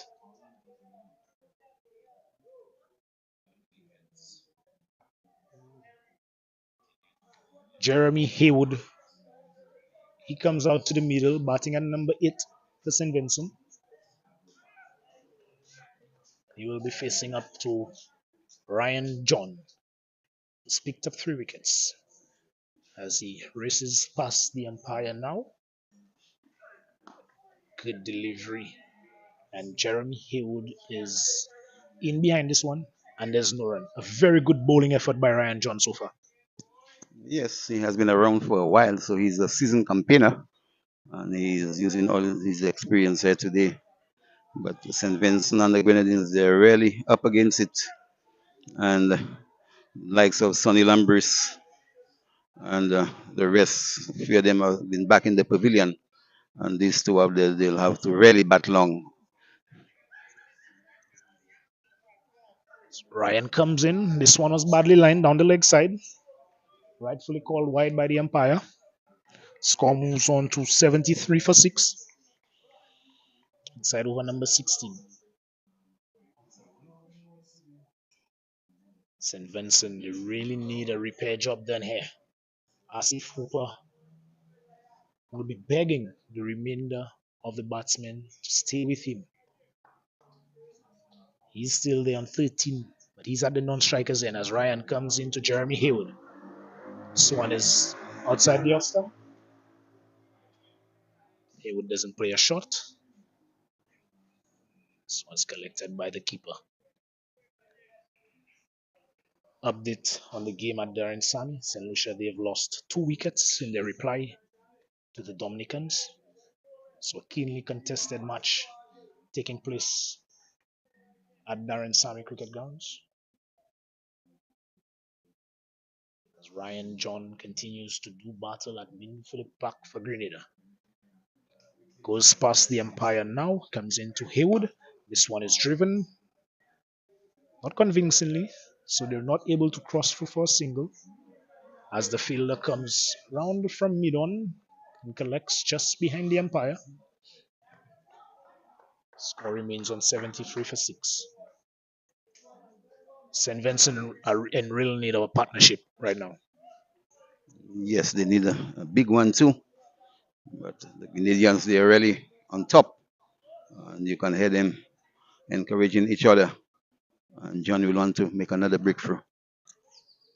As he continues. This one is on the line of the leg stump. Worked nicely, but Phil Ladd mid-wicket comes across. Grenada, they have been very efficient in the field. They've not allowed the St. Vincent batters to pick up any easy singles. They've thrown themselves around. So a diving catch from Bishop. Good stop from Ryan John at first slip. So they've really not let their foot off the gas in the defense of their total that they got.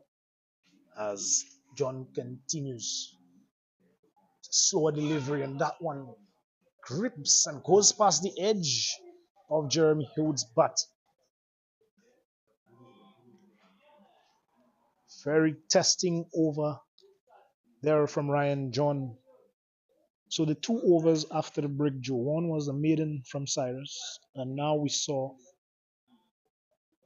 John picking up a wicket and the only run coming via the extras route. Another very good over from the Grenadians. So more pressure being applied on the St. Vincent batsmen. And the Grenadians really and truly, they're really playing good cricket at the moment. And St. Vincent, it will take a miracle for St. Vincent and the Grenadians to reach to that 350. It's number 10, Darrell Cyrus, to continue. He's about 3 overs for 17 runs, not picked up a wicket. Fresh off bowling a maiden in his previous over. He will be bowling to Hooper. This one is a quicker delivery. Hooper defends well. Hooper has shown to be a gutsy player. Seems to be one that the tougher the situation, the better he plays. As Cyrus continues, and he punches that one straight to the fielder.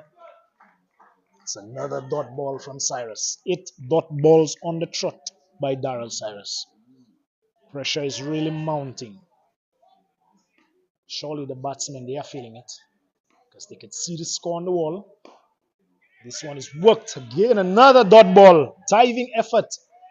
Looks like that's Johan Jeremiah. Good stop and preventing Hooper from getting a single. 9 dot deliveries on the trot. Pressure is building. Cyrus comes in and flight this one. It's cut again straight to the point fielder. Everything going the way of the Grenadians at the moment.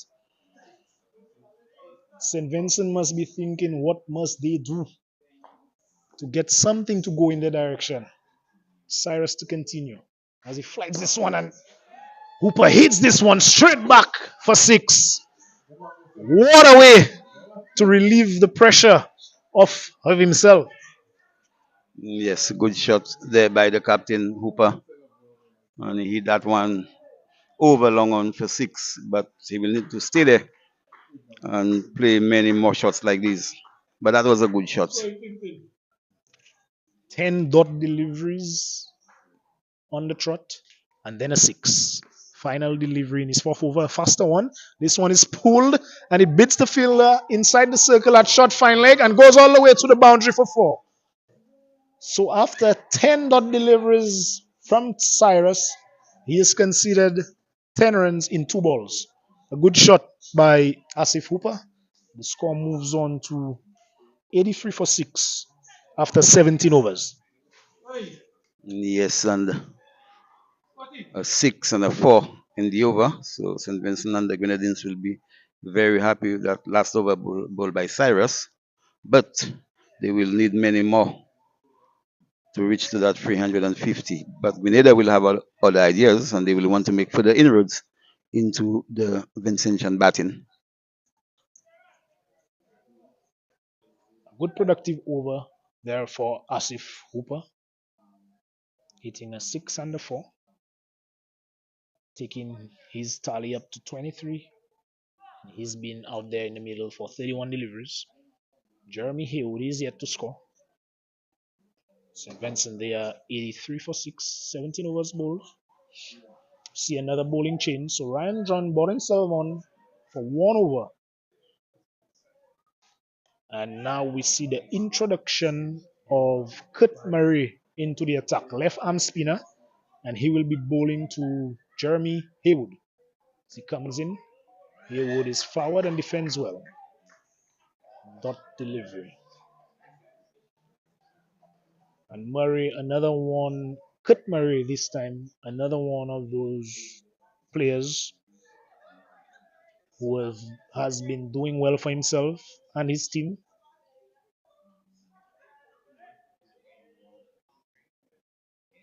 Very good all-round player. As he flights this one at edges, gets the edge, but away from the fielder at slip. And that one will run close to the boundary and goes into the boundary now. And that is 4 runs to Jeremy Haywood as he gets off the mark. Not in convention or conventional fashion, but He gets 4, but that was a good delivery there by Murray. And the fielder had slipped going to his right, but the ball going away from him and falling short and down to Friedman for 4.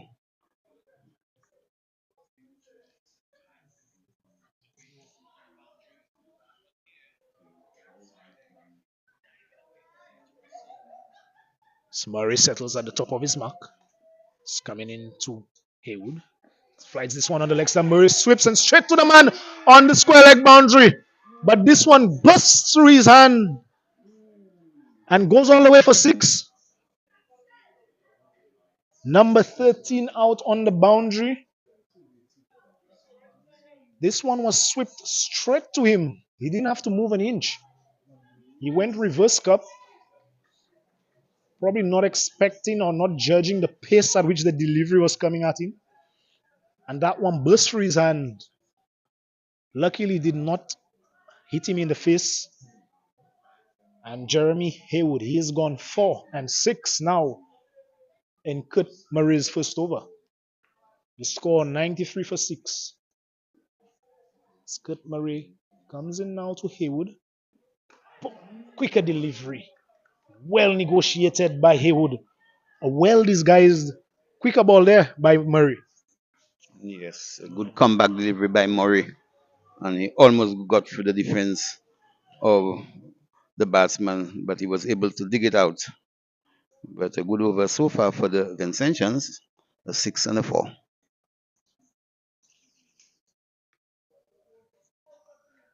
Almost sneaking past the bat as he comes in to bowl to Haywood. This one is given a lot more air. Haywood is forward and defends. 10 runs taken off that over so far. That the 18th over of the inning. As Kurt Murray comes in and Haywood is forward again. When Haywood decides to defend, he really gets way forward, leaves nothing to chance. Meets that delivery way down the wicket. And the score 93 for 6 after 18 overs. Pair at the crease. Asif Hooper, he's 23 of 31 deliveries. Jeremy Haywood, 10 of 11. St. Vincent, they require a further 257 runs for victory. Yeah, so St. Vincent and the Grenadians, they are fighting, they are not giving up. But the Grenadians will want to take more wickets to put them under more pressure. But Asif Hooper and Haywood, they will want to continue batting for the team. Cyrus to continue. He'll be bowling to Asif Hooper. This one is a short delivery, and Hooper goes back and cuts this one. Go through for 1, thinking of 2. A good return there by the fielder out on the boundary. They're limited to just 1 run. And the score goes up to 94.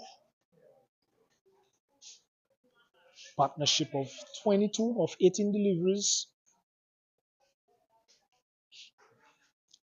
Darrell Cyrus is into his 5th over. As he continues, he flights this one. Haywood is forward and defends well. Haywood seems to pick which delivery he attacks. In the previous over, we see him picking up a 4 and a 6 off the bowling of Kurt Murray. Will he target Cyrus? Cyrus comes in and flights this one. He's back and tries to cut a delivery that takes some spin. Spins away from the bat. He makes no contact. Cyrus, a very experienced leg spinner. He would want a wicket to his name. As he continues, flights this one again, stealing a portion of the bat. The batsmen are able to come through for 1. Score 95 for 6. Brings Asif Hooper back on strike. Hooper is 24 of 32. Cyrus Comes in. Hooper is in behind this one. Defends well.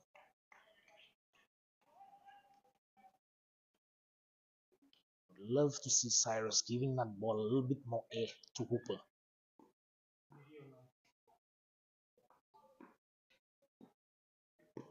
That one is pitched up behind the leg stump. Hooper trying to keep that one outside of the ground. Wrapped on the pads, not out, says the umpire. Brings over number 19 to an end, the score 95 for 6. Yeah, just as you said, you wanted him to give it a little more. He gave it some air. And the batsman, Hooper, trying to slug, sweep over backward square, made no contact.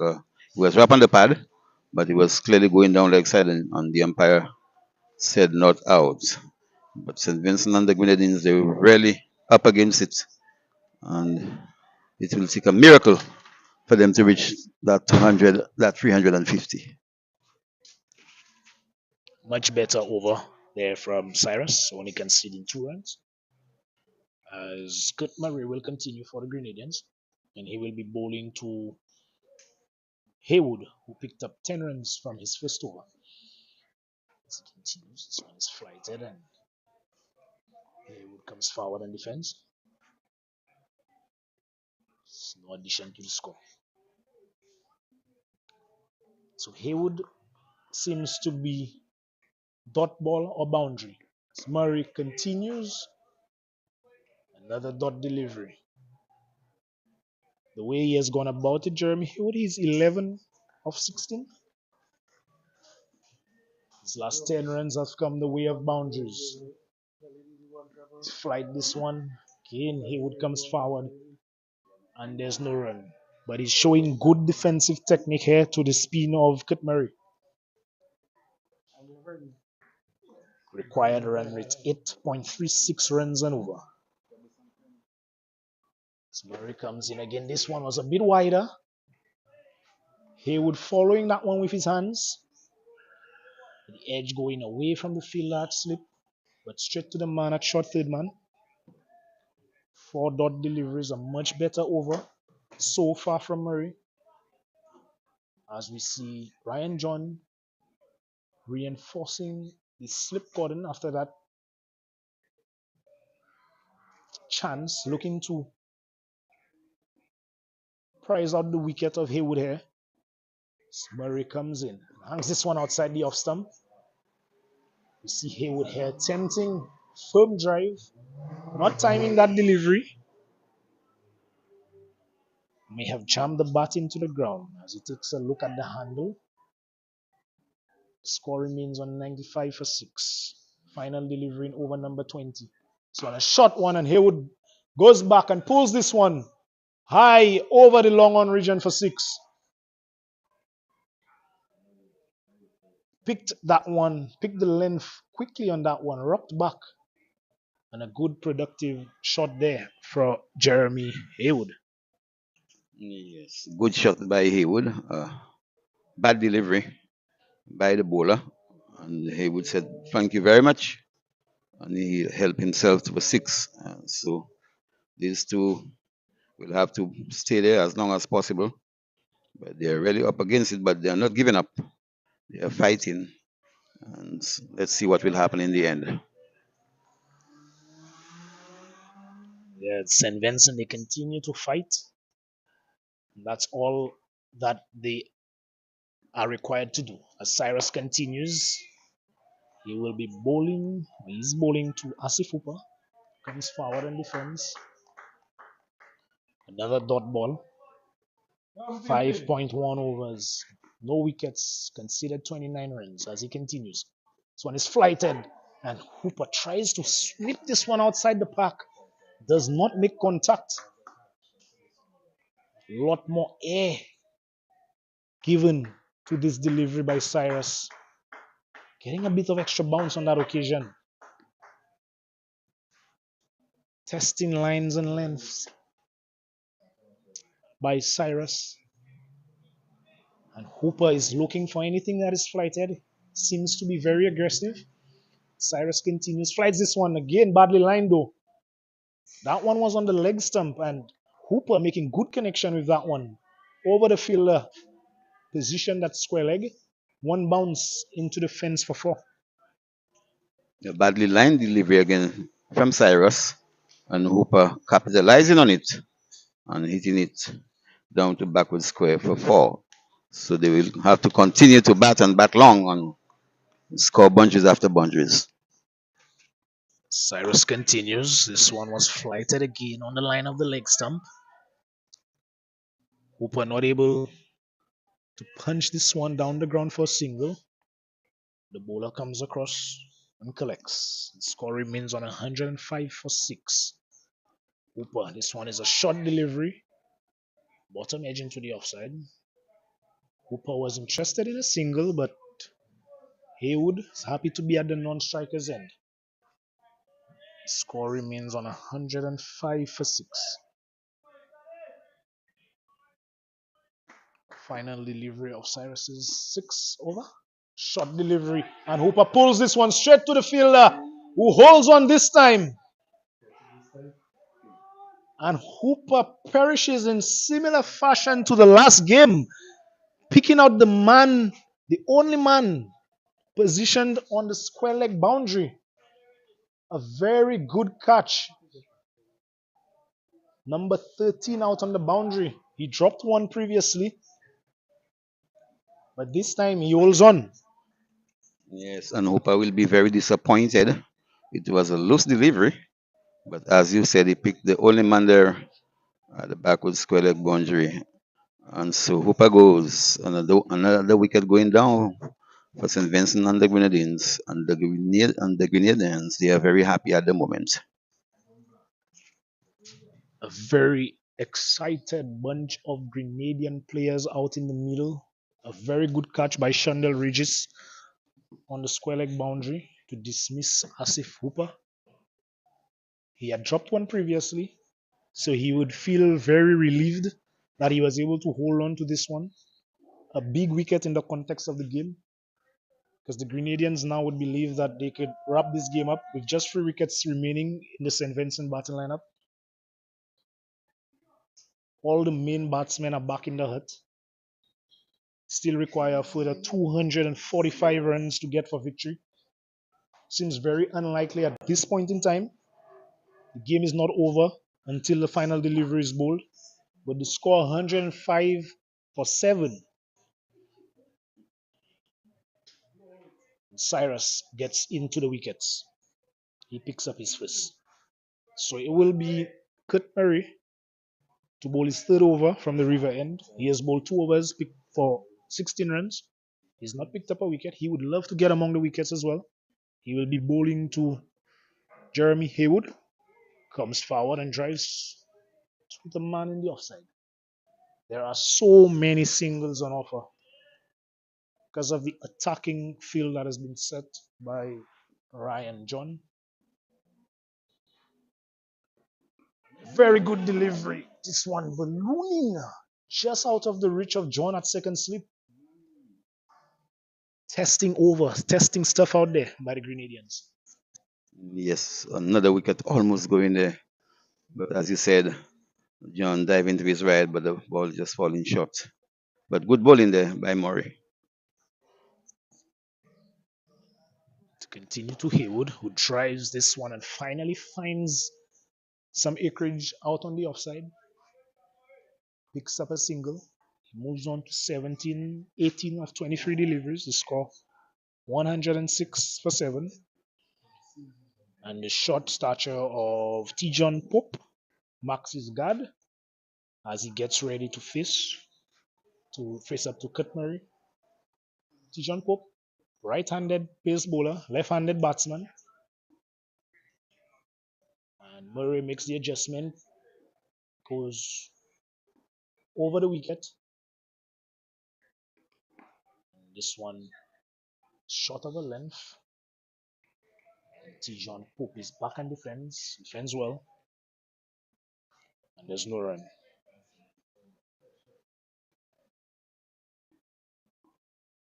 Two more deliveries in his 3rd over. Murray comes in. This one looks like a faster ball. Pope works this one out. To deep mid-wicket region.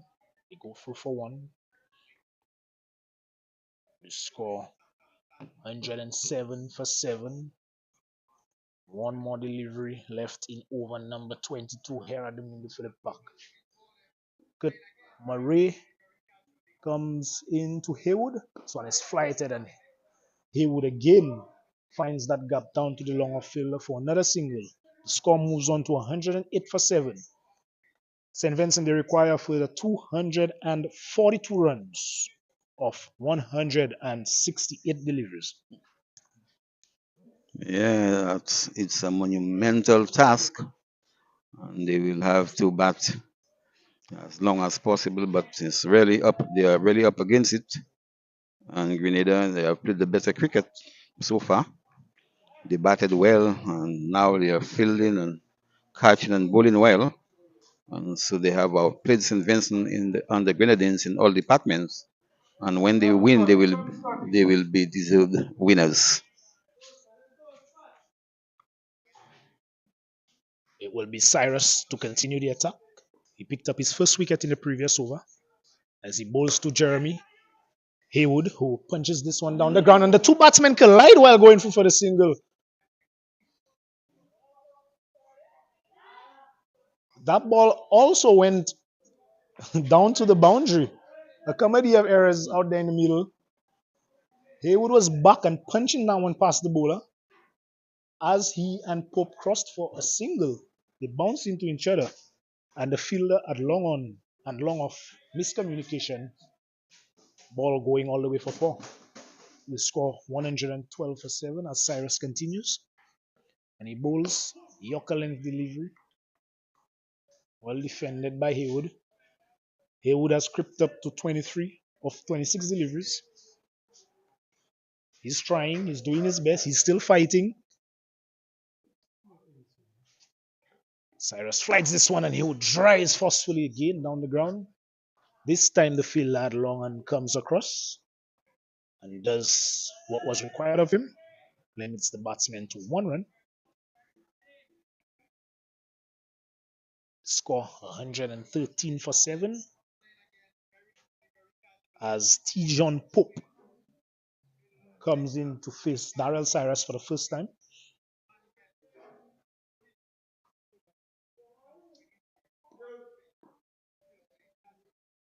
Cyrus comes in and flights this one. Pope flicks this one. Aerial into the gap between square leg and pits the fielder into the boundary.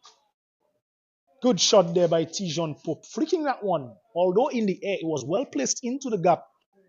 And the fielder was not able, Regis was not able to come across to his right and prevent that one from going into the boundary. So Tijon Pope, he goes up to 5. The score 117 for 7. Sure.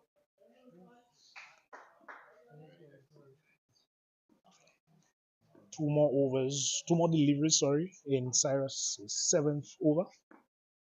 This one has gone for 8. He would love to pick up a wicket here. So he flights this one, and Pope is forward and defends well. And there is no run.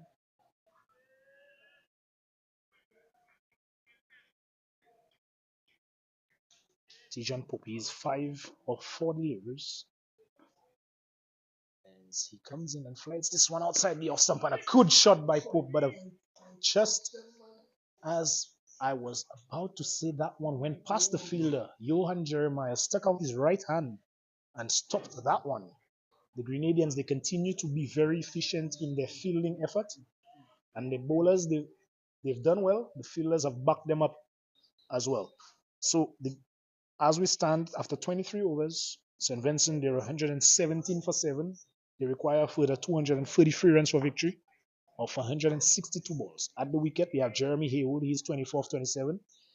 And Tijon Pope, he is 5 of 5 as we welcome Jamal James back into the combox.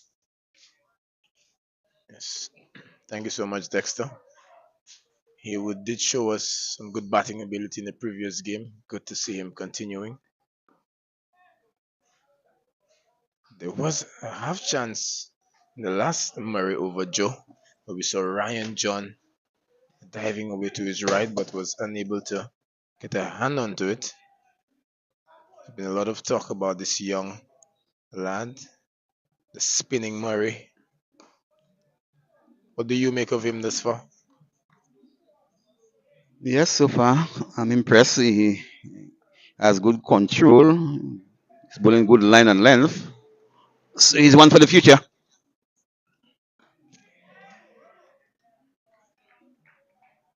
Now the dot delivery from Kurt Murray. Holds a nagging line and length. To see Ryan John coming out of the cordon.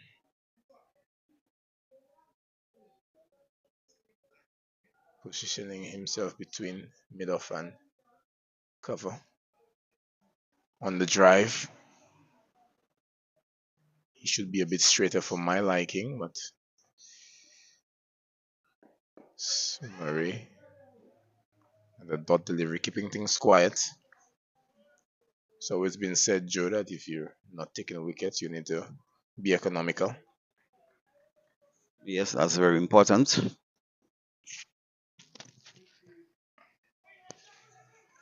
Showing us some spin, a bit of indecision, some really good fielding by the Grenadians. They've been sharp all day. Look like a well-oiled unit. This Grenada fielding team.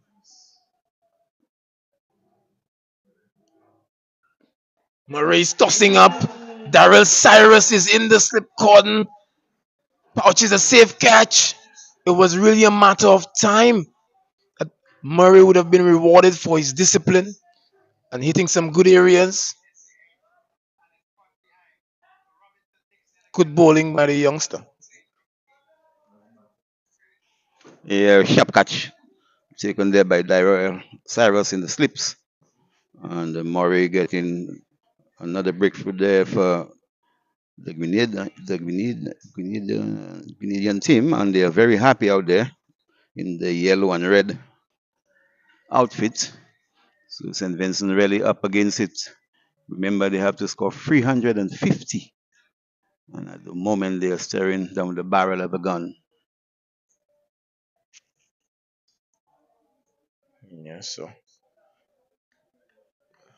Murray reaping the rewards for good discipline, good areas, and just a hint of turn. The batter tried to be aggressive, but didn't position himself well. The head was in the air. Had a wild swing. Score 117 for 8 in this encounter. But just to update the fans as to what's happening in the other game, remember 2 games are happening simultaneously. St. Lucia in pursuit of 316. They are 96 for 4.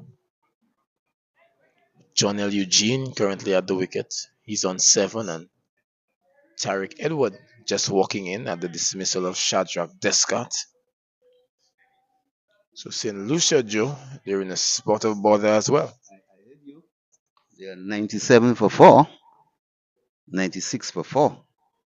And so they will need to really bat long to get to that 300 odd for victory.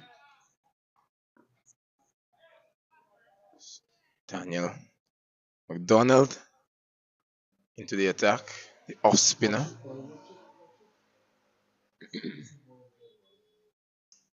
McDonald coming in for his first game of this tournament. He's been very impressive with the bat. Bowling nice and slow. A lot of loop. Some guile there and some dip. We didn't see enough of that from the Vincentian off spinners.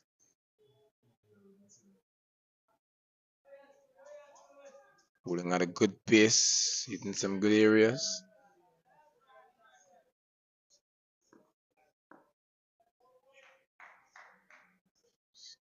McDonald is on the stump this time. Batter is driving. The fielding is good once again from the Grenadians. Like the loop of McDonald. Yes, as you said, the Vincentian spinners did not give the ball any loop; they were just pushing it through. But McDonald is giving it that loop, allowing it to bite and turn. So good bowling by McDonald. So it's Ophni Lewis, an off spinner himself. So should have a fair idea how to negotiate. McDonald. It's nice and flighted and it's pushed back to the bowler by McDonald. This one right up in the slot.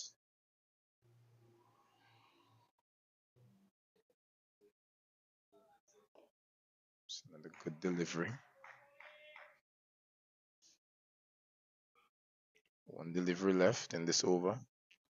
And Joe, the way that the tournament has been set up, these two teams, St. Vincent and Grenada, they would be hoping for a St. Lucian victory. That way, all teams would be on one win each, except for St. Lucia. And that way, it would just come down to net run rate.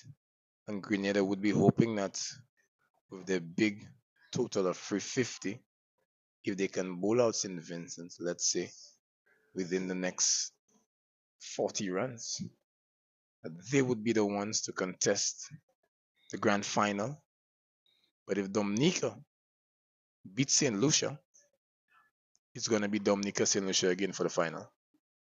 And St. Lucia always are having problems when they play Dominica. But let's hope this time they will cross the finishing line. But a lot of cricket to be played at the Darren Sammy cricket ground and also here. But here, Grenada, they are in front, and St. Vincent and the Grenadines have a lot of work to do. Yes, perilous positions can sometimes produce the best efforts, can unlock something different in the players. So who knows? We could see something special from Ophni Lewis and Tijon Pope.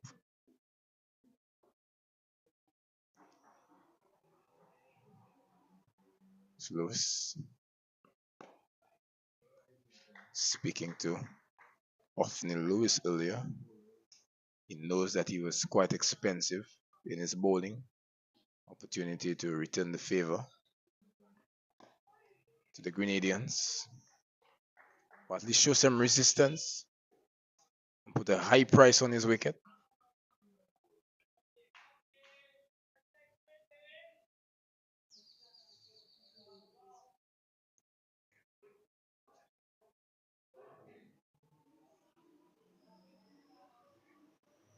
Murray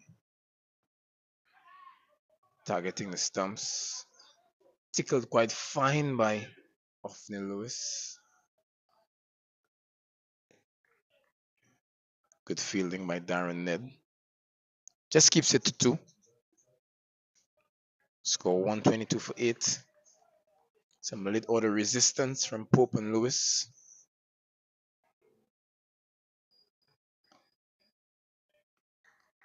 Murray, economical and tidy as ever.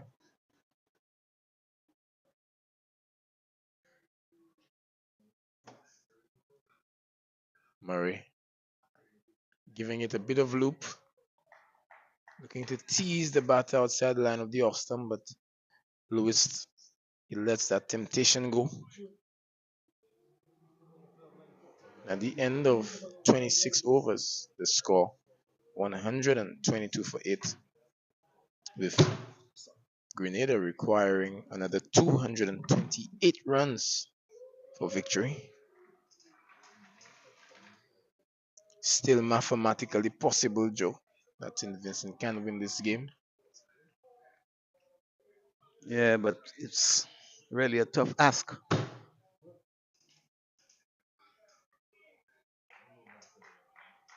Yes, and McDonald is really hitting some good areas, bowling at a good pace, allowing the batters to look up, and that ball is dipping. Hint of turn.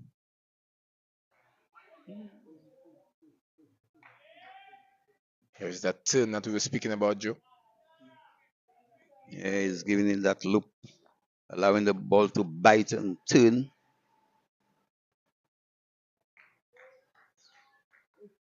Pope opting not to go for the drive.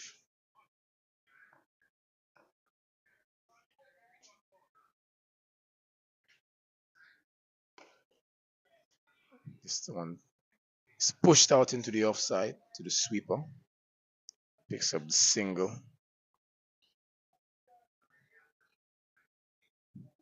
Yes, Pope looks to have decent technique, Joe. Yes, I was just thinking that all the batsmen they have good technique, so they are batting from 1 to 11. It seems. Often Lewis just squirts this one out to a third man position.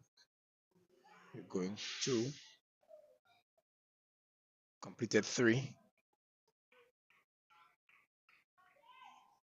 Often Lewis just opening the face of the bat at the last moment. Getting that one down to third man for 3.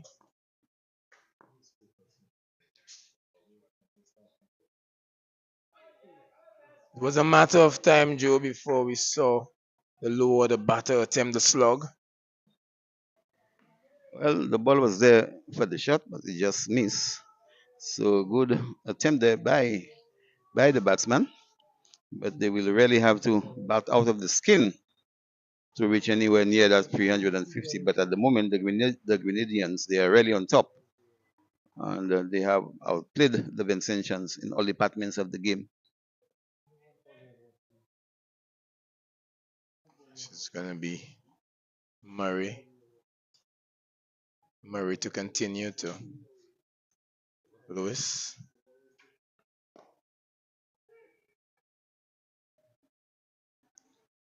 Do you reckon that Murray is bowling a bit too quick to the low order?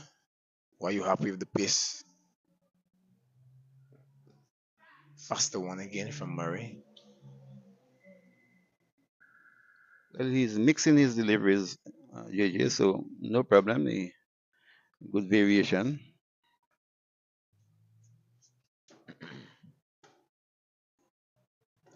The tested and proven method when spinners operate to the batters at the back end is that you give it a bit of a loop, just like you saw on that occasion. You slow it up just a touch, give them a chance to think about what to do.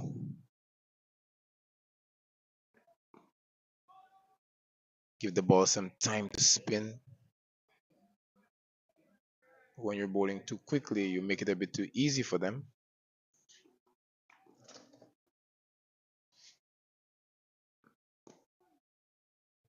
It's good bowling by Kid Murray. Tidy figures. 23 for 1 after 5.4. 5.5, I should say. This one nice and slow. Whipped off the hip, but no runs. The run rate increasing, Joe. It becomes more and more difficult with every dot ball.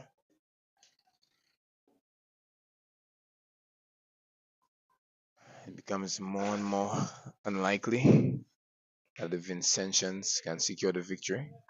Is it the case, Joe, that they are resigned to that fact and are just batting out the time? Yes, I feel that's what is happening at the moment because it's impossible for them to get to that 350. Joe, that's a big word, impossible. Joe, did you just put the jinx on the batter? I think he wanted to answer you with a massive 6.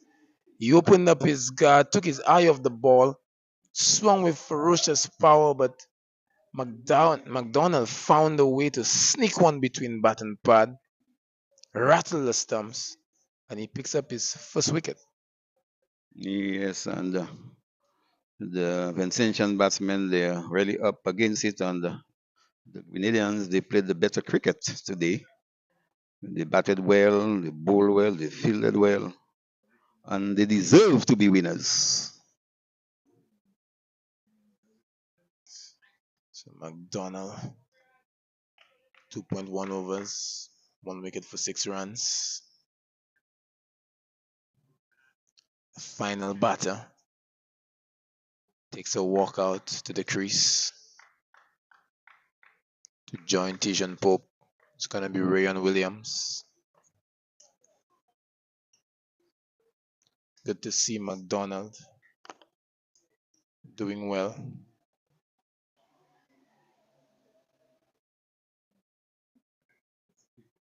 Remember that he had traveled to St. Lucia to play in the SPL, the St. Lucia Premier League. His team placed second in that tournament. That's in the past now. He has a chance to get onto the radar of the Windward selectors. Had a decent time of it with the bat, getting a 41 not out. Had a chance to show some bowling ability. Hits a big ball, McDonald, showing that he can spin it as well. This one is full and straight and clipped out to the backward square. Single.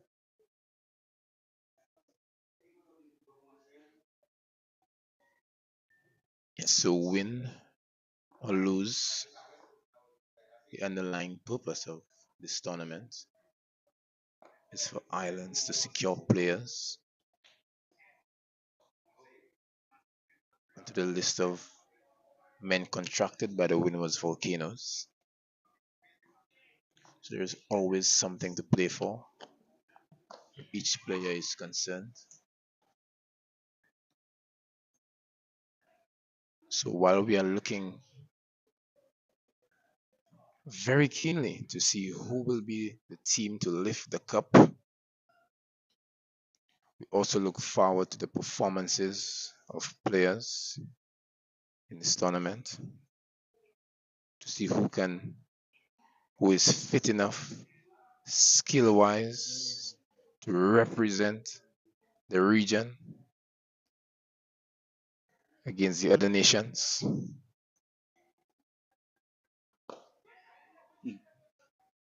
Williams is driving well.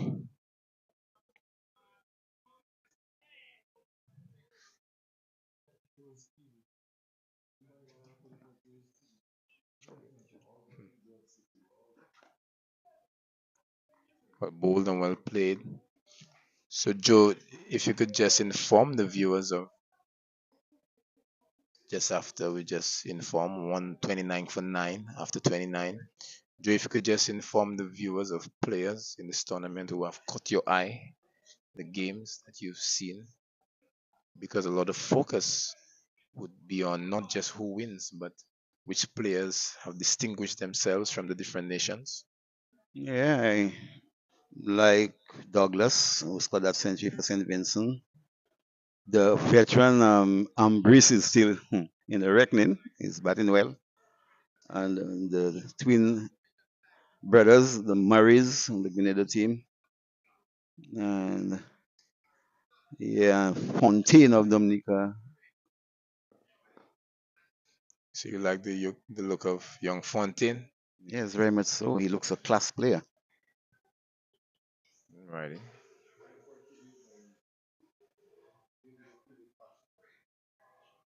Murray slows this one up considerably.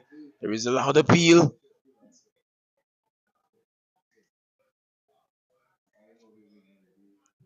Umpire decides that it's not out. Murray thought that he had the last wicket. Looking to turn this one is Pope. Yes, but Joe, in terms of the fast bowlers, we haven't seen that many, but has any one of them caught your eye, you? As the batter is slugging this one. Have any of the fast bowlers caught your eye, Joe? You spoke to the viewers about fast bowlers from St. Vincent from yesteryear that you remember? Yeah, but I like Williams from St. Vincent. I like him. Okay. For sure in this tournament, Keon Gasto, St. Lucia has picked up wickets in every game, has been taking them by threes. And also Tyson from Dominica and his other opening partner. What's the name? The other pace bowler from. Is it Vincent Lewis? Yes, Vincent Lewis. Yeah. This one is cut out to the sweeper. Williams picks up a single. Yes, but this Murray boy, the fast bowler, was very impressive and from ball one, knocked the top of the off stump. He gave us something to remember. Oh, yes, he is really a good left arm bowler. And I'm seeing him for the first time and I'm impressed. And he's one for the future. So Joe, would you give him, if you had your way, if you were sitting in that selection chair, would you give this young man a contract?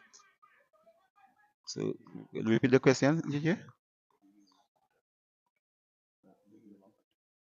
Oh yes, oh yes, oh yes. He deserves it. He deserves it. Good bowler. So Umpire Joe is saying that maybe from Murray's performance from the youth level, what he's seen of him today, definitely try to get this man into the first class setup soon as possible to groom him. He's going for the slug. It's straight up in the air. Someone is running underneath it, and it is neatly pouched. McDonald really teased and tempted the tail ender into the slug. He went after it, but not with much conviction, it must be said. Turned the face of the bat too early, hitting the top edge straight up in the air, and a wonderful catch. And with that, we see the end of the innings, and Grenada have walked away with the victory here at the MPP. Yes, so the change of venue has brought good fortune for the Grenadians, and they notch up their first victory in the tournament and a comprehensive one too over St. Vincent and the Grenadians. Grenada, they played the better cricket, and so they deserve to be winners. So, victory for Grenada by 219 runs. That would definitely give their net run rate a massive boost. And the mathematics would support that. Based on that, they should bump ahead of St. Vincent. And now they would be hoping that St. Lucia can settle business against Dominica and beat them convincingly, albeit that is proving a bit of a struggle at this time for St. Lucia because Dominica is fighting. But regardless of what happens in that encounter, we've seen a wonderful encounter today, Joe. Yes, it was a bit one-sided, JJ, because Grenada scored 349 and St. Vincent was bundled out for 141. So it was a one-sided affair here at the Mindoo Phillip Park. And as I said, Grenada, they played the better cricket and they deserve to be winners. No argument. No arguments with that. But we must recount Johan Jeremiah's century and that swashbuckling innings from Darren Ned. He looks a good young prospect as well. Another guy I'm impressed with, Darren Ned, and he's also a good medium pacer. Yes, did pick up wickets in the last game. But his batting is someone who can bat time. He showed good application when the team was struggling. Showed the ability and the willingness to go over the top. And he hits the ball a long way. Had the umpires coming on to get some new balls. Lost a few. Yes. So a lot of good young prospect around. And so West Indies cricket is not really at the end of the doldrum day. I think one day we will get back to some sort of glory, not to full glory, but at least to some glory because some good prospect around. So what you're saying is that the Windward Islands can start that trend with the abundance of talent that you've seen. Most definitely, yes, yes, yes. We can produce. You can we can give the West Indies some players that we will be able to fight in the future. Right. So just to inform the viewers that there's another rain delay in the game between St. Lucia and Dominica. And you rather believe that if that game were to rain out, then Dominica and St. Lucia would have to share the points, which would put Dominica ahead, and the grand final on Saturday would be between St. Lucia and Dominica. But we are unsure as to what will unfold. All we know is that we have some bright sunshine here at the MPP, and Grenada were bowled out. Did not St. Vincent were bowled out. They did not make full use of their allotment of overs. Ryan John picked up 3 wickets. Kudson Murray picked up 3 wickets. These two were very impressive. Daniel McDonald picked up 2 wickets. So a clinical display by the Grenadians. They have left with a victory after this encounter. 1 game left. It remains to be seen exactly who plays where. So we will tell you the grand final will be at the Darren Sammy Cricket Ground on Saturday, and the third place playoff will be right here at the Mindoo Phillip Park. So at this point in time, on behalf of the commentary team, Joseph St. Mark, Dexter Solomon, myself, Jamal James, and the video productions, we want to wish you a good afternoon. We thank you for joining us. Thank you for supporting Windward's cricket. And do tune in to the other game at the Darren Sammy to see who will walk away with the victory. Will it be Dominica or St. Lucia? Have a good day.